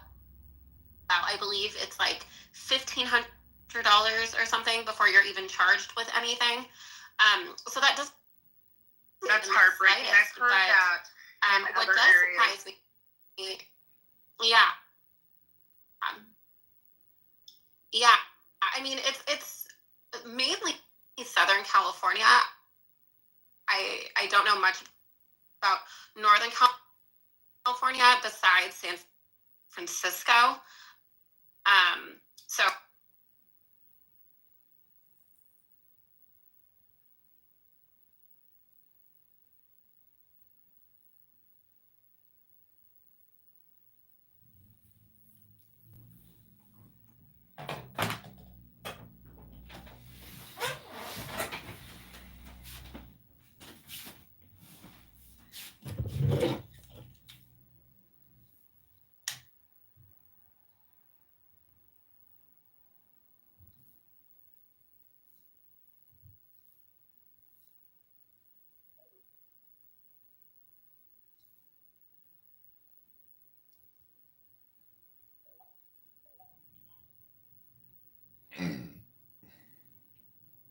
Thank you. Go ahead, Shane. Real quick, I want to go back to the power outage situation, being that, California removed the protections for the utility companies a few years back. So the utility, I'm talking about the lawsuit protections, the liability.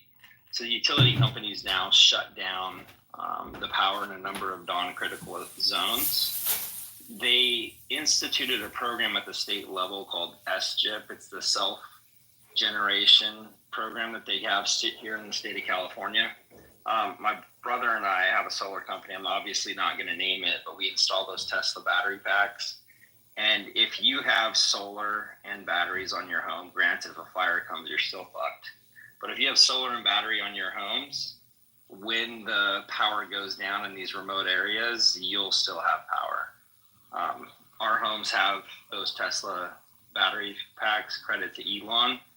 And my brother's house went out when they had the fire over there in the Idlewild area, and the power was out for 3 days. His neighbor came by and said, "Oh, is the power back on?" Because all of Sean's lights were on. Anyways, they it was still out. It's just those Tesla battery packs kept it on.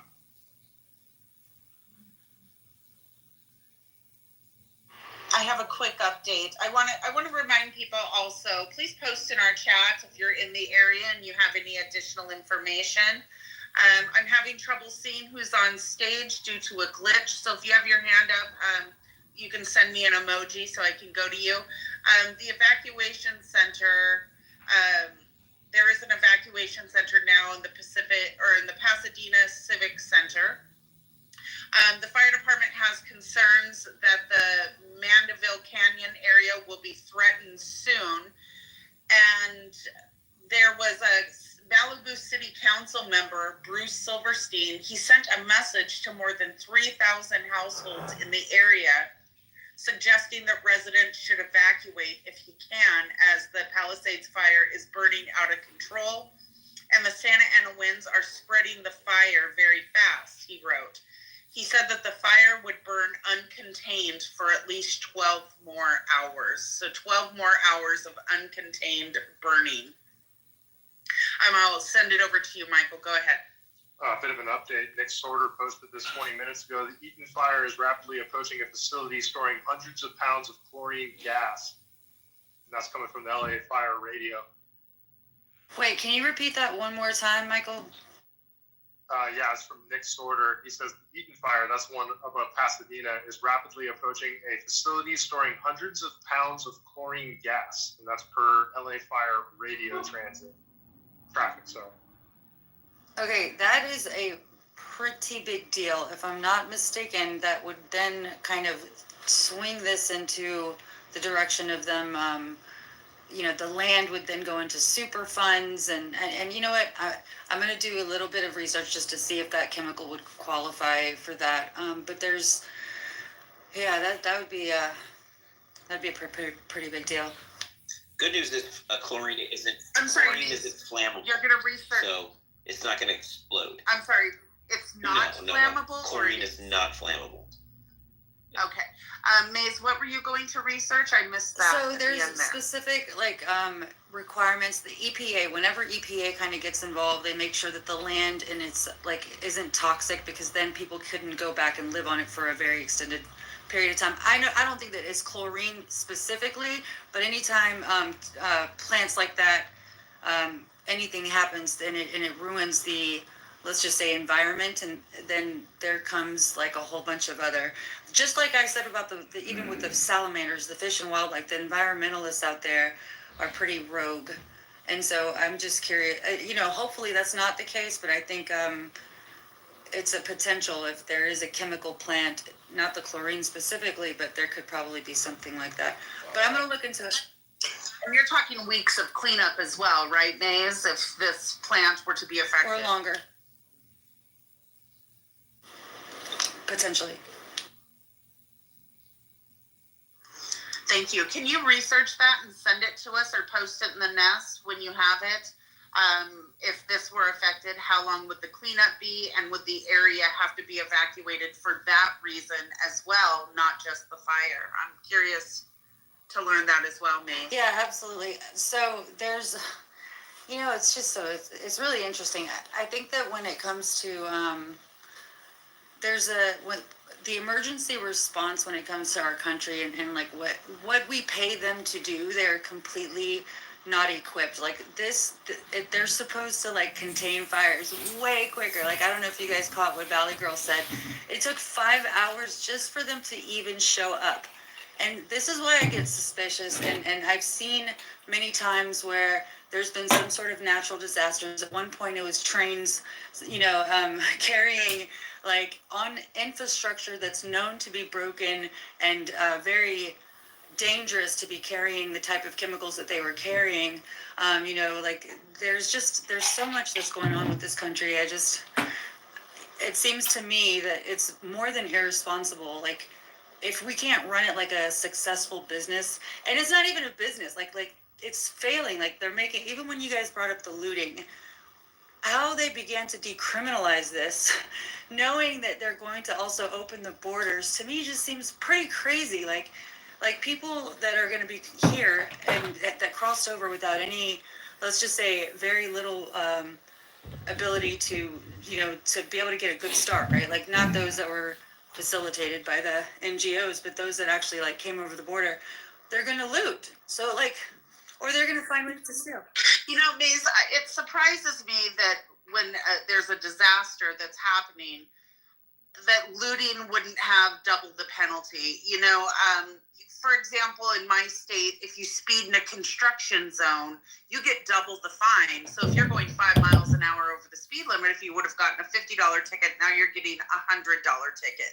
So I'm surprised that these states that have these natural disasters are not ramping up the penalty for looting in those areas. I think that sounds reasonable. And people, I'm a liberal, but I don't support Newsom, and I think that California is doing an absolutely disastrous job helping those people. This happens every year. There are wildfires every year. This is nothing new. I live in Washington State. In Washington State, we prepare for wildfires. I've seen some of the comments like Washington and Oregon are terrible.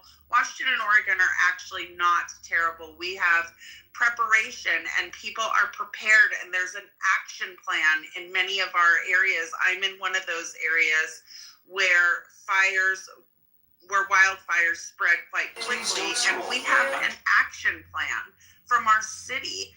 These people seem to be being told, we only have, like Grant said, there's only so many ways out, but they have thousands of people trying to get out. That's what I find just mind-boggling. This is not new. This state needs to get its act together, because people certainly pay enough taxes there in order to live in squalor. Why wouldn't the state do something to help their people? It's just, it's crazy to me.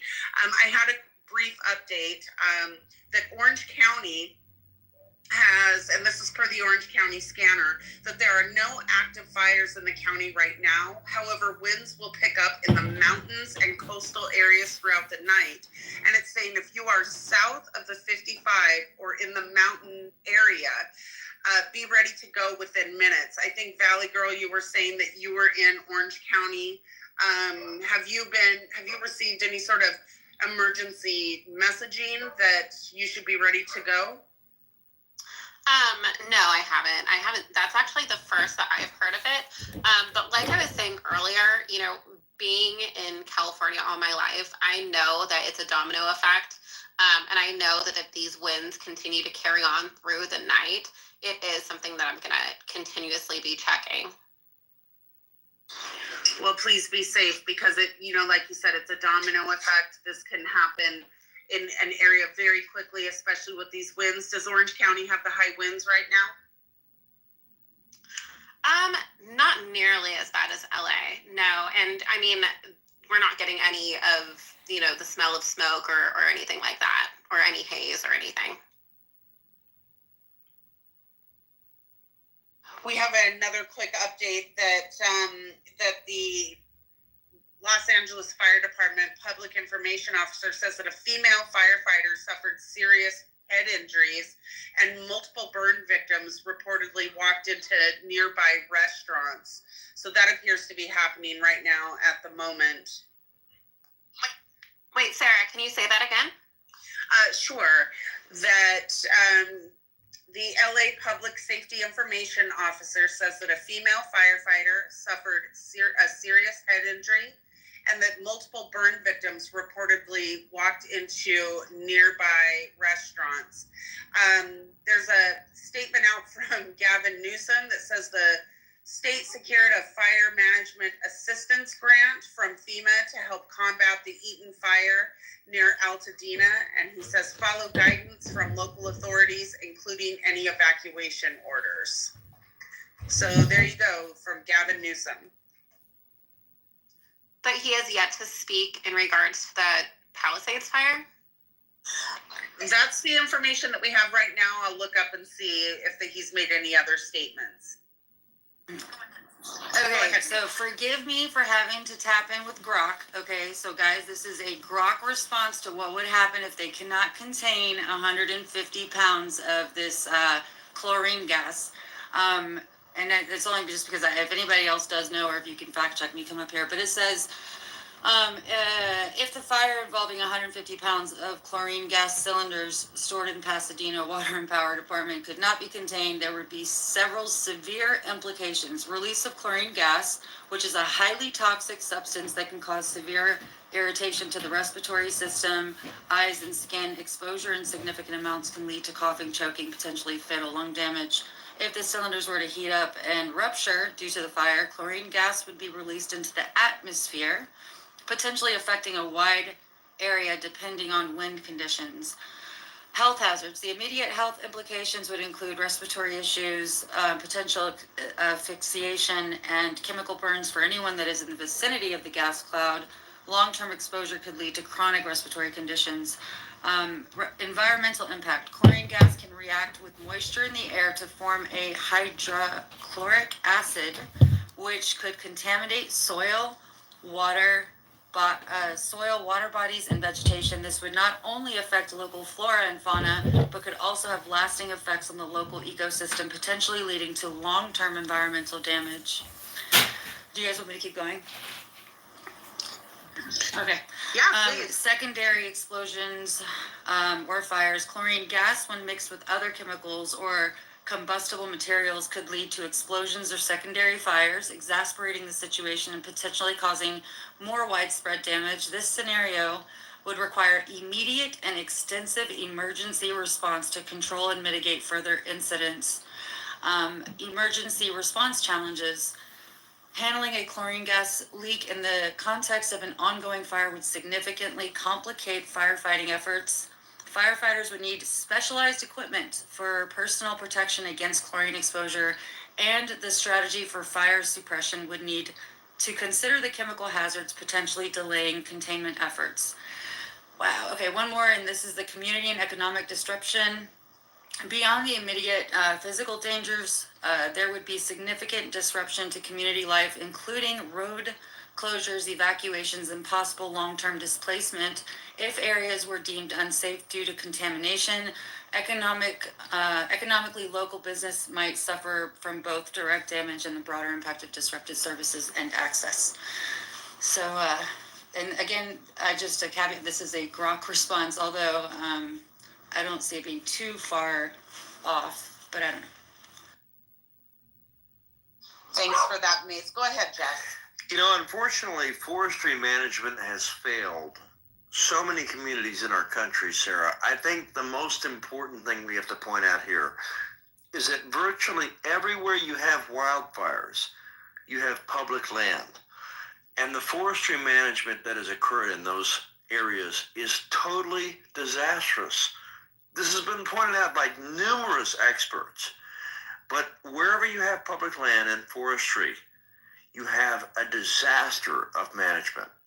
They fail to clear the underbrush. They fail to clear the areas that have, for example, a lot of undergrowth and a lot of areas that need to be cleared. I was recently in the Santa Cruz Mountains, beautiful place south of San Francisco, lots of leaves and trees and limbs that literally are sitting there waiting to be cleared. If you go to some of these areas in the West that are under public management, it's obvious that no one is taking care of it because the radical environmentalists, unfortunately, have prevented any management of those lands. What is verifiable for anybody that looks, it's verifiable, it's very sad, is that privately managed lands, here in Texas, it's 97% private land, okay? Even though we have some great public land, we have 97% private land. Most all of the wildfires that occur in America are on publicly managed lands. That's not a coincidence. It is a result of poor forestry management. So I don't care if it's Trump or Biden or Harris or whomever. We have to look at why our public lands are so poorly managed and clear out the underbrush and the undergrowth that has gotten out of control. Austin, Texas, by the way, in Texas here, okay? But in Austin, Texas, there's an area called the Barton Creek Greenway. It is waiting for a conflagration similar to what our friends in California are now experiencing because of the public management. It's a disaster. We have to have more oversight of forestry management. It is completely a failure, and it should not be tolerated by any American. Even though it's a small issue, guys, it's not. People's lives and property are on the line, Sarah. Thank you for calling on me.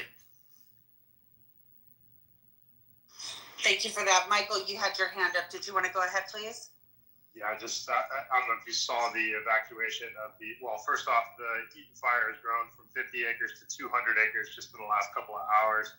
And the scenes coming out of Pasadena with them evacuating the senior center are pretty dramatic. I mean, they're wheeling people out on beds just across the street. Looks like they don't know where to bring them to.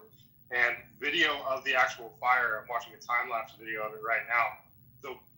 These winds are insane. It's like a blowtorch. It's like a blowtorch going right at Pasadena. So this is bad, folks. This is very bad. I've been in California all my life, and this is just as bad as the 2020 fires. And with LA being flanked on both sides, this has the potential to. These normally happen in really rural areas, and everybody's familiar with the Paradise Fire, where tons of people died because there's only one way in and one way out. That was still in a really rural area. This is right next to, main cities and highly populated areas. So this is, you could see scenes of entire buildings going up potentially. Thank you. We have somebody that's posting in our chat. Her name is Rocket Mama, and I want to thank her for posting in the chat. She's saying that the Burt fire in Pasadena below the 210 is now a 2-alarm brush fire with numerous structures involved. It's caused more likely from an ember that traveled 3 miles from the Eaton fire. So I want to thank her for posting that in our chat. She's been posting updates all night. I want to go to Valley Girl, and then I'll head it over to you, Jess. Go ahead, Valley Girl. Okay. Yeah, so I actually had it just pulled up, but if you follow, are you following Los Angeles Scanner right now, Sarah? We are, yeah. We have a back-end team. Okay. So it just said that there is breaking news that there is a new fire on I think it's Lincolnshire, and the 5 is closed. So that means the evacuation routes are where closed, that is? right? Is that an evacuation route, Valley Girl? Yes, it is. The 5 is one of the largest freeways that go up and down all of California. So it says about 3 minutes ago, we have a new fire near the 5 freeway at Lincolnshire. The 5 is going to be shut down, evacuating homes on Cayuga between Lancashire and Tuxford, evacuating a power plant building with 7 workers inside. Wow. So does that essentially, you said that runs up all the way through California. Does that essentially shut down businesses tomorrow or this evening? I mean, just from that brief information, I don't know how many exits the 5 is going to be closed for, but I'm more worried that there is a power plant with people inside that they have to evacuate right now.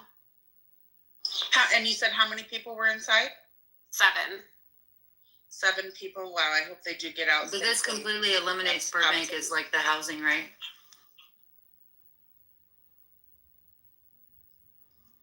What was that about? I said, does this eliminate Burbank as like the weren't they building or not building? I think there was like one shelter. There was like an evacuation. Yeah, there was an evacuation shelter there. It looks like here. Let me put it into the nest. That was one of the equestrian It centers. says, yeah, it looks like multiple homes near Tuxford are being evacuated in Sun Valley. So Sun Valley is part of like the San Fernando Valley. It doesn't necessarily run parallel to Burbank, but because it's on the 5, I'm really not sure how it would affect the evacuation route. Thank you for that. Go ahead, Jess. It's a non-impact to the current evacuation, but I'm looking at it now, and yeah, it's definitely going to cause a lot of traffic on the 5. I'll post a map to the nest. Yeah, thanks, Shane. So it looks like Just a quick moment, Jess. Valley Girl, we're gonna drop you and bring you back up. Some of our panelists can't hear you, so we're gonna drop you down and send you another invite to come up and speak. yeah. So it looks like 13,000 are evacuating, and I should say, excuse me, 13,000 structures, 30,000 evacuating. I mean, one of the things that we have to remember here is that space is essential in wildfire mitigation, right? So in places across the West where you have forestry management that has gone maybe to the dark side and things have gotten out of control, you have a wildfire, the main thing you are looking for, according to experts, is space. You want the space to turn over dirt. You want the space to create a buffer zone between existing structures and those who are having an immediate or an imminent threat of wildfire.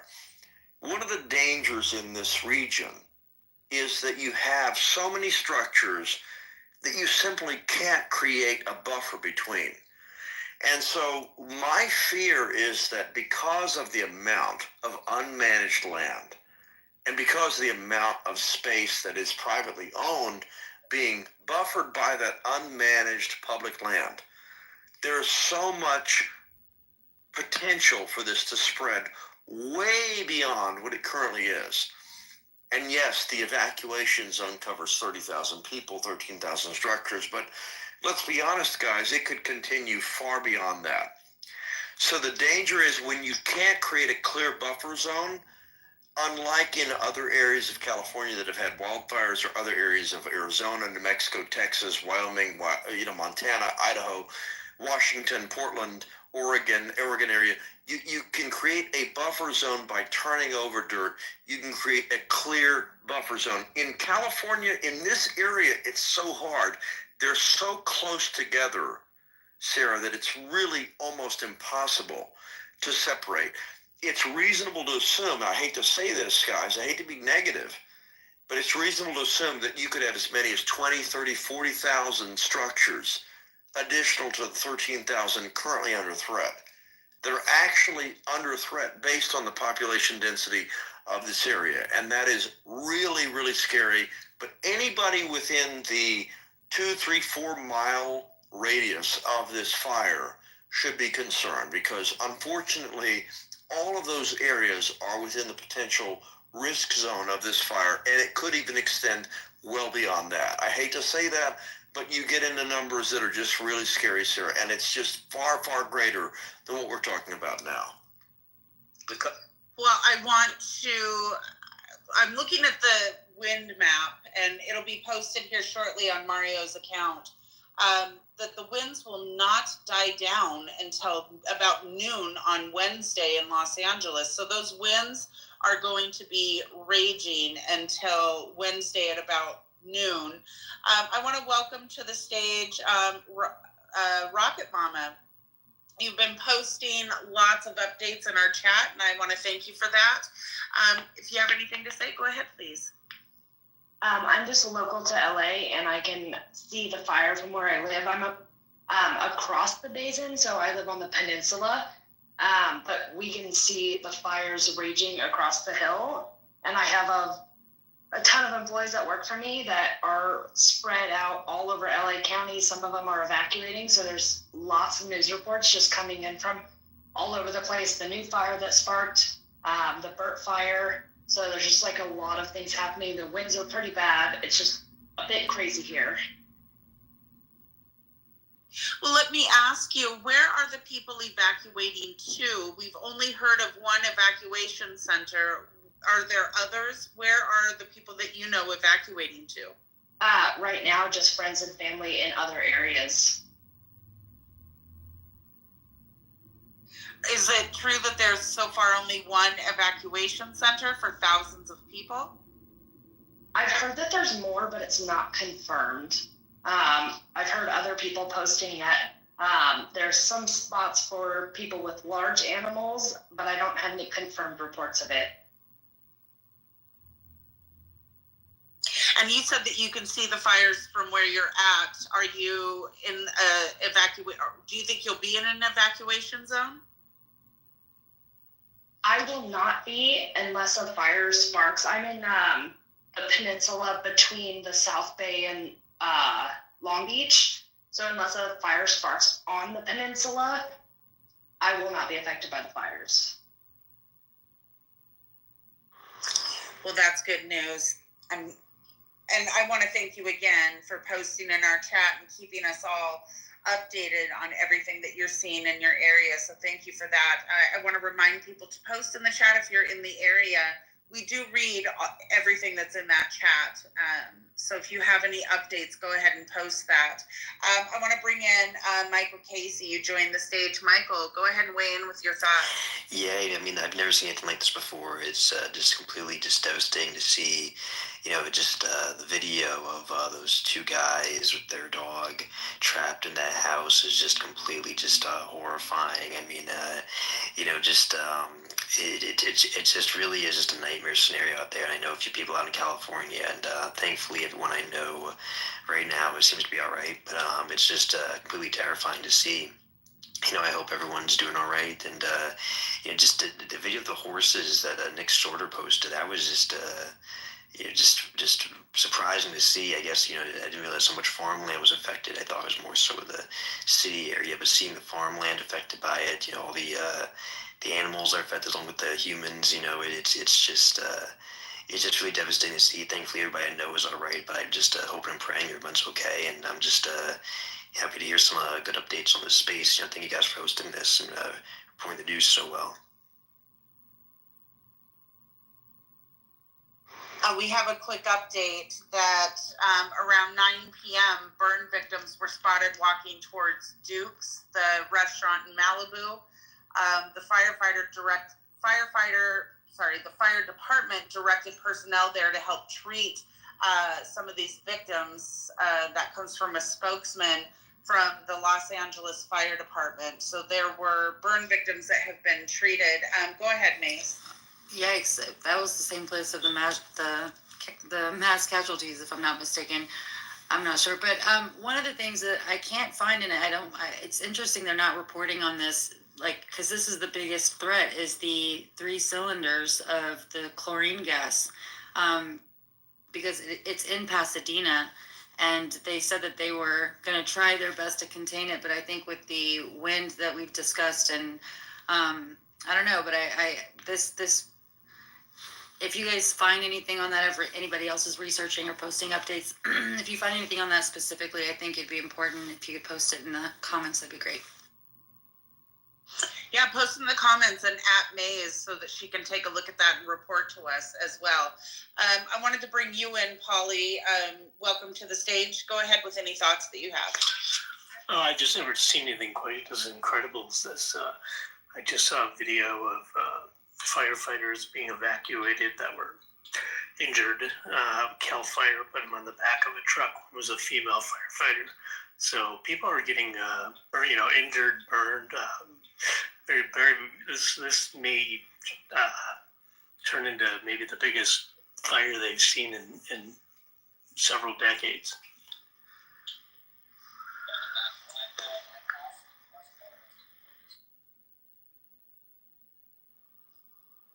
Thank you for that. Cav, I'm trying to add you. It looks like we're having a bit of an issue adding you as a speaker. You can go ahead and re-request. Go ahead, Jess. Yeah, so just based on wind gust maps, it looks like the maximum wind gust in areas near the fire are nearly in excess of 100 miles an hour. So for you guys who are unfamiliar with wildfires, when a wind gust exceeds 30, 40 miles an hour, that becomes almost untenable for someone who's battling the fire to actually battle it, because it becomes so difficult to minimize the damage of a fire that is trying to spread way beyond any lines that you might draw, whether dirt, turn over trenches or wet lines that you might make with drops from the air or local fire lines or whatever. It's almost impossible once it gets 30, 40 mile an hour gusts. But the maximum gusts right now in parts of the area that are affected by this is almost 100 miles an hour. That is literally impossible to actually mitigate. So we're talking about a environment for this fire to spread that is virtually impossible for anyone to battle. And unfortunately, although we might try our best, nature has a way of expanding these fires in a way that is basically untenable.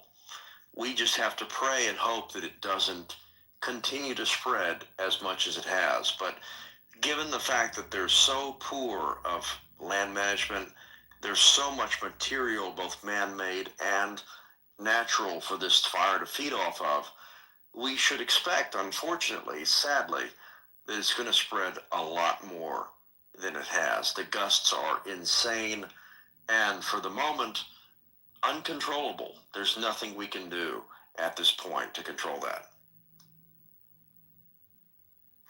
Thank you very much. Go ahead, Michael. Hey, so I just saw a breaking news report. I'll put up in the nest that apparently there's looting going on and some criminal activity. Apparently some people are breaking into homes and looting. I just wanted to put that out there.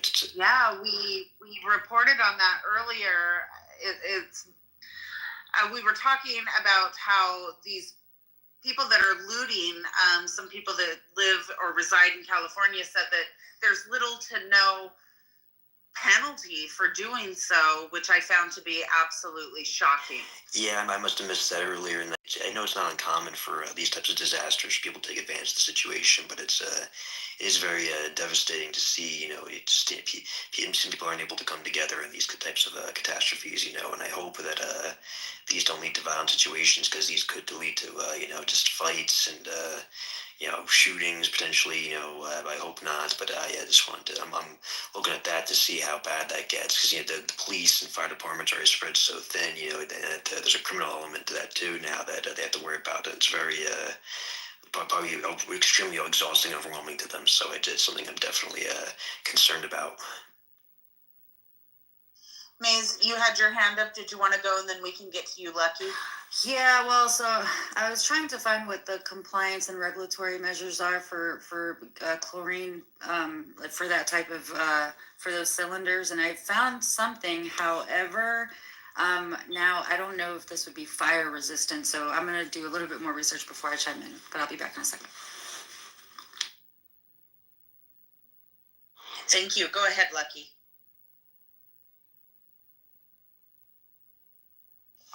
Lucky, can you hear?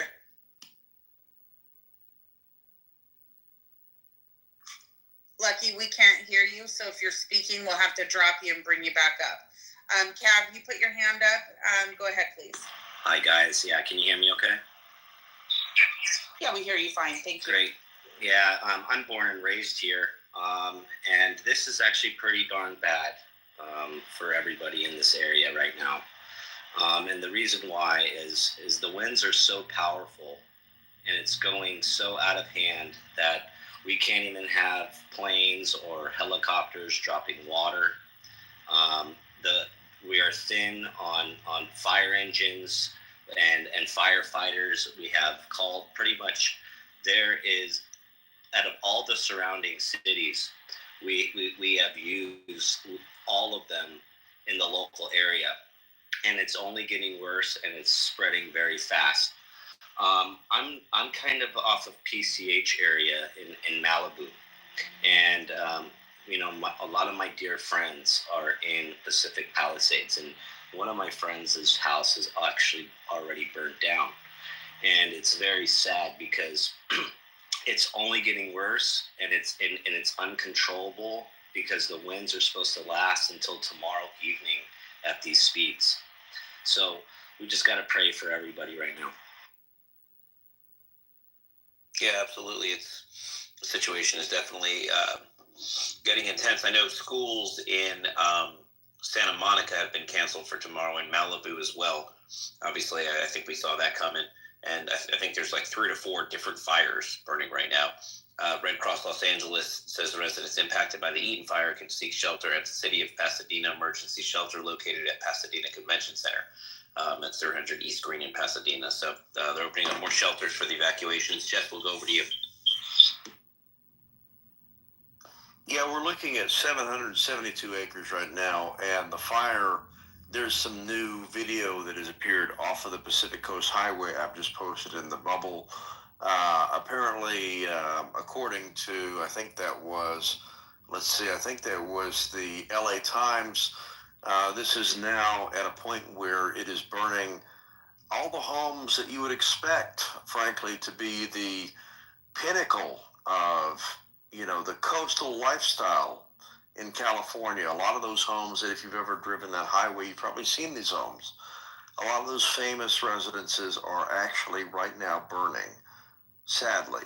And it is sad, folks. It's terrifying because this is a huge part of America that we're seeing lost before our eyes. It's burning right now, and it's right off the coastal highway, 101. It's a famous aspect of our great country, and it is burning. But we're at 772 acres, David, and it is only getting worse. And unfortunately, because the winds aforementioned, it's probably not going to be over anytime soon, sadly. One other thing I would mention is that James Woods, a well-known Hollywood actor, a very well-known Trump supporter in Hollywood, James Woods posted about 6-7 hours ago that he had left his home, and his security cameras showed the flames licking the porch of his home, sadly, in the Palisades, where his pool was shown almost being engulfed by the flames. One can only assume that his home is now gone, lost to the fire that is engulfing so many of the great residences of that area. Whether you like them or not politically, personally, guys, this is a great loss for our country. There's no doubt about that. I'll yield back. Yeah, thanks, Jess. Yeah, it's definitely tragic. I don't know. I don't know what else to say. You're right. We're going to get reports as the night goes on, and today I don't think this is going to go away anytime soon. I think by morning we'll see. Hopefully, if the winds die down, we can get into the air and fight them that way and see what's going on. But yeah, really, these areas are crippled right now. There's nothing anybody can do other than protect what structures are absolutely necessary. Go ahead, Valley Girl.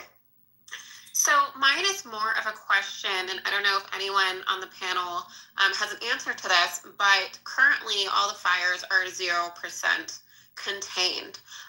What would define like a 1% containment? I mean, we're going overnight with these winds and not expecting even that. Jess, it looks like you have an answer, so I will yield back. Yeah, I'll give you a basic answer on that. So what happens in a wildfire is you have a bunch of agencies, right? It's local, state, and federal. They all rush to the scene of the wildfire. What constitutes containment is basically being able to turn back the growth of the fire. So if you have an area, for example, where you have a line that's established, usually it'll be a combination of dirt. In other words, they're literally turning up a berm or a dirt trench or something in front of the fire, or they are so blanketing the fire with water and chemicals that it can't grow any further. That's part of the containment, right? So if they've arrested the containment of the fire in one portion of the wildfire growth, that's a 1% containment. What 0% containment means is that at this point in time, the authorities do not have any ability to stop the growth of the fire. That's exactly what it means. And it's scary, but I hate to say it's true. When we had, for example, the Black Rock fire here in Texas, which was a famous wildfire that grew in West Texas and went from the Big Bend all the way up to the Davis Mountains, it was a fire that no one could contain until it got to the point where the terrain was impossible. In California, usually what it means is that either the terrain or the authorities, or a combination, have contained the fire so that it can't continue to grow. At this point in time, sadly, for every member of the area that this is, including everybody in the Palisades, everybody in that area of Los Angeles, and that whole entire metro, if you're anywhere within 5, 6, 7 miles of this fire, unfortunately, the authorities haven't been able to contain even a piece of it. It's still growing. It's still expanding. They haven't yet set a clear line. So I guarantee you at this point in time, if you look at ADSB, and I'm going to do that here shortly, if you look at where the planes are flying, if you look at where the helicopters are, the folks that bring the water and the containment chemicals to the fire, they are trying everything they can. I promise you, because of the population here, the population, not just that it's celebrities, but the population of the area, they're doing everything they can to bring containment to this fire. But the unfortunate reality is the wind is impossible to contain. You're talking about wind in excess of 80, 90, 100 miles an hour. It's almost impossible. You could bring everything to the party, and it's going to be close to impossible because of the density of the area. So until the wind dies down, and who knows when that will be, maybe tomorrow morning, I think the forecast, David, Mario, Sarah, I think the forecast says that in the morning we should get some relief from the winds. Some. If the forecast goes down where the winds are at 30, 40, 50 miles an hour, instead of 100, 80, 90 miles an hour they are now, we should be able to see some containment. And the chemicals in the water, that should work to help to create a line in this fire where you start to have containment. Until that time, unfortunately, sadly, regretfully, I have to say that it's only going to grow. That's how this works. Until they can create a clear line of demarcation between the established growth of the fire and everything else that the fire is moving towards, they can't stop it. Because nature is far more powerful than anything else we can throw at it, guys. That's just how it is. When you're managing a wildfire, that's what you're dealing with, unfortunately. So hopefully we will see a point of where they can stop it and start to expand that line of demarcation. Michael, you're unmuted. Did you want to jump in, or you just happen to be unmuted? Oh, sorry, I misclicked. Sorry. You're good. Go ahead, Christina. Looks like we have Chris with a hand up. Yeah, I was kind of wondering, I do disaster response as a public adjuster, but right now I'm wondering what are the clearest lines of evacuation routes for people, especially those that are in, high level effect areas like Santa Monica if the fire moves in, but what are the evacuation routes now and how are they going to expand?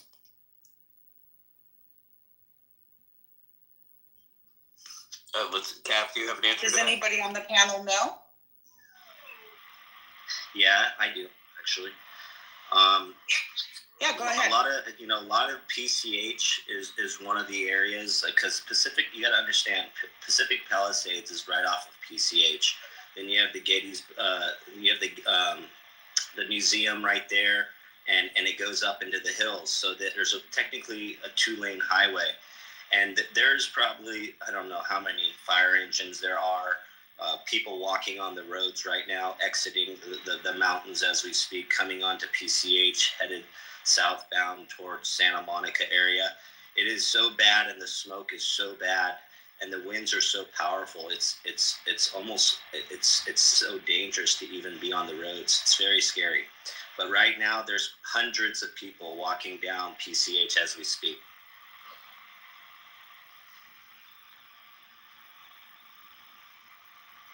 Wow. So, I mean, a lot of people close within the area should pack their bags right now and be, getting their stuff together, emergency supplies, flashlights, in case they do need to move. A lot of people are facing a lot of uncertainty. So the best thing you can do is be prepared. And then we all need to work together and make sure the evacuation routes are efficient. A lot of times there's 4-way highways going, one direction, and sometimes the highway patrol should open it up in the other direction. Meanwhile, allowing emergency vehicles to step in. And, and a lot of time, a lot of emergency people want to step in and help, but they can clog shit up.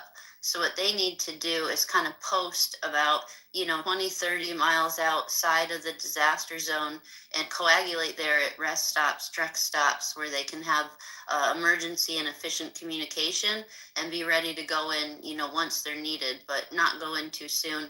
But yeah, evacuation routes are super important right now. And I'll land my plane on, I can't stress enough, back in the day, I used to study geology. And I do believe there's a lot of nitrogen gas in those ports that are stored under Marina del Rey, Santa Monica. And so it's very crucial that fire does not reach those downtown areas as well. But again, evacuation routes are the most important thing now. And then, and if you don't mind, David or Sierra, if I can comment on what David was saying. Yeah, go ahead. I'm sorry, Jess was saying. I'm sorry about that. Like I said earlier, the winds are so powerful. The planes and the helicopters that would normally contain and help contain the wildfires in the first place, they can't even fly right now. They can't even be in the air right now. They can't even do much as of right now. So it's more or less the hands-on the ground that is being fighting whatever they can at this current moment. So it's actually very scary because, living here my entire life, I have never, yes, there's wildfires here, but they're out in the hills and it's wide open land and it burns the brush fire, et cetera, et cetera.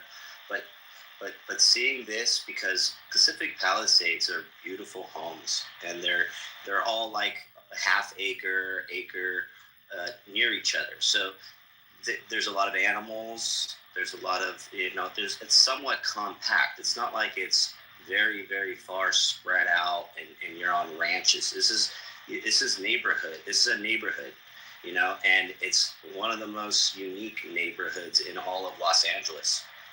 And what's scary is that the winds are so powerful. It's just spreading from one home and one yard to the next. The smoke is so powerful, you can't even see 10, 15, 20 feet in front of you.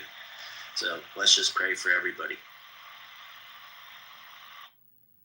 Yeah, to add to what Cap said there, everybody in Palisades, I think, is well aware, and they're probably already gone.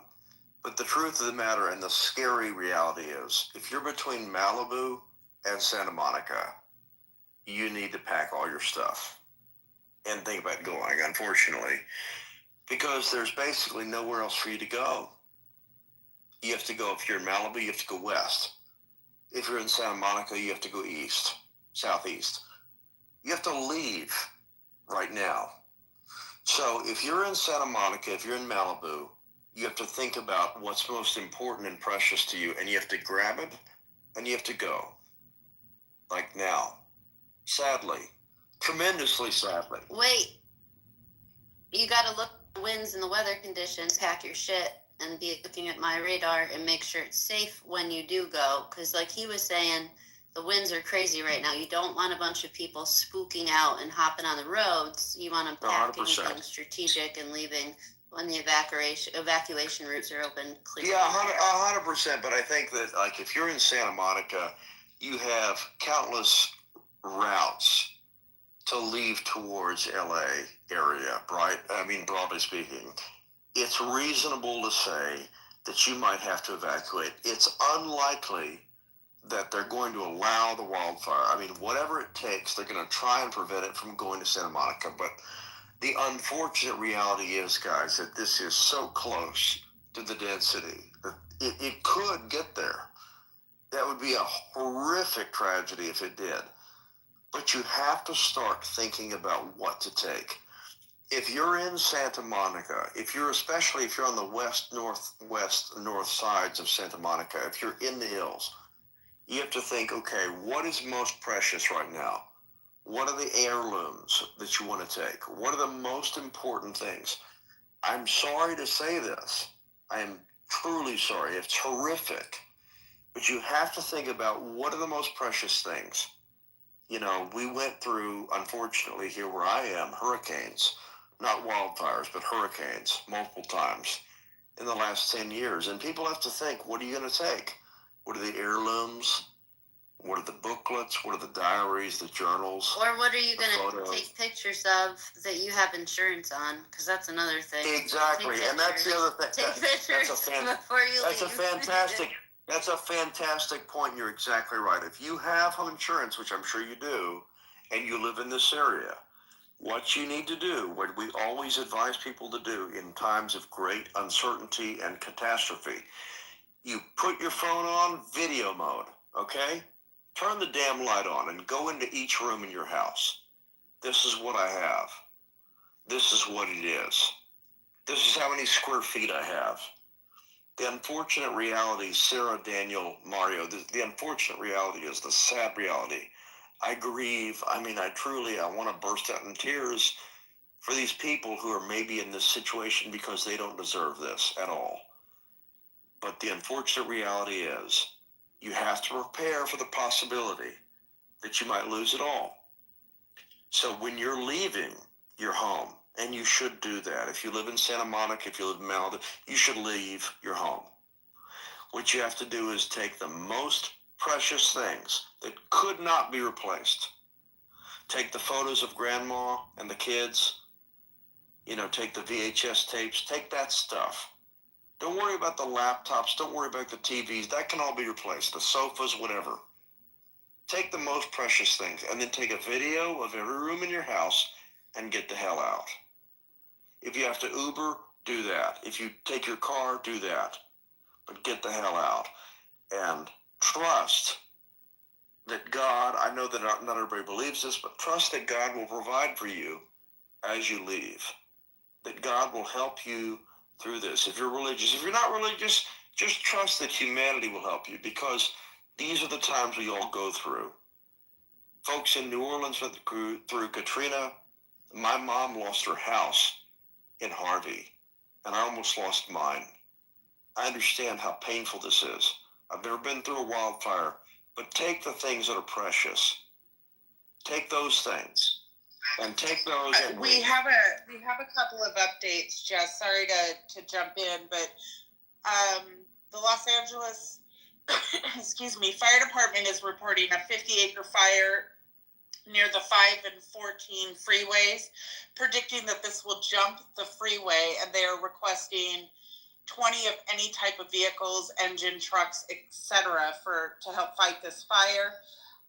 Another update is that a significant structure fire, the Tamarack fire, is burning in Sun Valley, California. I think we heard that earlier on the space, near the 8600 block of Tamarack Avenue. Spot fires have also spread across the 5 freeway into neighborhoods to the south. There are now over 200,000 customers without power in Los Angeles due to the Palisades fire. And we have video, and it'll be posted on Mario's account, that appears that everything along the Pacific Coast Highway near Malibu is up in flames. This fire is just raging right now. Lucky, I'll go to you, and then I'll go to you, Rocket Mama. Go ahead, Lucky. So I'm here in Santa Monica. I can say the wind here is insane. I don't think I've ever seen anything this bad before. I'm just about, I think, 10 or 15 miles from the nearest fire. My part of the city is not under evacuation yet, but there is a large portion of the northern portion of Santa Monica is under evacuation mandate and warning. I can say the sky is black with ash and smoke. I have not seen a fire like this ever. I've seen fires that have gotten close to Santa Monica, but none that's ever actually threatened Santa Monica. This is the first where I've actually thought, okay, we may need to evacuate. So this situation, I can't even comprehend it. It's so it's shocking to me. Santa Monica has deployed pretty much, I think, its entire fire department to fight to aid Palisades in fighting the fire. I think fire departments as far as Orange County, northern Orange County, has sent assets to try and fight this fire to no avail. Because I mean, the wind, it's whipping against the windows, and I can say there are trees falling all along roads in Santa Monica, and I assume throughout most of Southern California. It's total pandemonium. I've never seen anything like this. This wind is outrageous, even for the Santa Ana winds.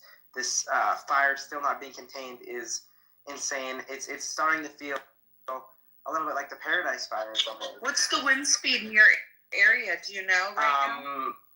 I'd say it's probably, I think it's about 75 miles an hour. It's pretty outrageous. I mean, it's definitely some of the heaviest wind I've ever seen. I went out earlier today. I was coming home from school, and because I'm still in school, and there's literally like sand or dirt or something flying in my eyes. I don't know what, but that's how high it's kicking up tons of stuff in the air, which is a first. It's a first. I feel like I'm in a sandstorm or something. It's totally outrageous. And what I can say is I have friends who have evacuated. I have Palisades High School, which is a school of several thousand students, has burned down. That is in those in Pacific Palisades, and I have friends who have opened up their doors and are taking in 10, 15 people because that's how much is burned out there in Palisades. It's insane. And I can say that the traffic congestion is also incredibly awful, right? In Santa Monica typically has some of the busiest traffic on the west side, but today it's tenfold. Opening up the northbound lanes? Are they opening up? Is the DOT, like, are the traffic controllers on their? The Caltrans, their Twitter feed, their X feed, and their website. I haven't seen anything about opening up additional lanes, so I don't believe so. No, because they're being very wishy-washy about whether or not things are opening or about whether or not we're going to evacuate. Like, for example, the situation in Santa Monica, for example, at 8 p.m., my school district was saying schools are going to be open. We're going to resume activity. We're going to have normal activity tomorrow. And then at approximately 9:30, we get another alert saying all Santa Monica schools will be closed down. So the Santa Monica city government is really kind of wishy-washy. I think LA.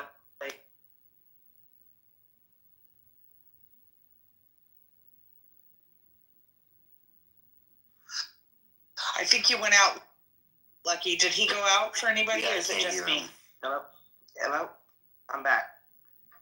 Lucky, you went out for just a moment, so you may want to repeat like the last 5 seconds. So yeah, like I said, the Santa Monica city government, talk about opening up additional lanes and a major citywide evacuation. Just the very northern portion, like 2 or 3 streets have been ordered to evacuate. Then the whole northern portion of Santa Monica. We call it north of Montana Avenue, has been put under evacuation watch. Thank you for that. Go ahead, Rocket Mama. I was just going to say the fire that you just recently talked about, the Silmar fire, that was the one that was by Lancashire that closed the I-5. And it's got a rapid rate of spread, and it is moving towards the interstate. And so they are now doing evacuations in Silmar as well. And then if you look at the comments, I did post 2 areas where you can go if you have. Thank you for posting in our chat. I encourage everybody to go ahead and post in that chat. Jess, I think you have your hand up. Again, I'm having some issues seeing hands. If you have your hand up, you can wave at me with an emoji or wave at David. But Jess, I think yeah, you're good, Sarah. So I'm looking at the latest data from user reported traffic on Waze, and also checked in with a couple of friends of mine. I've got some responses pending. Basically, the PCH south of I-10 is open.